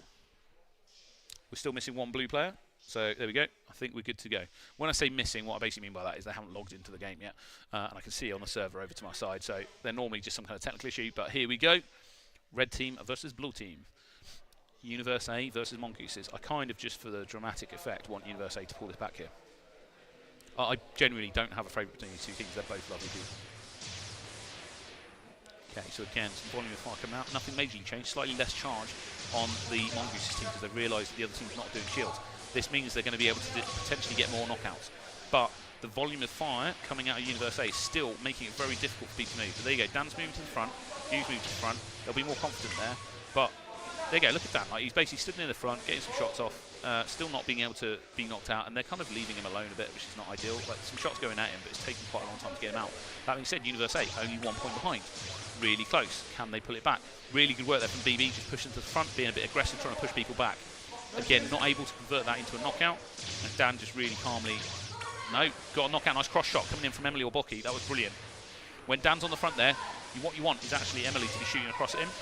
I think what's going on at the minute is Bocky in the middle of Universe A is basically being less targeted because she's at the back, and that's where a lot of their knockouts are coming from. And Dan there's not trying to let her get away with it. He's pushing to the front, trying to do some cross shots to get on them. 20 seconds remaining, looking like the Mongooses are going to win this one, but still to play for. Universe still in it, still trying to get those knockout points. 6 seconds left. Doesn't look like Universe is going to pull it back, but really well played again. That given that they basically don't have what I would say is their optimum team here, they've just played really well. And again, fair cop to the Mongooses, staying nice and calm, because the volume of fire coming out of Universe can be quite terrifying, and it was quite accurate. So, you know, basically that was actually well played from both of them. Cool. So I think we might actually be able to get a replay of some description. I'm getting told in my ear that it is a potential exciting opportunity that we might actually be able to do it. Apologies if it doesn't work, and I've just built up the hype. Cool. I'm just getting told as well that we're probably going to be moving on after this to the boss versus SAS is going to be the next up thing. But here we go. Okay, so we've got some replay coming out of that game. Again, there you can see Judy push into that front corner, changing height. And basically, that's the thing. Like, if you can take the front position there, and again, Dan pushing as well. Universe getting very stuck on the back line. They did do some push outs. So Emily occasionally pushed forward, and BB did a couple of push forwards. And they were doing their best to basically distract from Bocky, but Bocky at the back still getting knocked out there. So absolutely well played by both teams there. Spot on. Next up, okay, this is going to be a tense one. This is going to be the Boss versus SAS. So Boss and SAS, things that we need to know. The Boss is a younger team, but they're really good. Today they've been on top form. They've been playing almost like IDK play, maybe just slightly less good. But their style has definitely developed into more of an IDK kind of fluid motion style. SAS on a back foot because one of their main key players has not been able to attend today, so their synergy is a bit lower than normal because they've had to get a sub. However, Ollie, the sub that they've got in, has been playing really well today. Like I said, historically he's historically a very experienced player who's been playing since we started in this country, and he's been international to play internationally as well. So he is very experienced, but it's whether they can gel together. In the previous rounds, when they weren't under as much pressure, they were able to gel together and everyone was pulling their weight. However, the Boss are a team that are good enough that there may be cracks formed in the SAS build if they allow it. Now, earlier today, what I would say is in the SAS team, you've got Shemai and Pyro, or Ash, have been a bit less energetic than they are capable of. Now, I think that they're holding that back, but we'll see. Whether they're holding back for the Boss, I don't know. Maybe they'll be held back again. Maybe they want to save it for IDK and save all that energy for later when people aren't expecting them. But it'll be a very interesting one. The Boss and SAS, I think it'll be a straight shootout. There is the off chance that SAS will go for some kind of tactic, like a shield tactic. The downside of that is what I would say to them is the Boss is a very experienced team at shields. And the advantage is if you've often been doing shields yourself, it makes you very good at countering it. So even if going into this fight, the Boss are intending just to have a straight shootout and SAS surprise them with a shield build, the Boss will be very capable at taking those shields down and keeping the fight a shootout. The downside of that to SAS is if they do that, is that whoever their shielder is then out the game. That being said, all of the SAS are good shooters, so effectively you could have a situation where, one of them does shields and they use it to their best potential. However, what I think is most likely to happen is a straight shootout. Who do I think is going to win? I'll be completely honest, I don't know. I think if SAS had their normal team here, I would probably say they've got the edge. But the Boss have been playing particularly well, and the SAS don't have their ideal sort of main synergy team together. So there is a possibility here that we have an upset and the Boss actually beat SAS. However, if whoever wins this is going through to the final effectively, which will probably, if we're being honest, be up against IDK depending on how they do in their next game. Could be against Rockhoppers, you never know, we could have an upset. I've seen Rockhoppers nearly beat IDK before, so it could happen here. So effectively, whoever wins this game is important. They will be trying hard. I don't expect them to hold back much unless they're feeling really calm and relaxed. So at the very start of this, what we're going to have? We're going to have Boss on red, which means SAS is going to be on blue. Now, the Boss, as I say, historically, very shield-centric. Nowadays, they're very good at just shooting, dodging all over the place. It's worth noting that the Boss also have, they do have subs. So they have a gentleman in a red t-shirt, and then the main ones are in purple. So if you see the guy who's in a red t-shirt come on for their team, then that's a good sign. Okay, there you got Alex from Mongooses just behind me talking to SAS and trying to wish them the best. So it's worth noting. There's there's different brackets in the or different areas in the country where people train. Coventry, where we're at the minute, is sort of the centre of one set of groups. So you've got, you know, the Mongooses, Universe A, SAS. They'll generally be based out of the Midlands and the Coventry area, and then the other teams generally from further down south. So a lot of them are from Brighton. So what that means is there's a lot of competition between the Brighton and the Coventry lot, and so you'll generally see them cheering from each other. There's often a cheer off. So if it comes down to an SAS versus IDK final, as an example, it could get very loud behind me. But at the moment, we've got theoretically what we describe as, you know, potentially 3 training partners from Brighton, all in the sort of the sort of this sort of area, all fighting against SAS. So can SAS beat these guys and beat the boss to get through to basically play against IDK and save it for Coventry? Obviously, some little chats going on there. They'll be finalising their plans and all that sort of stuff. At the minute, I'm buying time because I think the blue team are being a bit slow to get their headsets on, but there you go, they've just done it. They've just finalised their plans, so they're going to be quickly logging in. Again, boss looking nice and relaxed. Probably just checking that all the tech is working, and then in a minute we'll be getting on with it. So again, what I expect here, just interesting positioning where they're standing. So generally you'll see Shemai and Ash on the left and right. They like to be on the left and right position, and Ollie so far today has been filling in that back kind of middle position. The other teammate that normally plays with SAS historically actually hangs behind Shemai and Ash, and they all push to the front. But Ollie is actually quite an aggressive player, so what you've seen today is him pushing down the middle. Now, pushing down the middle is a very interesting idea because the downside of it is the middle is where a lot of the shots come through, but if you can get in there and draw some fire and all that sort of stuff, then, you know, you can get some knockouts from there as well.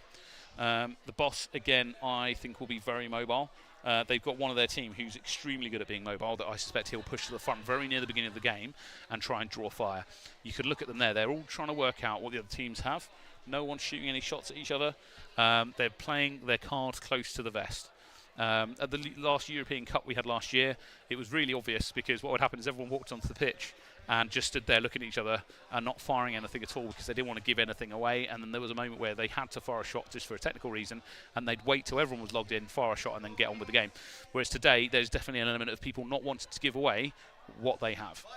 Here we go, about 5 seconds till we start, and then we're going to get going. It's going to be an exciting one. I'm expecting high tempo from both teams right from the get-go.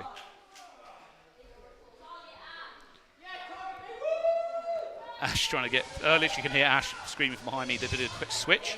So basically Pyro there switched from the right to the left, and Shemai switched from the left to the right, which is good. They can play intermittently on either side, and then just putting loads of pressure in, just cross shots from either side.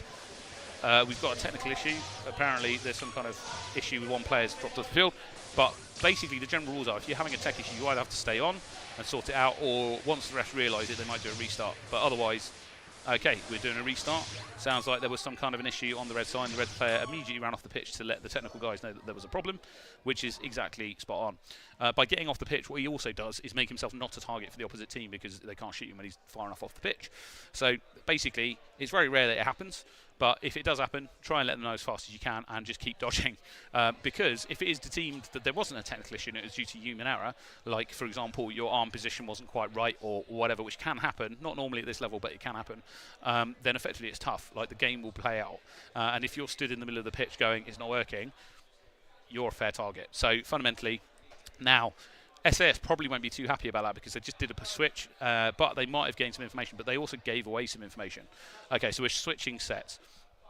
Basically, clearly there's some kind of handset issue or something like that with one of the sets, which means they're going to switch over to the other set. Generally speaking, that'll be like a battery's worn out or something. And effectively, it works slightly less well when there's a battery that's low. So the tech in general is really easy to use, actually. It's generally based on iPhones, interestingly, and an iPod. So effectively on the headset, it's got an iPhone in it, and on the wrist piece, it's an iPod. The iPod is where they control what their stats are and all that sort of stuff, and is also what's detecting when they're doing a shot. So effectively, if they've got their arm here, that's them charging energy. As soon as they throw out their arm straight, it detects that they've decided to fire a shot and it fires it. It then fires it where your head is looking. So your head motion is really important.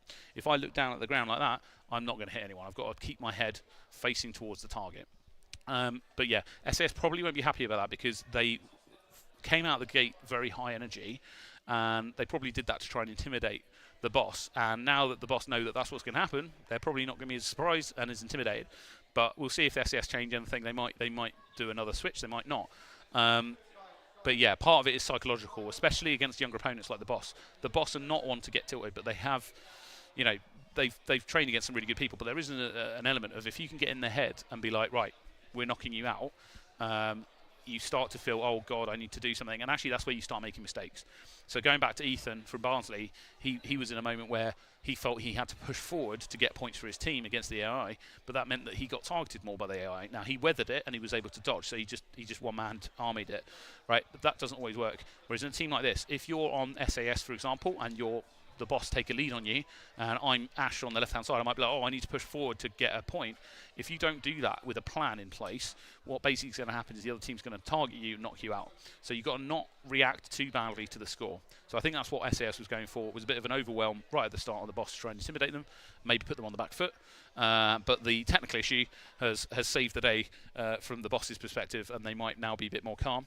That being said, they could still be nervous. Who knows? They might have just seen that and gone, well, that's less ideal.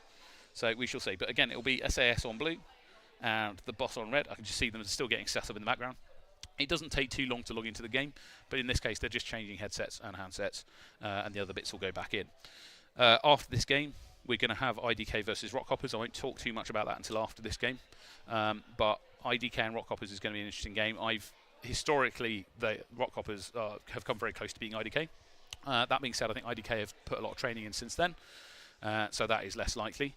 So are SAS going to do the switch again? Are they going to switch up who they're facing off against? The reason the switch seems so minimal but is actually really effective, this is SAS here. So again, Ollie is the chap on the right there. He's the guy that's filling in for them. Again, his background historically was a bit of free running. I recruited him originally to my team because I needed a physically fit person to distract all the opposition while I shot them. And then you've got Shmai there on the left. He's another really physically active player who I think he still plays semi-professional football, so he's very fit, bit of a fitness fanatic, which means that he can do some ridiculous sort of dodging that other people aren't necessarily able to do. Again, Ash, it's worth noting the SAS team, some of them are actually staff that work for Hado, so they actually coach people as well. So that chap Shamar that we're just looking at is one of the coaches. He will, if you come to try and learn how to play Hado, he'll help you out. Same is for Ash as well. Ash is a really competent player who's been playing almost since we brought over to the country. Looking like we're nearly ready to go. Just double check in on everything. Think we're nearly going now, and then we'll get going. But yeah, if you ever come to training commentary, one of those two will probably end up helping you out and giving you as much advice as they can, because we want to try and promote everyone to be good at this sport. All right, here we go. Are they going to be super aggressive and do a switch again? I would say there is a possibility they won't. Okay, not as an aggressive start from SAS.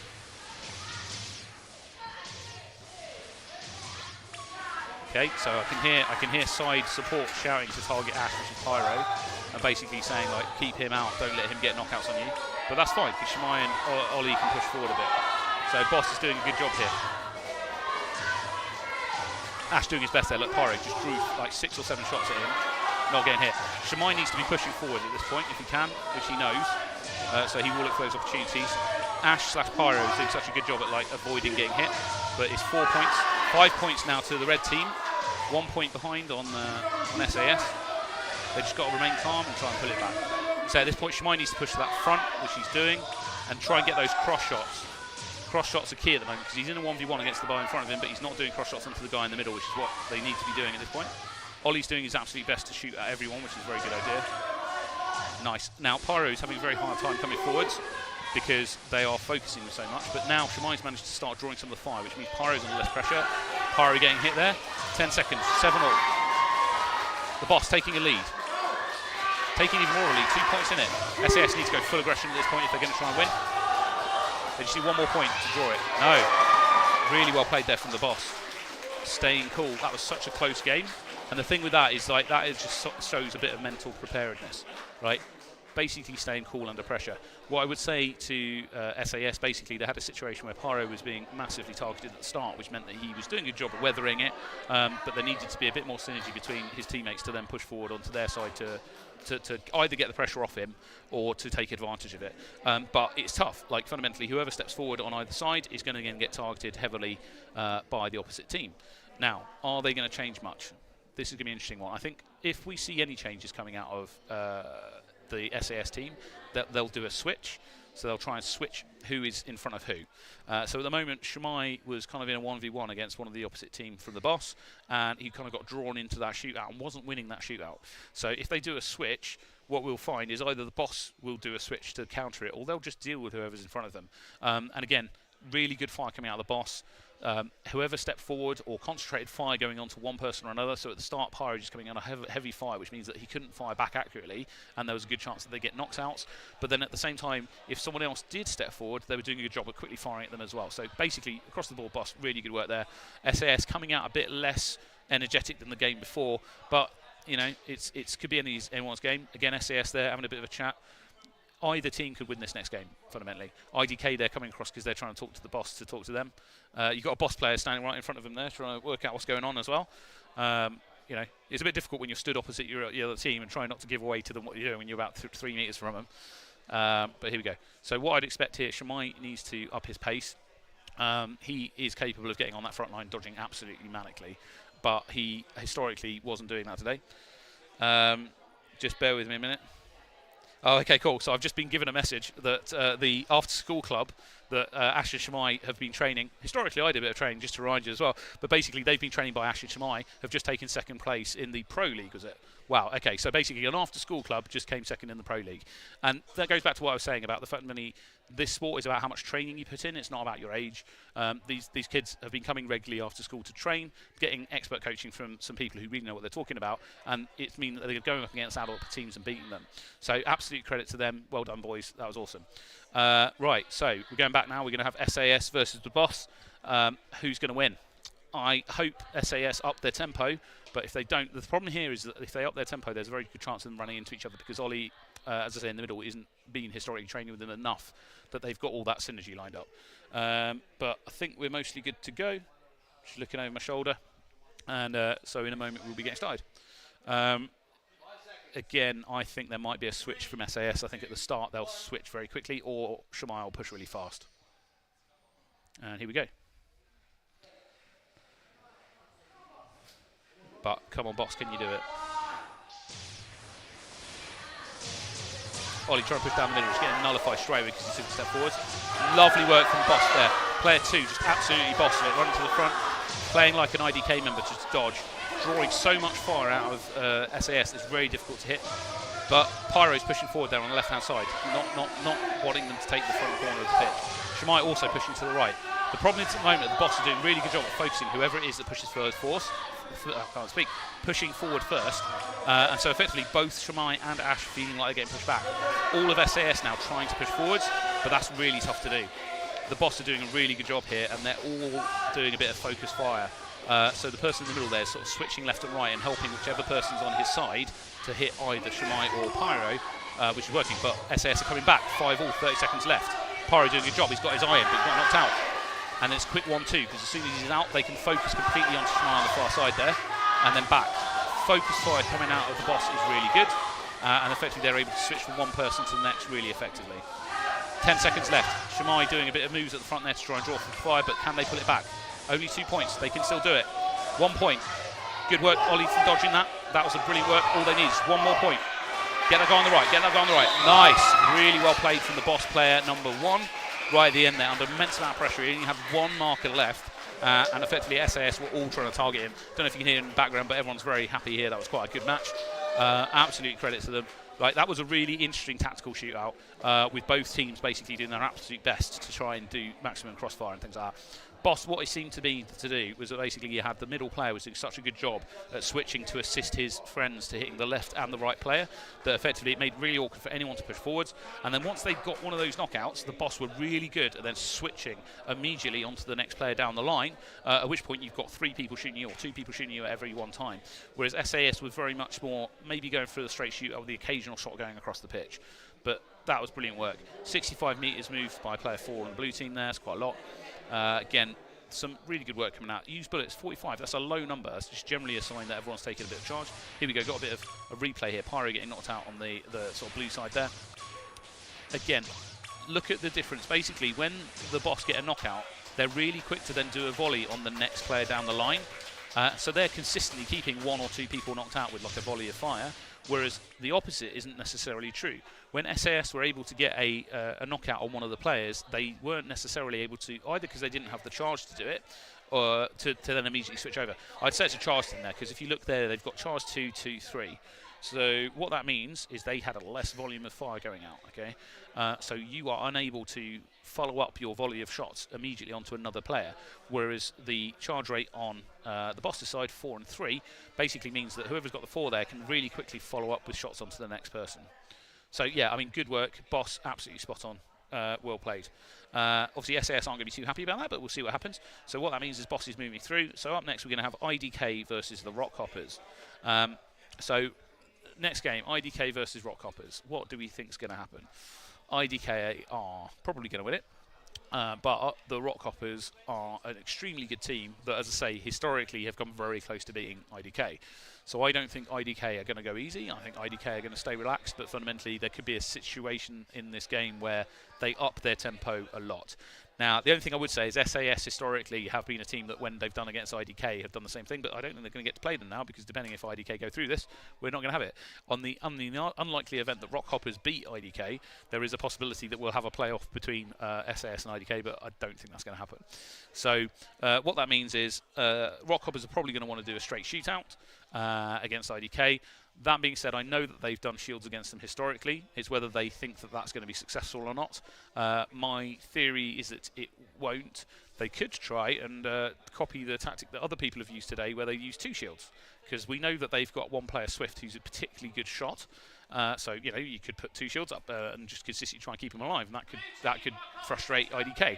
I think at the very start of this, the chances are IDK will have a straight shootout build, and if the other team do a shield tactic, they then in the second game will have somebody like Paris go a high charge rate in order to deal with those shields, and in the first game, if the Rockhoppers do use a shield tactic, then IDK will just deal with it with their normal stat build, and then basically just work around the corners and stuff like that. Again, it's an interesting one. I think IDK have been just generally quite relaxed. They've not had to go full. They can dodge very easily, all 3 of them. So fundamentally, I've not seen them go absolutely hell for leather on their dodging. They've not felt too under pressure today. So I'm expecting more of the same. They will basically push towards the front line, feel nice and relaxed, do some nice relaxed dodging, but actually it's still quite effective, and just pick apart the Rockhoppers. Rockhoppers, in the meantime, don't get too drawn in on whoever it is at the front on IDK. You need to try and remember Milo at the back and Kalu at the back, and potentially I'm guessing Paris is coming forward, but even if not, like, you can't forget Paris as well. You need to keep all members of all the other team under pressure so that they can't just get an easy rise shooting you. Again, it's worth mentioning Paris and Milo are basically brothers. So you've got Paris is the taller one on IDK and Milo's the slightly shorter one, so that's Paris there at the front in the blue t-shirt. They have really good synergy. They've been playing together for ages, so they can run around in amongst each other without running into each other and tripping each other over really well. So that's why they often will push to the front. Kalu, as I say, historically is their back player, or the grey man, where you can forget about him. But this tournament, he's been pushing forward, getting some knockouts as well, just showing what he's got. So it's good practice for him, because fundamentally there is a situation where, let's say in an international match, Paris pushes forward and someone starts working out how Paris's dodging is working. Having another player that you can rotate Paris out for who is also good but has their own style is really effective, because all of a sudden you are the opposition to them. You go, right, I've got Paris down. Oh, I think we've started and I missed the start. Sorry. Here we go. So 20 seconds in so far. Wow, okay, Rockhoppers taking the lead. Keep going, guys. IDK, so you see there Milo coming forward. That's what I mean. Like, they can move really fast. Him and Paris just coming to the front, absolutely have upped their game, because they did not want that point lead to carry on. This dodging coming out of Milo and Paris is what you would expect them on full power is. Like, they basically can move lightning quick and still get knockouts. So, you know, Milo there just sliding around. He's relaxed now. He's gone back to his back position. Paris is taking the lead on the front with a bit more relaxed style, still working. But they did not like that, where they started off with a down point. So they activated absolute dodging powers. Look at Kalu there, just sliding across the front. And again, the other advantage of this, where they rotate round, is it makes it difficult to judge how he's going to dodge, but it also means you can rest. If you're at the back, you've got a bit more of a breather. So there you go, Milo's pushing forwards, doing his sliding across the front. They're IDK not holding back right now. This is them on, like, we need to win by as many points as we can. We're not going to let the Rockhoppers get any kind of psychological, like, victory. And again, you see there, Rockhoppers getting pushed back to the back, and IDK just coming up to the middle and dominating the field. Like, IDK generally don't always play like that. They try and stay relaxed and contain energy. They did that because Swift got a point very early on. They basically went, no, we're not going to allow you to think you're going to win this. We're going to play as hard as you can. Used bullets, 37 coming out of Swift. Swift, absolutely top-notch play there, because That's hard. When you've got that many shots coming out of IDK that are that accurate, it's really difficult to actually dodge whilst keeping your arm upright and keep those shots going out. So to fire 37 shots, and he's still got knocked out 6 times because they knew they would be targeting Swift because he's the best shot. You know, that's really tough. So well played. But again, there, look, 7 points to Milo, 5 to Paris, and 3 to Kalu. Bear in mind again, Kalu, you know, generally hanging at the back is more difficult for him to get shots from there. Swift getting the majority of knockouts for his team. IDK know that, so they'll be nullifying him. But absolutely well played. Like as I say, that is what we want to see from IDK. IDK can play ridiculously well. They, in general, try and stay cool because to play at that pace is tough and it is risky. So, for example, when they're all running around like that at the front, there's a very high chance that someone's going to run into somebody and that can cause you problems. So, basically, it's good to see them in a tournament like this actually get pushed to the point where they're like, no, we're going to go absolutely full, absolute full bore. And they're going to have to do that internationally because, to put it in context, when we go to Japan to compete in the World Cup, IDK, who's the best UK team, will find it hard. Japan invented the sport. They had it for a couple more years than anyone else. They have a massive player base over there, which means that effectively they've got some ridiculously good teams. So when we go over there, IDK might be the top of the pack over here, but over there they're not. And it's the same with the European Cup. We have in the UK a bit more experience. Here we go, next game. But yeah, overall the European Cup is starting soon. Oh, we've got a technical issue, but I don't know if we started or not. Nope. We're having an issue, bear with me. They did not start the game. Cool. Okay, well, I'll keep talking. Yeah, basically, the European Cup, when that happens, we have quite a lot of experience in the UK for tournaments. A lot of the European teams are newer, and they don't. That being said, they're coming on really quick. Actually, at the European Cup last year, it wasn't UK that won it. It was Turkey, and the Turkish team actually put 2 teams in because they were the host, and they trained ridiculously hard before the tournament. And the UK team, unfortunately, we weren't able to send IDK because of them getting ill. So we had to send a mismatch of other people that hadn't necessarily played together, who did well considering the circumstance, but was not ideal. This year, all being well, the UK team is actually going to be made up of different teams. So you're going to have some people coming from IDK, potentially some people coming from SAS. We're going to put the best UK players that we can forwards. All right, here we go. Rockhoppers versus IDK. Is it going to be as clear cut as the last one? I expect IDK to be a bit more relaxed. Okay, so Rockhoppers doing a shield build. None of IDK have worked that out, so effectively this is a good shot opportunity because IDK don't have a lot of charge. So Slender's putting those shields up to try and give Swift an opportunity to get those knockouts. If they can get a point lead early on, they're going to win. If not, unfortunately, they're not going to. And at the moment, IDK are just resorting back to their being able to dodge. That being said, IDK not taking those shields down as effectively as that we know that they can. They're not targeting it, they're trying to get angles around it, and they're more coping on the fact that they can just dodge, which is dangerous. What they want to be doing, there we go, focusing those shields down, getting Swift out behind it, that is the best play. Look at Kalu though, absolute speed coming across the front. As I say, someone who historically you'd see him at the back, coming to the front like this and showing exactly what he can do. Right, his dodging is insanely good along with Paris and Milo. So shield on the right, but the team isn't using it. Okay, so the shield has put one up, but Swift is hanging out, not realising that it's there, and not using it to its fullest potential. So that shield is now weaker because it's been up for a period of time. Now when IDK do decide to shoot it, it's going to go down really quickly, but they don't even need to because they've got a point victory. So Rockhop is absolutely good idea to change to the shield tactic, but unfortunately just not quite used ideally. But IDK, well, I'm going to say to you guys, if you can get those shields down better, I know you didn't need to because we're going around it, but you can work better. Sliding face first on the pitch. Nice work. But there you go. So IDK just again proving how good that they are. Effectively at the start there, other team put a shield up, they just worked around it. So up next are we going to have, I'm just getting given a thing, so we're going to have Fighting Mongooses versus some AI. In fact, what I'm going to do is just write this down on my bit of paper so I've got it. Apologies to the people at home right now, you're going to hear me mumbling because I'm very bad at talking whilst writing things down. Just give me a second. Hopefully you've been enjoying it, and obviously we are going to be running more tournaments in the future as well, so when we do come back in the future, please come back and watch again. If you've enjoyed the commentary, if you can tell everyone that you enjoyed the commentary as well, that would be really appreciated. Okay.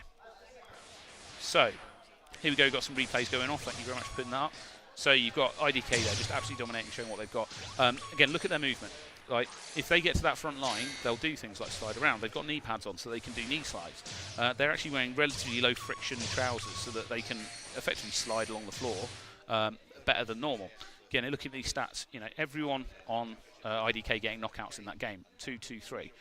Other side putting shield up. Like, every single person in IDK is a threat. every single one of them. I mean, look at the bullets used: 35, 35, 34. Okay, that is really good, especially for the top two who've got charge 2. Okay, that's like you're not under pressure.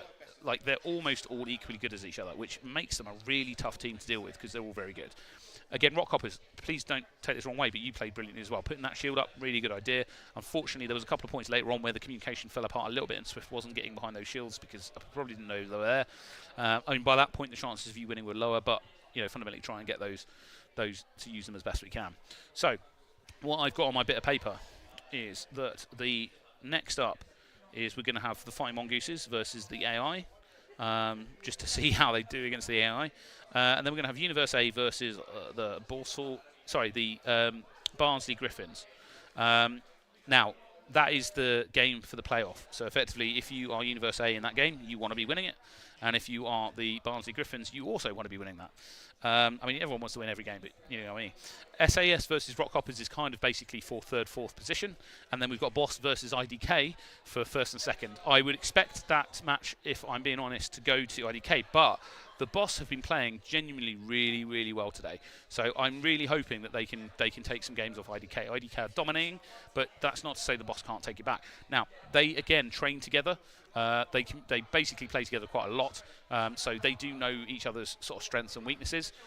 So there is a very high chance that we'll see some interesting gameplay coming out of that. But I think IDK will feel confident because they play with them so regularly. So IDK will know, how good they are in comparison. But that being said, I expect IDK to get pushed, and they might need to do quite a lot to try and win.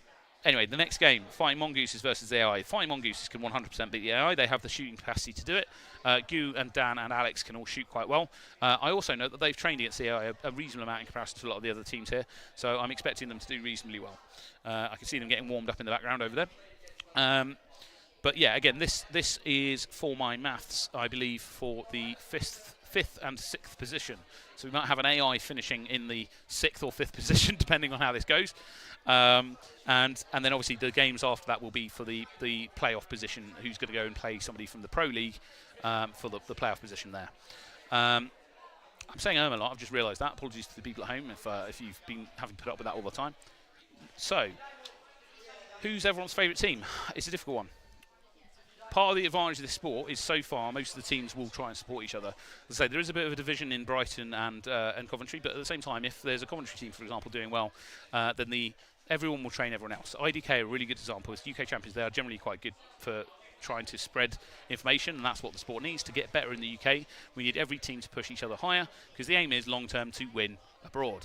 And if we go to the Euros, which is actually quite soon, I believe that there's a UK team, there's very possibly an Irish team as well, and we're going to be supporting both of those to try and do well in the Euros. We have a very good chance of winning the Euros with the UK team, or the English team, I should say. Actually, no, I think it is the UK team. So it should be made up of probably the best players in the country. So it will probably be some of the players from IDK. I believe it might be some of the players from SAS, but I'm not 100% on those details. And again, the aim there will be to beat all the European teams and make sure that we're trouncing them, because we should be, as we've got a bit more experience. We were the first, or one of the first countries in the UK to bring it from Japan over originally. So we have a little bit more training, a little bit more experience. That being said, for all the teams that are coming in now, the sport has progressed quite a long way from where it started. And what that means is any team starting at the moment is a really good time to start, because all the teams that have been doing it for a few years are doing absolutely everything they can to spread that information. There's so much more information out there. You don't have to invent the wheel. You can go and look at somebody else's wheel and say, how does your wheel work? And then they'll show you how it works. So again, if you come training, for example, in Coventry, the top 2 players effectively from SAS, which is Shimai and Ash, are just regular coaches, and they'll try and help out. And as I say, just to clarify, they teach an after-school club, and that's just what came second in the Pro League next door, which is really good. So, just bear with me a minute. I can just see Fighting Mongooses getting some headpieces on, so they're going to be getting ready in a minute to fight against the AI.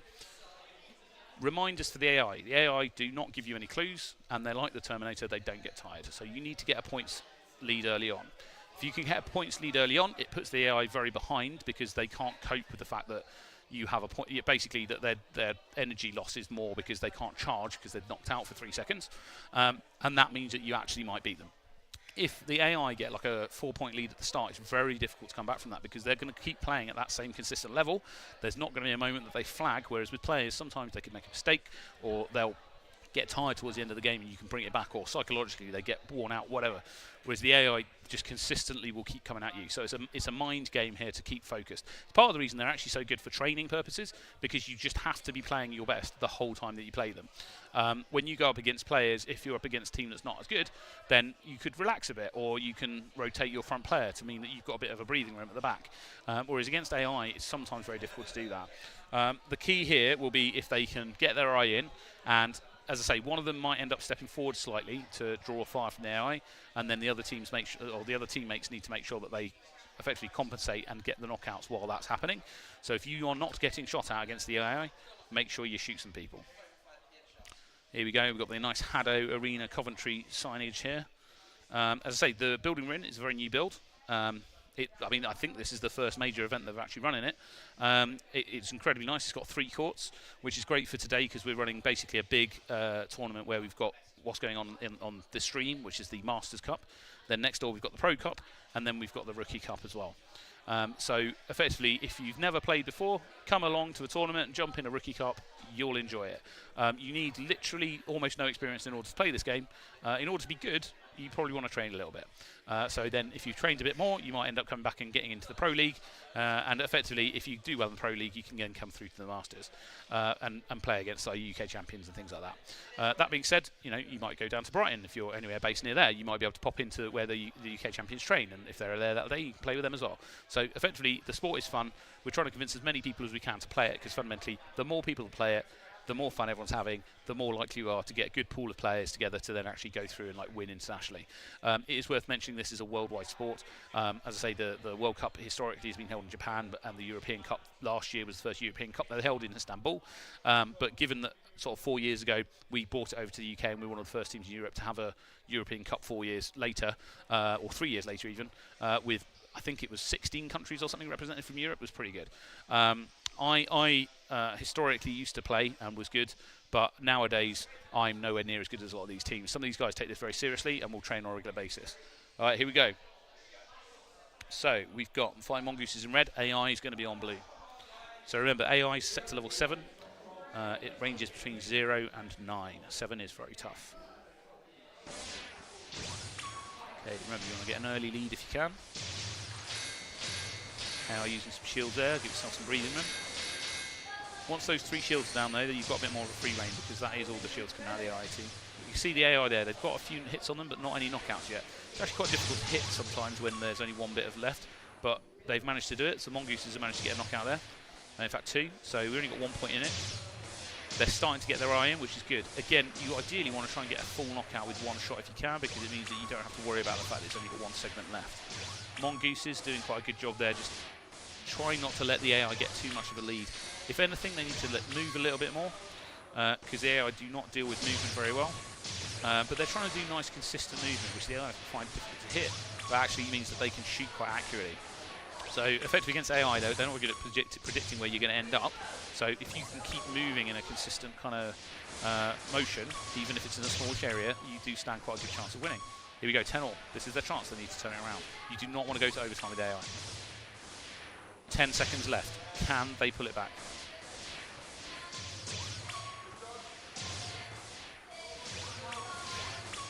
AI still going to pull it back. Nice.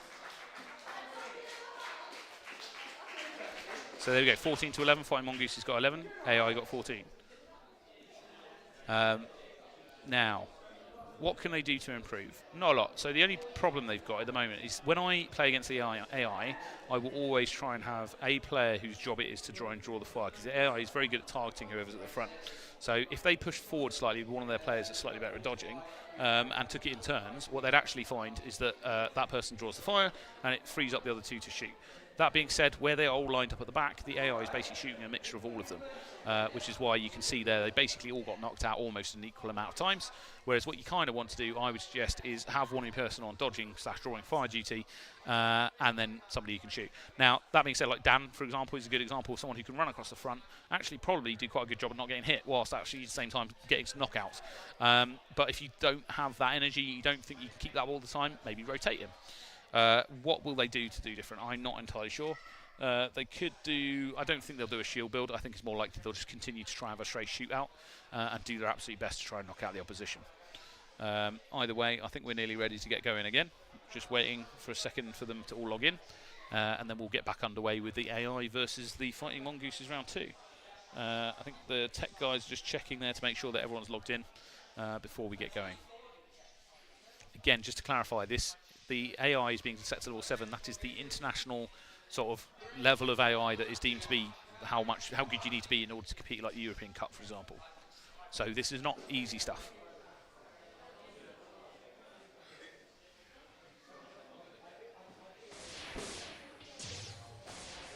Okay, here we go. So can they get the point lead early on? AI getting a point very early, 10 seconds in. Get rid of those shields, and then you don't have to worry about the shields at least. So the problem here as well is that the AI do move quite quickly. So because they're hanging back and not actually pushing to the front line, it's actually quite difficult to hit the AI. So by containing yourself on the back line, I don't think you're actually necessarily doing yourself any favours. Again, it depends how we play. I historically would have played a bit more aggressively against the AI. Mongooses here doing their absolute best to kind of get their eye in, but it's difficult. The problem with the AI is that you don't get any good clues as to which way they're going to go based on their body mechanics. So you kind of have to just guess. There is an element, like if they're on the left-hand side, you know that they're more likely going to move right, so you can do things like shoot in front of them to try and hit them. And they do move like players, so like they'll crouch and things like that. There you go. Mongooses started to come back now, getting their eye in, which is good. Only 2 points in it, 3 points in it. Back to 2 points. The thing is, there's always 3 points on the field at any one point, so a lead of less than 3 isn't that much. Here we go, 1 point. 10 seconds remaining. Can they get a knockout? Again, they don't want to go to overtime if they can avoid it. They need to take the point lead. Dan getting very aggressive on the front. That's good. Everyone getting aggressive. They're like, hang on, we've got to push forward. Unfortunately, Alex pushed to the middle and got knocked out straight away, so they're not able to make it. So the Mongooses, unfortunately, didn't win against the AI. So I think that means the AI is going to come potentially 5th. No. My maths is wrong there. I'll work it out in a minute. Yeah, no, I think they're going to potentially come 5th. So well done to the AI. But again, that is just to give you an idea of how tough the AI is. Especially if you don't train against it, it can be tough. But up next, it's going to be Universe.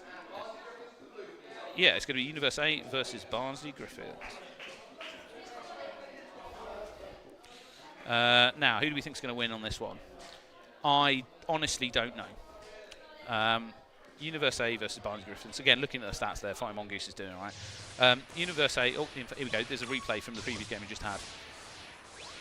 Again, the AI move very quick, so it's very tough when you're on the back row there to hit. The downside, if you push forward, as I say, they will target you. So Mongoose is basically trying to play it safe here, hanging at the back, doing their best to get their eye in. But actually, you kind of need to push forward. You need to try and get used to it. And again, here right at the end, Grallybed tried to do it, but got knocked out just before the end.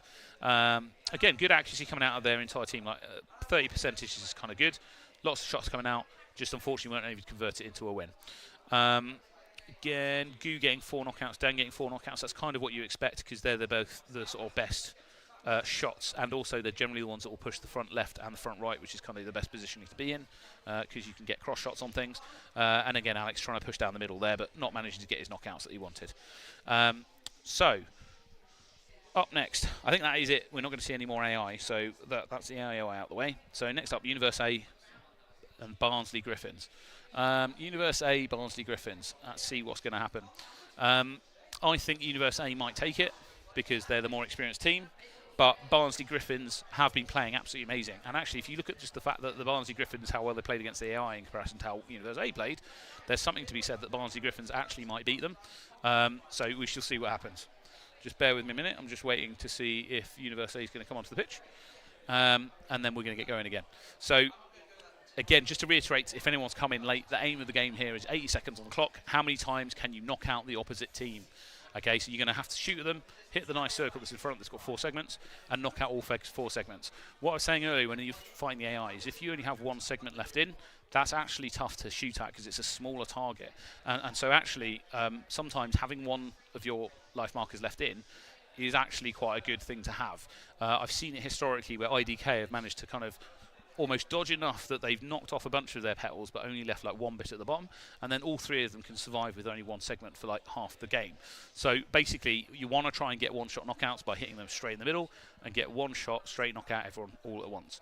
But that has not happened historically that much against the AI, and what normally happens against the AI is you'll knock out all the other bits and you have one small target left in that you find it difficult to hit. Okay, so we're going to have Mongooses versus Barnsley. Tactics, I think that it will be a straight shootout. I think Barnsley they have used shields a little bit, but I think that they're generally going to try a shootout. Universe A need to nullify Swift because he is the best shot on Barnsley's team. It's a downside when you have a particularly good player. You think, oh, we've got a star player, that's great. Right, there you go, he's setting his stats. He's also using his phone. The reason he's got his phone is he's not texting his mate, it's because you use that to log into the Hado Connect app. So he's basically using that to scan a QR code off his phone so the game knows who he is, and it will record his stats. Which is also very happy. It's also very good for us from a streaming perspective because it's what enables us to see what his name is. Which is why if you see me referring to people as player 1 or player 2, it's not me trying to be mean. It's because I don't want to call them by their real name, and you guys who are viewing not necessarily know who they are. So again, Barnsley there, not as experienced coming into this tournament as a lot of the other teams, but have pulled off some brilliant play, especially against the AI. They absolutely bossed it against the AI in their most recent game. I think these guys are gamers, so a lot of people that come into Hado are actually from the esports community. So we'll get people who really like CSGO or whatever, Overwatch, right? But that being said, like, we get some people coming from sporting as well, so it's a mixture of those two. It is open to anyone. Like, you can come along with no experience, not being an esports player, not being a sport player. You can just literally walk in off the street, play a game, and you'll probably actually have quite a lot of fun. Right, here we go. So we're about to get started. I think we're just waiting for 1 or 2 other people to sign in, and then we'll be getting going. So every time I'm looking over my shoulder here, I'm just looking at the screen that was on my right that's got all the server details. But here we go. So Barnsley versus Universe A. I think a straight shootout is what's going to happen. That is my prediction. So again, they need to take Swift out. Yep, no shields, no extra shields on either team, so it's going to be a straight shootout. So, frustratingly, you can't tell which one Swift is. I think Ethan is the guy on the front right, which makes me think that Swift is the middle on the Barnsley side. Here we're looking at Emily and the other team trying to do their best. Okay, so 3-2, only 1 point, and that's really close. Good aggression there coming out of BB and Emily, just push them to the front to try and take positioning, and actually managed to convert it there and get a knockout, which is good. 40 seconds left. Universe A is playing absolutely brilliantly here. Again, no team in this wants to lose this set of games because then they're into a knockout against the winners of the Pro League. And no one knows how good they are. Barnsley doing an amazing job. Remember, Universe A is quite an experienced team, and Barnsley is probably the least experienced in the Masters League. But it doesn't show. They're doing a really good job. Again, to be fair to Universe A, some really good movement. Emily and BB doing their absolute best to push them forward. The problem is that Bocky, who's their best player in the middle, or player 1, is getting nullified. But it doesn't matter. They've managed to pull it back a bit. Brilliant cross shot there. 8-all. Is it going to go to overtime? People getting tired. Time's up, overtime. So this is, they need to communicate. They need to, oh no, hang on. I thought it was overtime. I was incorrect. It was the blue team. So it was Barnsley that won that game. All right, so that was really good from both teams. It's a very close game. What do Universe A need to do a bit better? So basically, player 1 or Becky or Bocky that's in the middle of their pitch is one of their better shots, and I think she was getting nullified quite a lot by getting shot at. Emily's doing her absolute best by having a high charge rate and prepared in case the other team did a shield play, but that meant that she couldn't necessarily get as many knockouts as she wanted, so she only got 2. So, you know, how do you want to deal with that? They could. The problem you've got if you're Universe A is if you take that charge rate and make yourself more able to knock people out, and then Barnsley do a shield tactic, you're in a lot of trouble. But if you leave it as it is, you're not going to necessarily win. So what do? I think that they will probably leave it as is and just try and have another shootout. And if Barnsley do a shield tactic, I think that actually work in the favour of Universe A. I think Universe A are just going to hope on basically winning the shootout, and that maybe they learned a bit of information from that last game that's going to allow them to take the lead. Barnsley, I wouldn't change much if I was you. I would stay with what you're doing, and effectively it's just going to come down to who can win a same sort of shootout. As I say, the risk you've got with trying a different tactic is if you don't manage to pull it off, or you don't gel, or it's not in your favour, it could shift the balance quite a lot away from you. Whereas Universe A, they have the capacity here to win by just winning better in the shootout, effectively. Again, there's some chats going on over there, all just discussing what they're talking about, whether they've got a plan. I saw the Mongooses go onto the pitch there. The Mongooses are, say, training partners of Universe A, so they might have seen something that they've now gone and given them a tip and said, hey, look out for this. Again, Universe A just having a bit of a conflab, working out what their strategy is. But yeah, we shall see what happens. My money is on this being a very close shootout again. Unless someone in Universe A decides to do a shield strategy. That is a possibility. If they do, that'll be quite interesting. Because Barnsley may not be able to cope with it if they've got the build similar to what they had last time. They might not have enough energy to shoot the shots that they need to knock those shields down. All right, here we go. Last minute changes, I think, maybe. Let's have a look. Is it going to be a shootout? If you see any of the arms drop, it means that they're probably going to do a shield. But at the moment, everyone's arms up means they're charging. They're being patient, trying to get a bit of volume of fire. I think there might be a... Yep, no shields on either team. It's just a straight shootout. A lot more charge coming out of Universe A, though. They've got 4-5-3 charge. That's going to be a lot of shots. That's going to be quite intimidating from Barnsley. But Barnsley are doing a good job of weathering it and just basically dodging it all and still getting their shots out. Again, you see there, like Emily's doing a good job coming forward to try and not let them dominate the middle of the pitch. But the volume of fire coming out of Barnsley, and again, they're kind of keeping Emily moving, but they're not too bothered. They're kind of trying to do some concentrated fire onto the right side of the pitch, and that's working out for them. You've got player 4 there. His job is to clearly just try and keep Emily dodging and or knocking her out. And then the other two are kind of doing a 2v2 against BB and Bocky, which is good because it's hard for Bocky to be able to shoot who is the best shot on Universe A. But Universe A can still pull this back. There's only 3 points in it. BB doing some actually brilliant job dodging her front. That's what you should do. Now, problem is she's down. So the other team can capitalise, but she's back in. So basically, BB, you need to do exactly what you're just doing. Keep dodging and free up your team to be able to get knockouts. Still only 3 points in it. It's very close. Okay, Barnsley starting to pull away. Absolutely brilliant for a team that's, as I say, relatively new to the sport. 1 point. Here we go. Here we go. They can still do it. No. Okay. So that was very close. Right at the end there, Universe nearly pulled it back. Again, absolute credit to everyone on both teams for getting some points there. That was a really good play. Player 1 and BB, absolutely spot on. So I think player 1's Bocky normally is just signed in. But yeah, so absolutely spot on. Well. Again, going into that, I said I wasn't quite sure who was going to win that, but that does mean, I believe, that Universe A will be going through to do a playoff against the team that won the Pro Cup, whereas Barnsley have secured their position in the Masters Cup for in the future. So up next is going to be SAS versus Rockhoppers, but here we go, some replays from the last game. Again, let's see if I spot anything different. Again, Emily, absolute credit, Emily, because you've pushed to the middle and doing your best to try and get those cross shots and hold position. Again, here, BB doing a really good job at dodging, but still getting hit at the end. And again, Barnsley, absolutely good work on using the entire court. Here we go, you've got some stats, which is always useful. So, Barnsley at the bottom there in blue. So, charge 4 across the board, not bad. It means you've got lots of shots going out. Again, player 4 getting 5 knockouts. Just general, that's good. So basically, there's a high volume of charge from both teams. That's generally a good sign that you're not 100% that you're accurate.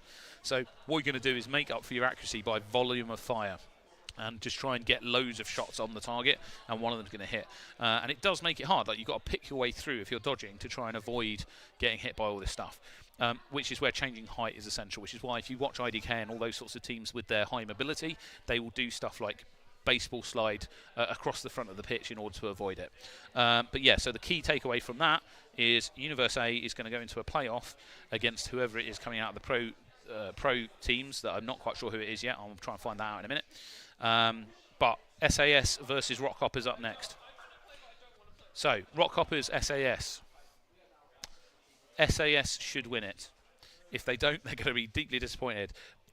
That being said, Rockhoppers are a really good team. SAS are struggling today, as I say, with just getting their synergy together between effectively 3 good players, but just not necessarily working together as well as they could have done, and which is always frustrating, especially when you've been training a lot to try and get set plays and things like that. Throwing an extra member of the team in is not ideal. That being said, Rockhoppers also been playing quite well today. Now, I don't think we're going to see any crazy tactics. I think it's most likely that we'll have some kind of a shootout between them. There is an opportunity that someone might do some kind of crazy shield tactic, but I think that's less likely. I'm more than happy to be proved wrong on that. I think SAS will want to try and prove a point that they are normal, because they've ranked second in the last tournament. So I think they're going to want to prove a point and make sure that they come third. Rock Hoppers, however, at the same time want to prove that they're one of the top Brighton teams, and so they're going to need to beat SAS. So it's going to be a tense game. Again, this is one of those ones that I honestly don't know. It could go either way. There isn't a clear, definitive one team seems stronger than the other. And same thing with tactics. Both of these teams have the capacity to do all sorts of tactics. SAS will want to prefer to have a shootout. That is their sort of strength. I know that they historically had weaknesses where they didn't do shields as well, but they've worked on that and they know what they're doing. So they've experienced with that. It's just that they prefer shooting. They like knocking people out. They've all got egos. Rock Hoppers are a bit less egos, and they might pull something out. They might do a crazy shield strategy or something that we're not expecting. But we shall see. It's a bit difficult to tell. Neither team on the court yet, so we've got a little bit more time. Again, I to give a bit of background here, SAS used to train against my team when we very first started, and they were our successors effectively. They're really good players in their own right, and they've just taken it to new heights. I, in the olden days, might have been able to beat one of them in a 1v1, not anymore. There we go. So here we've got the sort of upper finals. So you can see there the boss being at SAS, which means that it's going to go through to the bosses as IDK, and then we're here now on the third place playoff, which is going to be SAS versus Rock Hoppers. So this is who is in third place. And then we're probably going to move on to the grand finals after that, which is the boss versus IDK. Again, in the boss versus IDK, either of them can take it. The boss is absolutely on top form today. Again, absolutely thank you very much to ESL Premiership guys for running this, and the Hado UK Championship guys. It's hopefully been good fun, and obviously it's all powered by Intel, which is always good. So thank you very much to Intel as well. And also you can see at the bottom there, we've also been sponsored by a couple of other people, including Logitech and Aegon by AOC.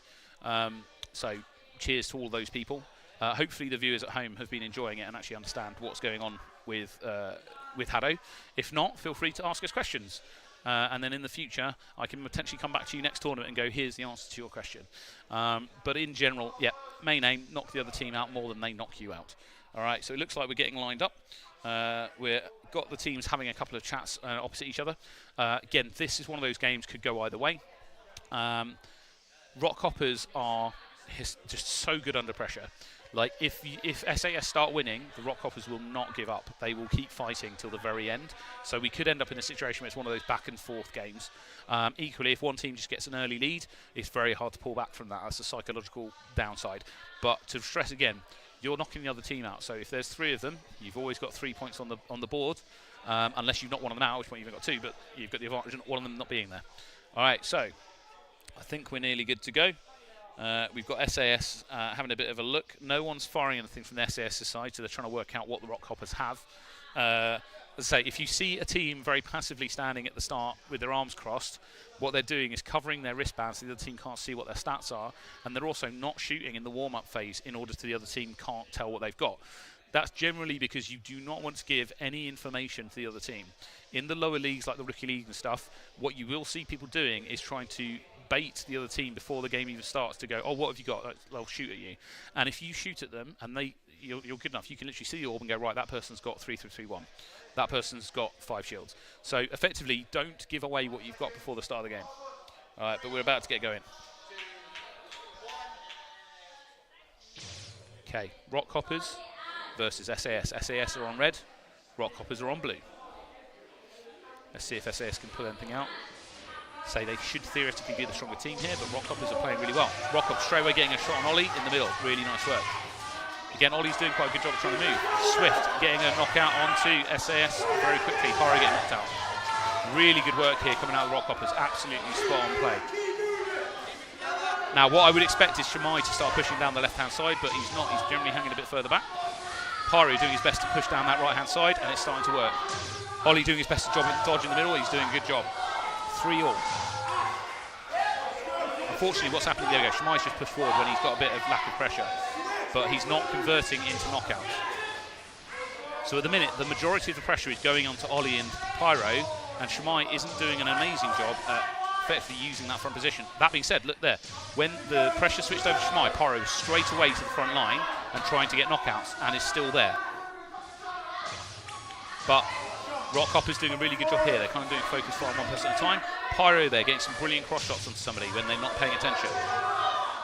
Again, this is what you don't want to do. Don't leave Pyro there on the front line. Shmai pushing forward that time though. That was good. SAS can pull this back.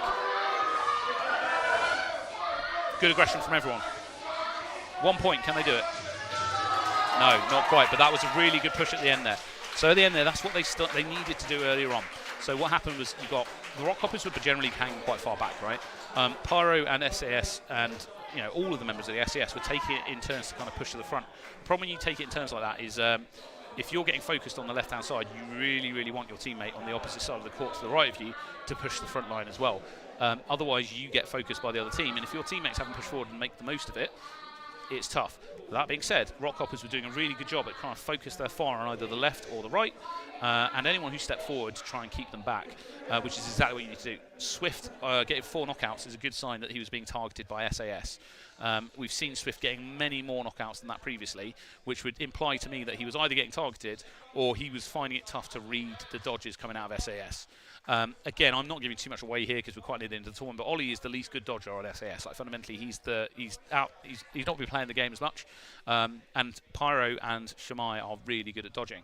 So you really want to be knocking him out because he can still knock you out. So if he pushes forward, he's like he's the person you want to be trying to knock out. However, Shmai and Pyro, what they're doing very well is like nullifying whichever one of them comes forward comes forward first. As I say, Pyro did an amazing job at one point. Shmai pushed forward, starting getting shot, and Pyro immediately pushed to the front corner and just got a knockout straight away. Shmai, towards the end of the game, was doing the same thing, but at the start was a bit less keen to get towards the front line, which is fair enough. But I think that's why they started to pull it back when they needed to get a bit more aggressive. I think what needs to happen in this next game, unless they do some crazy tactic, is SAS needs to just come out the gate really aggressive and try and get an early point lead. It'll be interesting to see what happens. It looks like both teams are nearly ready, so we'll be getting going again. 3, 2, 1. Here we go. Can SAS pull it back? Lots of shouting going on behind me. Sounds like they're having fun, which is good. Okay, Pyro getting targeted straight away. They don't want to let Ash go because they know he's an accurate shot, and he's good at doing those cross shots. Pyro doing a job, however, dodging, keeping himself in the game while getting those cross shots going on. Shmai trying to push forwards. Again, this is all about who's going to take this first point and then switching very quickly onto the other people. That's it. SAS managed to get a point lead. That's good. Now they need to keep Swift out on the right-hand side, so that's who's up against Pyro. Because if they can keep him out, they're going to be in a good fashion. Shield going up quickly to try and get themselves a breather, but not enough. They've got Pyro out. That is good though, because Pyro is the main thing that's pushing these guys out. Shmai needs to push up that left-hand side. Again, Pyro's still under massive pressure as he's being targeted by the opposite team as a whole. At the minute, there's only one person really up against Shmai, which is Emperor. Shmai needs to start pushing in. That's it. Ollie getting absolutely hammered in the middle. Not a lot he could do with that. There was just such volume of fire. So close. 20 seconds left. Look at the dodging from Pyro. Just getting on the floor, still getting the shots out. But Swift is 1 point in the lead by SAS. It's so close. 10 seconds, 2 points in the lead, 3 points. They just need to get one more and that will secure a little bit of concern. No? Yep, they're going to do it. Very unlikely for the Rockhoppers to come back at this point. There we go. That was really, really well played. Both teams absolutely giving it their all. Shmai, absolutely brilliant at the end there, coming forward a little bit and getting himself 3 knockouts very close to the end to basically get less pressure on his team. Pyro, I'll give you a shout out for basically the amount of pressure that you were having to deal with, and Rockhoppers, all of you playing amazingly. Like basically every single member of the Rockhoppers team is doing such a good job at effectively focus firing and cross-shotting and all those good things that enable them to shoot other people. Let's have a look at the stats here. So Emperor and Slender only getting one knockout apiece. Swift getting 4. So again, Swift is the threat. Swift in that last game was the guy who was directly in front of Pyro on the near side of the court. Will that continue? Will Pyro and Swift continue to face off against each other? There you go, getting some liquid back in. This is hard work, right? You've got 80 seconds of like absolute adrenaline and pushing really hard. Again, Rockhoppers having a chat to see what they can come up with. Playing around some stats. Again, SAS need to make sure they keep the tempo up, and then they might win. I can see at least one member of the Mongooses over there trying to give them advice. He's probably been watching the feed from the sideline to try and get an idea of what's going on. But yeah, so I mean, this is a tense game. This is the sort of thing we like. Rockhoppers SAS. Who's going to win? I don't know. This literally could go either way. Rockhoppers, as I say, really good at staying calm. So in that last game, even though there was a point they had like 1 point or 2 point behind, right? That's not enough of a lead. At the point it became 3 or 4 points, that's at the point where it's starting to feel you can be a bit more relaxed if you're on the SAS's team. So this kind of 1 point difference can switch literally like that. So this is going to be an interesting one. This is all to play for. This is played for 3rd place, and both of these teams are going to want it. They're both very competitive teams who want to win. All right, I think we're nearly ready. Just looking at 1 or 2 players, and then we're going to go. Right, here we go. 3 seconds. Who's going to do it?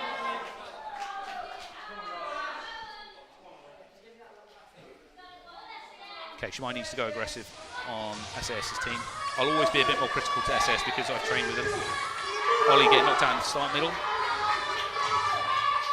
There's lots of cheering going on both sides. Lovely combined fire. They're coming from Pyro and Shimai and Ollie on one person. I can hear Shimai shouting in the background. It's generally a good sign that he's trying to motivate the team. And he's also communicating who to shoot at. So there's basically an attempt here from SAS to do more concise firepower into one person at a time. And they are not forgetting now. Swift has switched over to fight against Shimai. That was possibly not a great idea for the Rockhoppers because Shimai is a really good dodger and Pyro is a really good shooter of the two of them. And Pyro, look at that, doing a brilliant cross shot onto Swift. I think Rockhoppers made a bit of a tactical error here. In order to fix this, what they need to do is get Swift to switch back to the other side.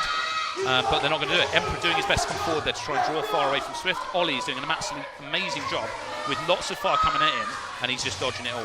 Again, Pyro's doing what he needs to do here, which is do cross shots onto Swift, dodge the stuff that's coming from the other two, and just keep Swift out. And that's what's going to win it for the... I remember SAS at this point, so I'm getting too excited for the game. 10 seconds left. 4 points in it. They can still come back.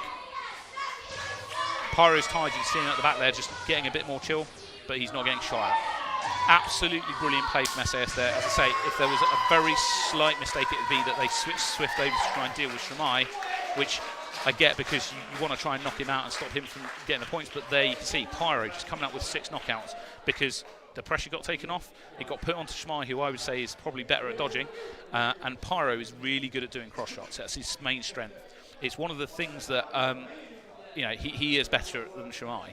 Shimai is not as good at getting those cross shots, so when they took the pressure off Pyro, he just pushed forward and started getting knockouts. But absolutely well played to both those teams. That was amazing to watch. So I think let's have a look, 12-6, yeah. In fact, here we go, got a replay. Again, this looks like from the earlier game. So yeah, again here you can see like Pyro again absolutely hammered there on the left-hand side. Very difficult for him to get off the back row and try and get those cross shots in. You know, he is able to get to the front like that, but when you're dodging like that and you're down on your knees, it's really difficult to get a knockout.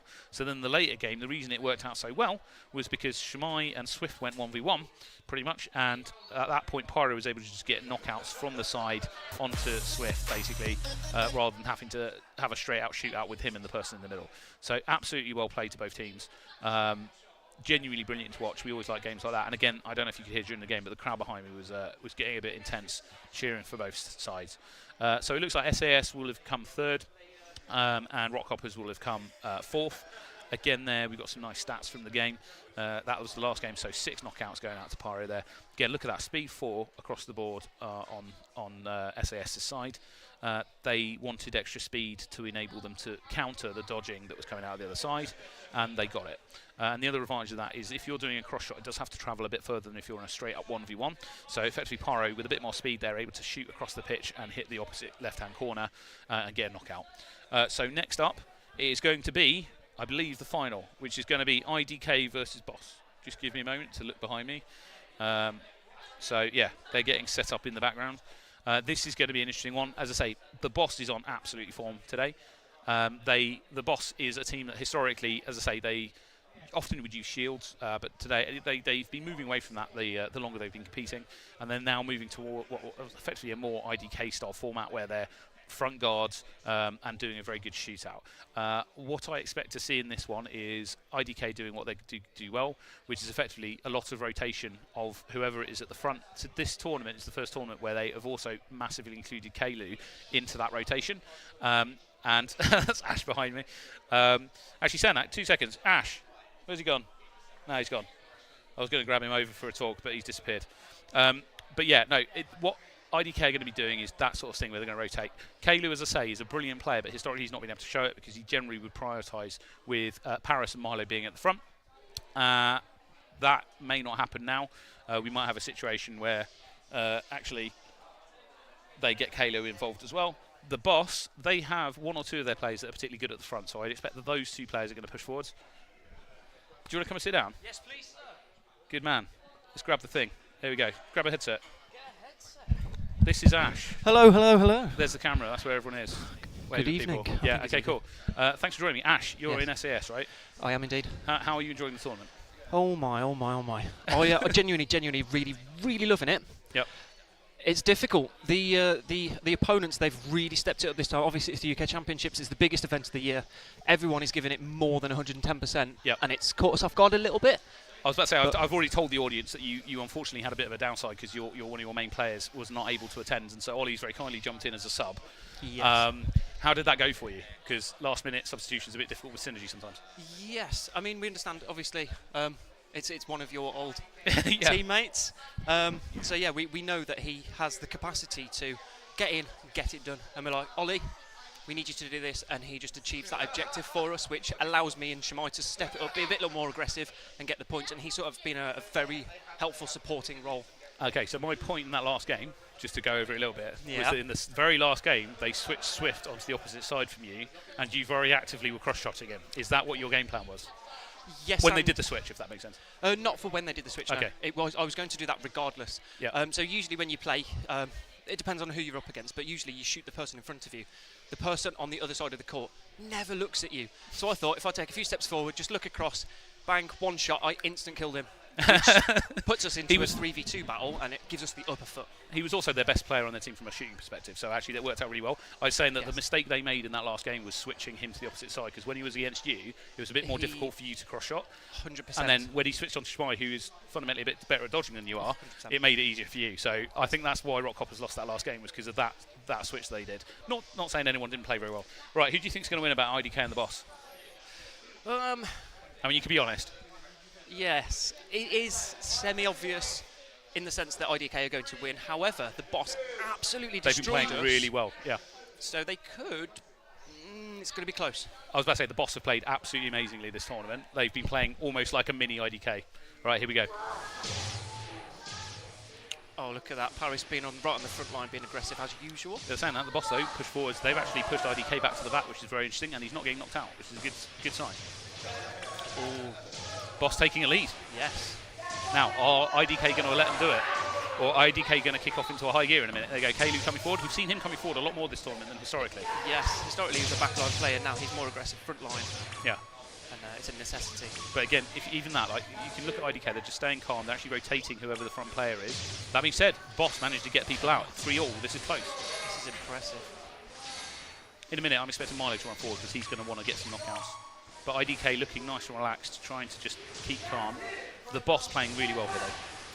I think I've noticed that with IDK today and previous games is they might not start off well, but they just get into a circadian rhythm, and then it's like IDK all the way. As you can tell, they've got that lead. I think that lead's just going to increase. Yeah, I mean, basically, they're acting nice and relaxed, which is the main thing, because they're very aware of what's going on. And they have the capacity, like there, Milo just pushing forward at the front, using a low of energy, and his other teammates at this point are going to be relaxed, and he's drawing fire. That being said, the boss doing the same thing, managing to get a knockout on him. There's only 3 points in it. This is a lot closer than we'd have if we'd said this last year. 100%. 100%, that's impressive. What I would say to the boss is, like, they were winning that at the start. IDK last time went very high. Kalu, very good point, 5 knockouts. Amazing. I'm really glad that they've got him coming forward. I mean, there you go. He's on the MVP board. 40% actually, 5 knockouts, highest point value of the game. He historically, people would say, oh, he's not necessarily as good as the other two. Yeah, and he's it's just like, a support guy, but it's just he hangs at the back. That's his job historically. So today he's really much come out of the gate and gone, no, I can do the same thing. And what I've noticed today is they've literally rotated every single one of them throughout a game. So in that game, you had Milo came forward for a bit, Paris came forward for a bit, Kalu came forward a bit, which basically meant that they could just keep rotating for the whole thing, which gave them a really good position. yes. How were they to play against today? Actually, have you played them? You must have played them in the first We section, haven't didn't you? played IDK, unfortunately. Oh, you haven't, because they're in the other league.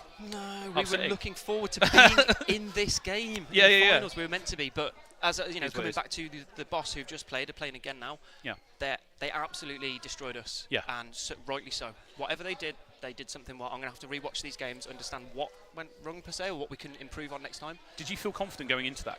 Yes. Yeah, I was going to say, because I know historically you'd have probably gone into that thinking, oh, we're going to beat the boss. And it's very off-putting when you then start losing. Yes, I think. I think once you start losing, it's if it gets in your head, you've got to pull it back, and if you don't, it's just going to get worse. Yeah, yeah. It's like it basically just compounds upon itself, and you end up in a situation that's like, oh God, are we even going to win? Yeah. But yeah, no, I mean that series of games that you've played today, I think the boss are my team. That if I had to vote for like the most improved team from previous, it's going to be the boss. Best team of the day. Yeah, they've been playing absolutely amazing. Like again, the way they just played against IDK there, that is abnormal for their normal play style. 100%. They're playing really well. It's very like there's a mini IDK going on. And it wouldn't surprise me at all if basically they've been training quite a lot together and actually giving each other secret information on how to do things, whereas historically IDK have been a bit more tight-lipped about sharing information with other people. They must be. So yeah, absolute credit to IDK. I think we're getting set to... No, we're still just waiting. So actually the other thing that I've just noted behind me as well is Boss have bought an extra player today, which is also useful because they've got a sub that they're subbing in. And he is actually Percy. quite good as well. Yeah. Yes. He's also a very good player. Percy's amazing. Yeah. And he's relatively new to the sport because I think he's only been playing for maybe a year or something like that. Yeah. We played him down in Brighton, didn't we? We did indeed. Yeah. We did indeed. So he's relatively new. Yeah. But very, very good. Yeah. All right, so who's your favourite player of today? Overall, Yeah. Who would you say has been playing the best out of everyone? let's have a Apart from yourself. 'cause- little look around. No, I apart from my last game, I think I got six. Yeah, you six played kills, well. 1 death. Oh, here we go. Hang on. We're going to have to cut this off because we're about to start. Okay. Who's going to take it, IDK or the boss? Changing out Percy into this game, it just adds a different game schematic to what's going to happen. Yeah, and the other thing is they don't know how he's going to dodge necessarily. So, like, oh, look at that aggression. Now, the only downside is that they've nearly tripped each other over, but that was still good. Careful. That was good. They got the point. They did. It's just the little shuffle there, losing yourself. Player 2 being absolutely active to try and draw fire and doing a good job at it because they're still shooting at him after he's got back to the back row. And people like Percy's then coming forward to try and get those knockouts. That's incredible. Percy, I think he's got massive energy orbs. He does. Which you need a bigger dodging circle on that, so it makes it a bit more difficult. They've managed to put IDK back into a corner, which is fine, but the thing is IDK can dodge in a very small space. Yes. Again, here, player 3 trying to get some angles around that and do some cross shots is really, really good. Again, 2-all, 40 seconds in. Is this a close game? Lovely work from Percy there, trying to push. He got knocked out, unfortunately, but it was good effort. Wow, Again, player look at 3 that. got absolutely shot out when he came forward. But here we go. So the boss is still only 1 point behind, and they've just tried to shoot the guy in front, so they've managed to get Kalu out. Come on, 15 seconds left. Player 3 just running around the front, trying to do his best to not get shot. Paris coming forward. One more. Whatever is happening. Keep doing it, 10 but better. seconds. Come on. Yes. Come on, 2 more. This is a really close game. There's some patterns coming out of player 3 there that once you start getting your eye in, fair enough, but that was really well played. Again, IDK actually being pressured by the boss is not what we expect. It's scary. Yeah. Well, it's good 100%. because it means that every team's coming up effectively. IDK have had a very long time where they've not necessarily felt as pressured, and they were pressured last tournament because you guys pressured them and actually took some games off them. Yes. And they've been pressured this time by their mini backup team, the boss. So effectively, But look at that. 2 red players having scale 5 and 1 having scale 4. So you're just having lots of massive energy orbs coming across the whole pitch at you. Yeah. So the reason Deadly. that's dependent on them getting to the front because the speed was so slow Yeah, that you you've got to get right in their face. So I think what they were trying to do, which is interesting, is basically counter-charge. So effectively, if you get IDK run to the front line, they'll run to the front line and knock them out as well. Of course. Which is not a bad shout. But effectively, yeah, that does mean IDK are going to be the overall champions in this tournament, that. followed by the boss. But yeah, look at some of these replays. They were taking the first point and then, lose 2 points. But then they got 2 points back. Yeah. And again, player 3, absolute credit on the boss because he was doing some brilliant dodging to Absolutely draw incredible. fire. So when you look at this sort of stuff, I know you've worked a lot on your dodging ability as well. Yep. What sort of stuff do you find? Because I know there's a lot of knee work goes on nowadays than when historically there wasn't. For me, yes. Yeah.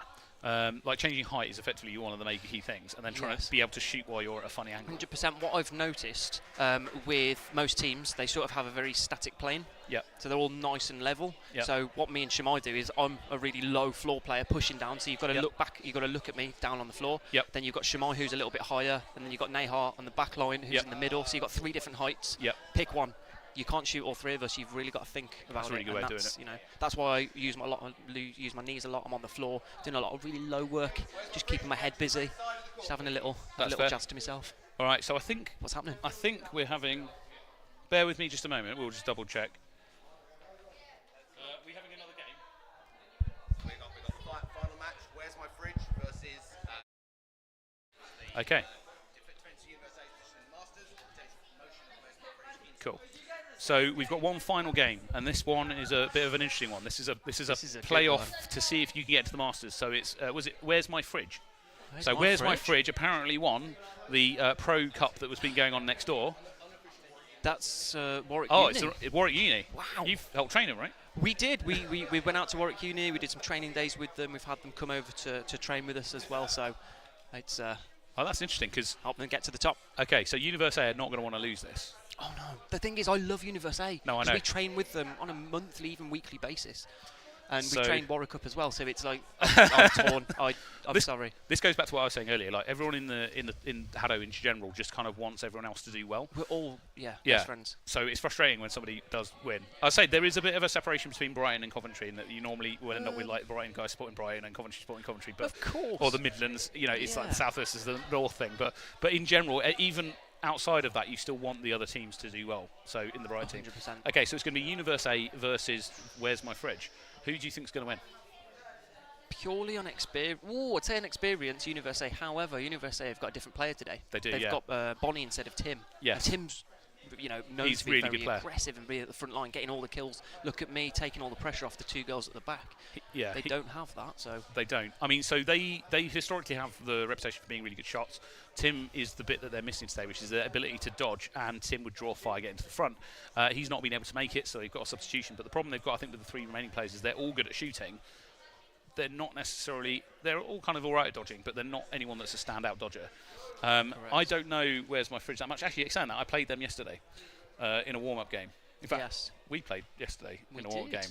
We The beat thing- them, so... The thing they've got as well is Universe A and Fighting Mongooses are sort of a family, not a family team, but they're Yes. they're all one big team of 6. They're a big friends basically. group, basically, yeah. So I think I can see just right in the background you've had Fighting Mongooses around the back there talking to Universe A, trying Yeah. to give them some extra tips, guys. Try this, try this. I think it's going to come to a shootout. I don't think that anyone's going to do any crazy tactics, because I think Where's My Fridge, unless they've been doing something next door in the tournament all day, will be just going straight shootout. And I think Yeah. Universe A will probably go just straight shootout as well. They will. Um, It's possible. They might do shield. They've known, Universe A are known to do shields in a game. yeah. Which game, if any? The problem you've got is if you pull off a shield in the first game and you don't win, you're a bit screwed, because You have to you just have go to then all go out. shoot, or if it doesn't work, it doesn't work. So generally, what you'll see is if there's 2 teams that are okay at shooting, they'll both start shooting probably, Yes. and then change it off for the second game if they don't win. It's kind of a backup position. It needs Whereas, a team who's like uses shields all the time. So the Boss is a good example. Historically, in tournaments, every tournament you'd be like, they're going to do shields every game, right? And then Yeah. they started getting to the point where they were like, well, now let's work on other stuff. we can shoot, we can kill. Let's do that. Yeah. You guys obviously prefer shooting. I've already said you've all got egos and you want to get knockouts. So Massively, 100%. 100%. We get the kills. We don't put shields up. We get them down. Simple. yeah. We've learnt that very well. Apart from not having our 3rd player who gets the shields down today, we've just had to have 3 aggressive players. Which Yeah, I think it worked in a few of the earlier games. It And to be did. fair to Ollie, like I don't want to sort of Ollie's badmouth Ollie, amazing. but he played really well earlier in the first couple of games. The synergy element is very difficult because. Hello. Oh, these guys came second, right? So these are the guys that came second in the Pro League. Oh, well done. You are on stream now. Well done. So one of our hi mom. So that's one of our after-school club teams. No. That was a good That's- effort though. It's one of our after-school club teams, and coming second in the Pro Cup. Yeah. That's impressive. I was about to say I got the heads up earlier. So like, how? Okay, here's a question. Like, you coach other teams. Is that actually? Do you find that helps you as well? Oh, massively, 100%. We found that with other teams, especially IDK are the best of the best. And in theory, you know, we're one of the best teams up north and stuff, so it's just us versus IDK every single time. Obviously, that's changed today. But if we don't start training these lower teams to push us up, Yeah. we're not Then learning you're going to anything get left new. behind, basically. 100%, because they're just going to overtake us, and that's it, they've gone. Yeah, And we're 100%. left in the dust. So we are heavily, actively training absolutely everybody, giving everybody, because it's not just the UK tournaments, it's now a worldwide European tournaments that we're reaching out to. We want some really good European players going forward, some World Cup players going forward. We want to be the best. How are you finding the new venue? Wow. Because are you happy with it? Massively. It's incredible. It's incredible going from where we've come from to where we are now, coming into these 3 courts. Absolutely amazing. Really good lighting, really good floor to play on. Okay, cool. And I was about to say, that's often a big element. So if you go to, when we do Insomnia, for example, we're playing on the floor that Insomnia provides, and it can be really slippery, or it might be more grippy than you're used to. So having like a consistent work surface is actually really important. Yes, massively. We've got consistency across all 3 courts, Nice. and they're absolutely amazing. You have the capacity to slide across them if you want to. Cool. Or you can use your shoes, and they can be a little bit grippy. I was about to say, I give you did more. grip quite well earlier, which I'm quite happy about. Like one of the other courts we've got over in Barnsley is a bit more slippery. Oh, massively. So that's a bit more like you're going to be a bit on ice. The good thing with this is some weird, really hard rubber, so you can drop on it quite heavily if you need to. Yeah. Whereas But your knees don't hurt a too much. Borsal Common or Insomnia or something, you're hitting solid ground. Yeah. Gotta be careful Yeah, you your don't want to knees. do concrete. yeah, that's But, it. but this venue is incredible. I was about to say, it's enabled us today to do like 3 separate tournaments all at the same time, which is really good. And so this is the culmination of that. Obviously, IDK have won the Masters Cup, so we're copped to them. But here we go for the playoff to try and keep in. Here we go. So it's the bottom team in the Masters Cup against the top team in the Pro. in the Pro Cup. Yep. And so we've got the top team from the Pro Cup there in the red team, which is Where's My Fridge, a Warwick team. And then you've got Universe A. I am voting for Universe A, I am sorry. I think they stand a good chance, but you never know. Shields. I'm not going to bet on any donuts on this match, just put it that way. Okay, so it's a shield play, but the problem is they've taken out what I would say is one of their best shots from Universe A in order to do the shield tactic. Yeah, that's... The thing is, she's one of the more experienced players, so she knows how to do the shields. The problem is that she's also one of the people that you want to be getting knockouts. They do. So what's going to happen after this is they're going to switch straight to a shootout. They 100% will do shootout in the next game. That being said, like, they might still win it. There's only 3 points in it. It's 40 seconds left, and she's still got 2 more shields. She needs to use those shields right now. Get rid of them. And get both of them out there in the last 30 seconds of the game, which is what she's trying to do now, just to get the point lead, because you're behind by 3 and you've been using shields is not a good place to be. Use that other shield. Use the other shield now. You want to get those knockouts and just absolutely maximise. 20 seconds left, they can still make it back. It's possible. Get that shield up. Well done, Becky. Yep. That's it. Now, get behind it. Get those 2 points. 15 seconds, they're dodging quite well. Where's My Fridge? Doing quite a good job though. Here we go. One more. One more. Wow. Incredible. Close. Absolutely. So really well played from Where's My Fridge. Player 2, I believe, which is the guy closest to this side. Absolutely, there's a point at the end there where he had 1 segment left. He was doing his absolute best to dodge. I saw that. It was incredible. Yeah. He was like, "You're not killing me." Yep. I'm just going to get out of the way. Equally, he wasn't great at shooting. That's worth noting for the next game, because if Universe A can work that out and they do go shooting and they go, well, hang on, that guy didn't hit anything. Why are we wasting all the shots on the guy that's dodging? Let's shoot the other 2. So yeah, there. Player 2, no knockouts. Yeah, 5 charge with the red team getting down the 5 shields. So actually, Where's My Fridge there built almost exactly how you need to build in order to counter the shield play coming out of Incredible. Universe A, which for a new team, that's a bold play. So Universe A, they're just having a bit of a chat. They're probably going to go straight shootout. If they don't, they're in trouble. Fighting Mongooses, helping their home team. Yep. They need that. They need to. They will go straight shoot. The problem is, and what we do when we go in between the 2 games, we're having this conversation. We don't look at what stats did they do in that last game. What tactics did they do in that last game. It's tough to tell. That's why you want somebody off the pitch who's paying attention. And you really do need that 4th player. So yeah, we don't usually look at the stats from what they did. We just look and go, right, did they do shields or did they not do shields? Who's the aggressive player? And it's like, let's just attack that aggressive player, or let's just get those shields down, or whatever. I was going to say, historically, I've been fortunate enough to be able to shout at you from the side pitch in old tournaments and give advice, because I historically would try and give you guys what I knew from the side. Yes. Nowadays, when I'm doing the commentary, it's not as easy. Can't you hear all day? Yeah. I'm over it. We're looking for a 4th player. Anybody? No, all teams need 4 players They do. for that shout person. Yeah, and also to have a spare, because like a good example with you guys, you've trained a lot with your partners. You've got like a 3-person synergy going on, Yes. and then all of a sudden one of them's ill, and you have to kind of make down. up with somebody who, has trained a little bit with you, but not to the same level. Exactly. You don't have that synergy. You don't have that team love that we would with our other third player. I was about to say the absolute ideal is actually you want to, like Mongooses and Universe A is a good example. They've actually got like 6 or 7 people that are across 2 different teams, and it means they can mingle intermittently with each other. Yeah, because they're not in the same pool. They should have swapped out. Yeah, they do help each other, but they should have a reserve player. So in a game like this, they're lost. Okay, step it up, get an aggressive player on that front line, get those kills. You've got to win this game, otherwise they're going down to the Pro Cup. So it's going to be a shootout. Universe A need to get those knockouts, and the thing is, Becky can shoot really well. She's actually one of the better shots from their team. Yes. Okay, so remember, player 2 last time had charge 5. He still does. He's set up with charge 5, so he's not necessarily going to be getting all the knockouts, but he was wasting a lot of shots onto shields last time. I say wasting. He was doing his job. Bonnie's good at dodging. But she is. She's doing a good job of trying to draw fire, but fundamentally not being able to get the knockouts at the moment. she's having to do Tim's job. Yes, which is tough. It's hard, and So she's doing very well. To be fair to Emily as well, she's doing a really good job pushing down the middle. The right. Yep. And getting to that front line, which is drawing far away from Becky at the back, which is spot on. Here we go. This is a close game. It's close. Universe got the point lead. Can they keep it? When you're playing in the game and you're only leading by 1 point, your heart is racing because yes, we're winning, but you cannot move at all. If you give anything away, You've got to keep trying to get knockouts. Yep. Only when you're like 4 points maybe in the lead are you actually then kind you of can safe. slow down. Yeah, 100%. They just need maybe. This is good though, because effectively what's happening there is player 1's pushing forward because he feels that he needs to get knockouts for his team, but it's putting him in a position where they can get knockouts on him. That being said, he just got a knockout there. 1 point, 15 seconds left. Who's gonna? Scary if they get a 1 point. Who's gonna stay in the Masters Cup? That's the question. Oh, there we go. It's tied. This is not what Universe want. Absolutely brilliant play from Where's My Fridge. Just staying calm, cool, and collected, and they've won. They achieved. That means that Universe A is going to get knocked down to the Pro Cup. Get relegated. They're relegated. This is the first relegation tournament we've held, and it is happened to Universe A. Unfortunately. Tim's not going to be best pleased about it. He's going to come back and go, "What happened?" I know. Oh, Tim. You should have been here, mate. I think though it won't last long. Next tournament, you watch Universe A will be back up on top. Well, also the other thing is they get to play in another division with other teams, 100%. which is also fun. Like, yeah, they might be able to learn something different, something new, because there are so many good teams in the Pro Cup.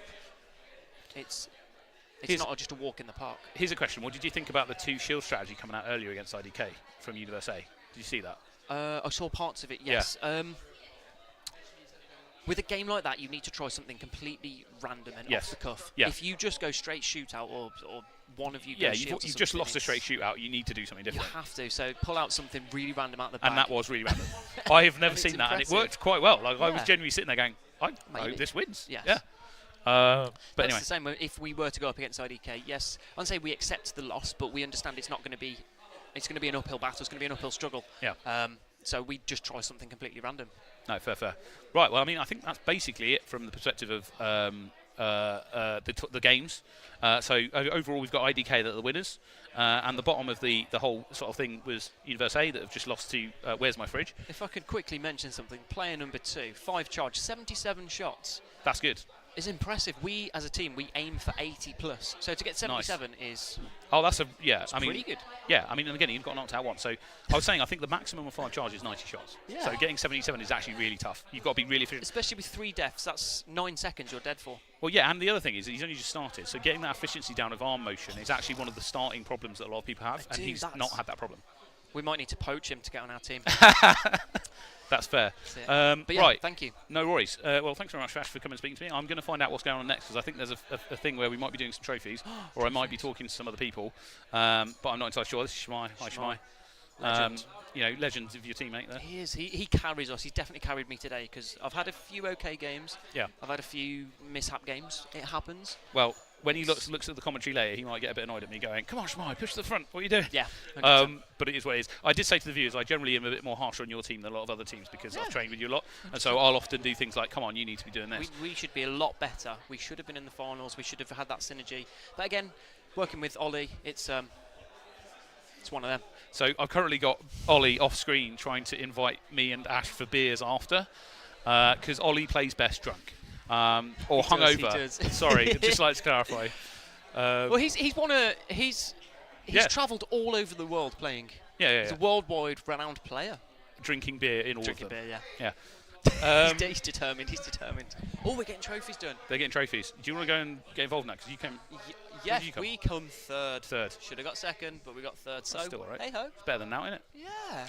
Right. In that case, I'm going to turn around and watch what's going on. Nothing that interesting. But yeah, that is it for games, guys. Thank you very much for coming. We may be able to grab some other people for some interviews in a minute, but it depends on what they're doing, because at the minute we're about to have some trophies going on. If I duck, you might be able to see some people over there. We're going to try and do the trophy announcements, I think. I think that was who just got upped, was it?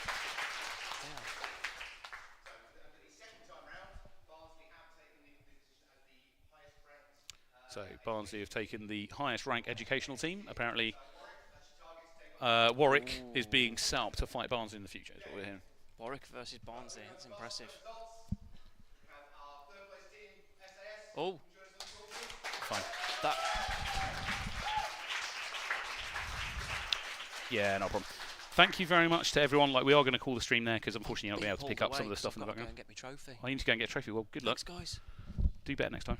But thanks very much, guys. This has been the ESL Premiership and the UK Championship, powered by Intel. Thanks very much. Hopefully join you again in the next one.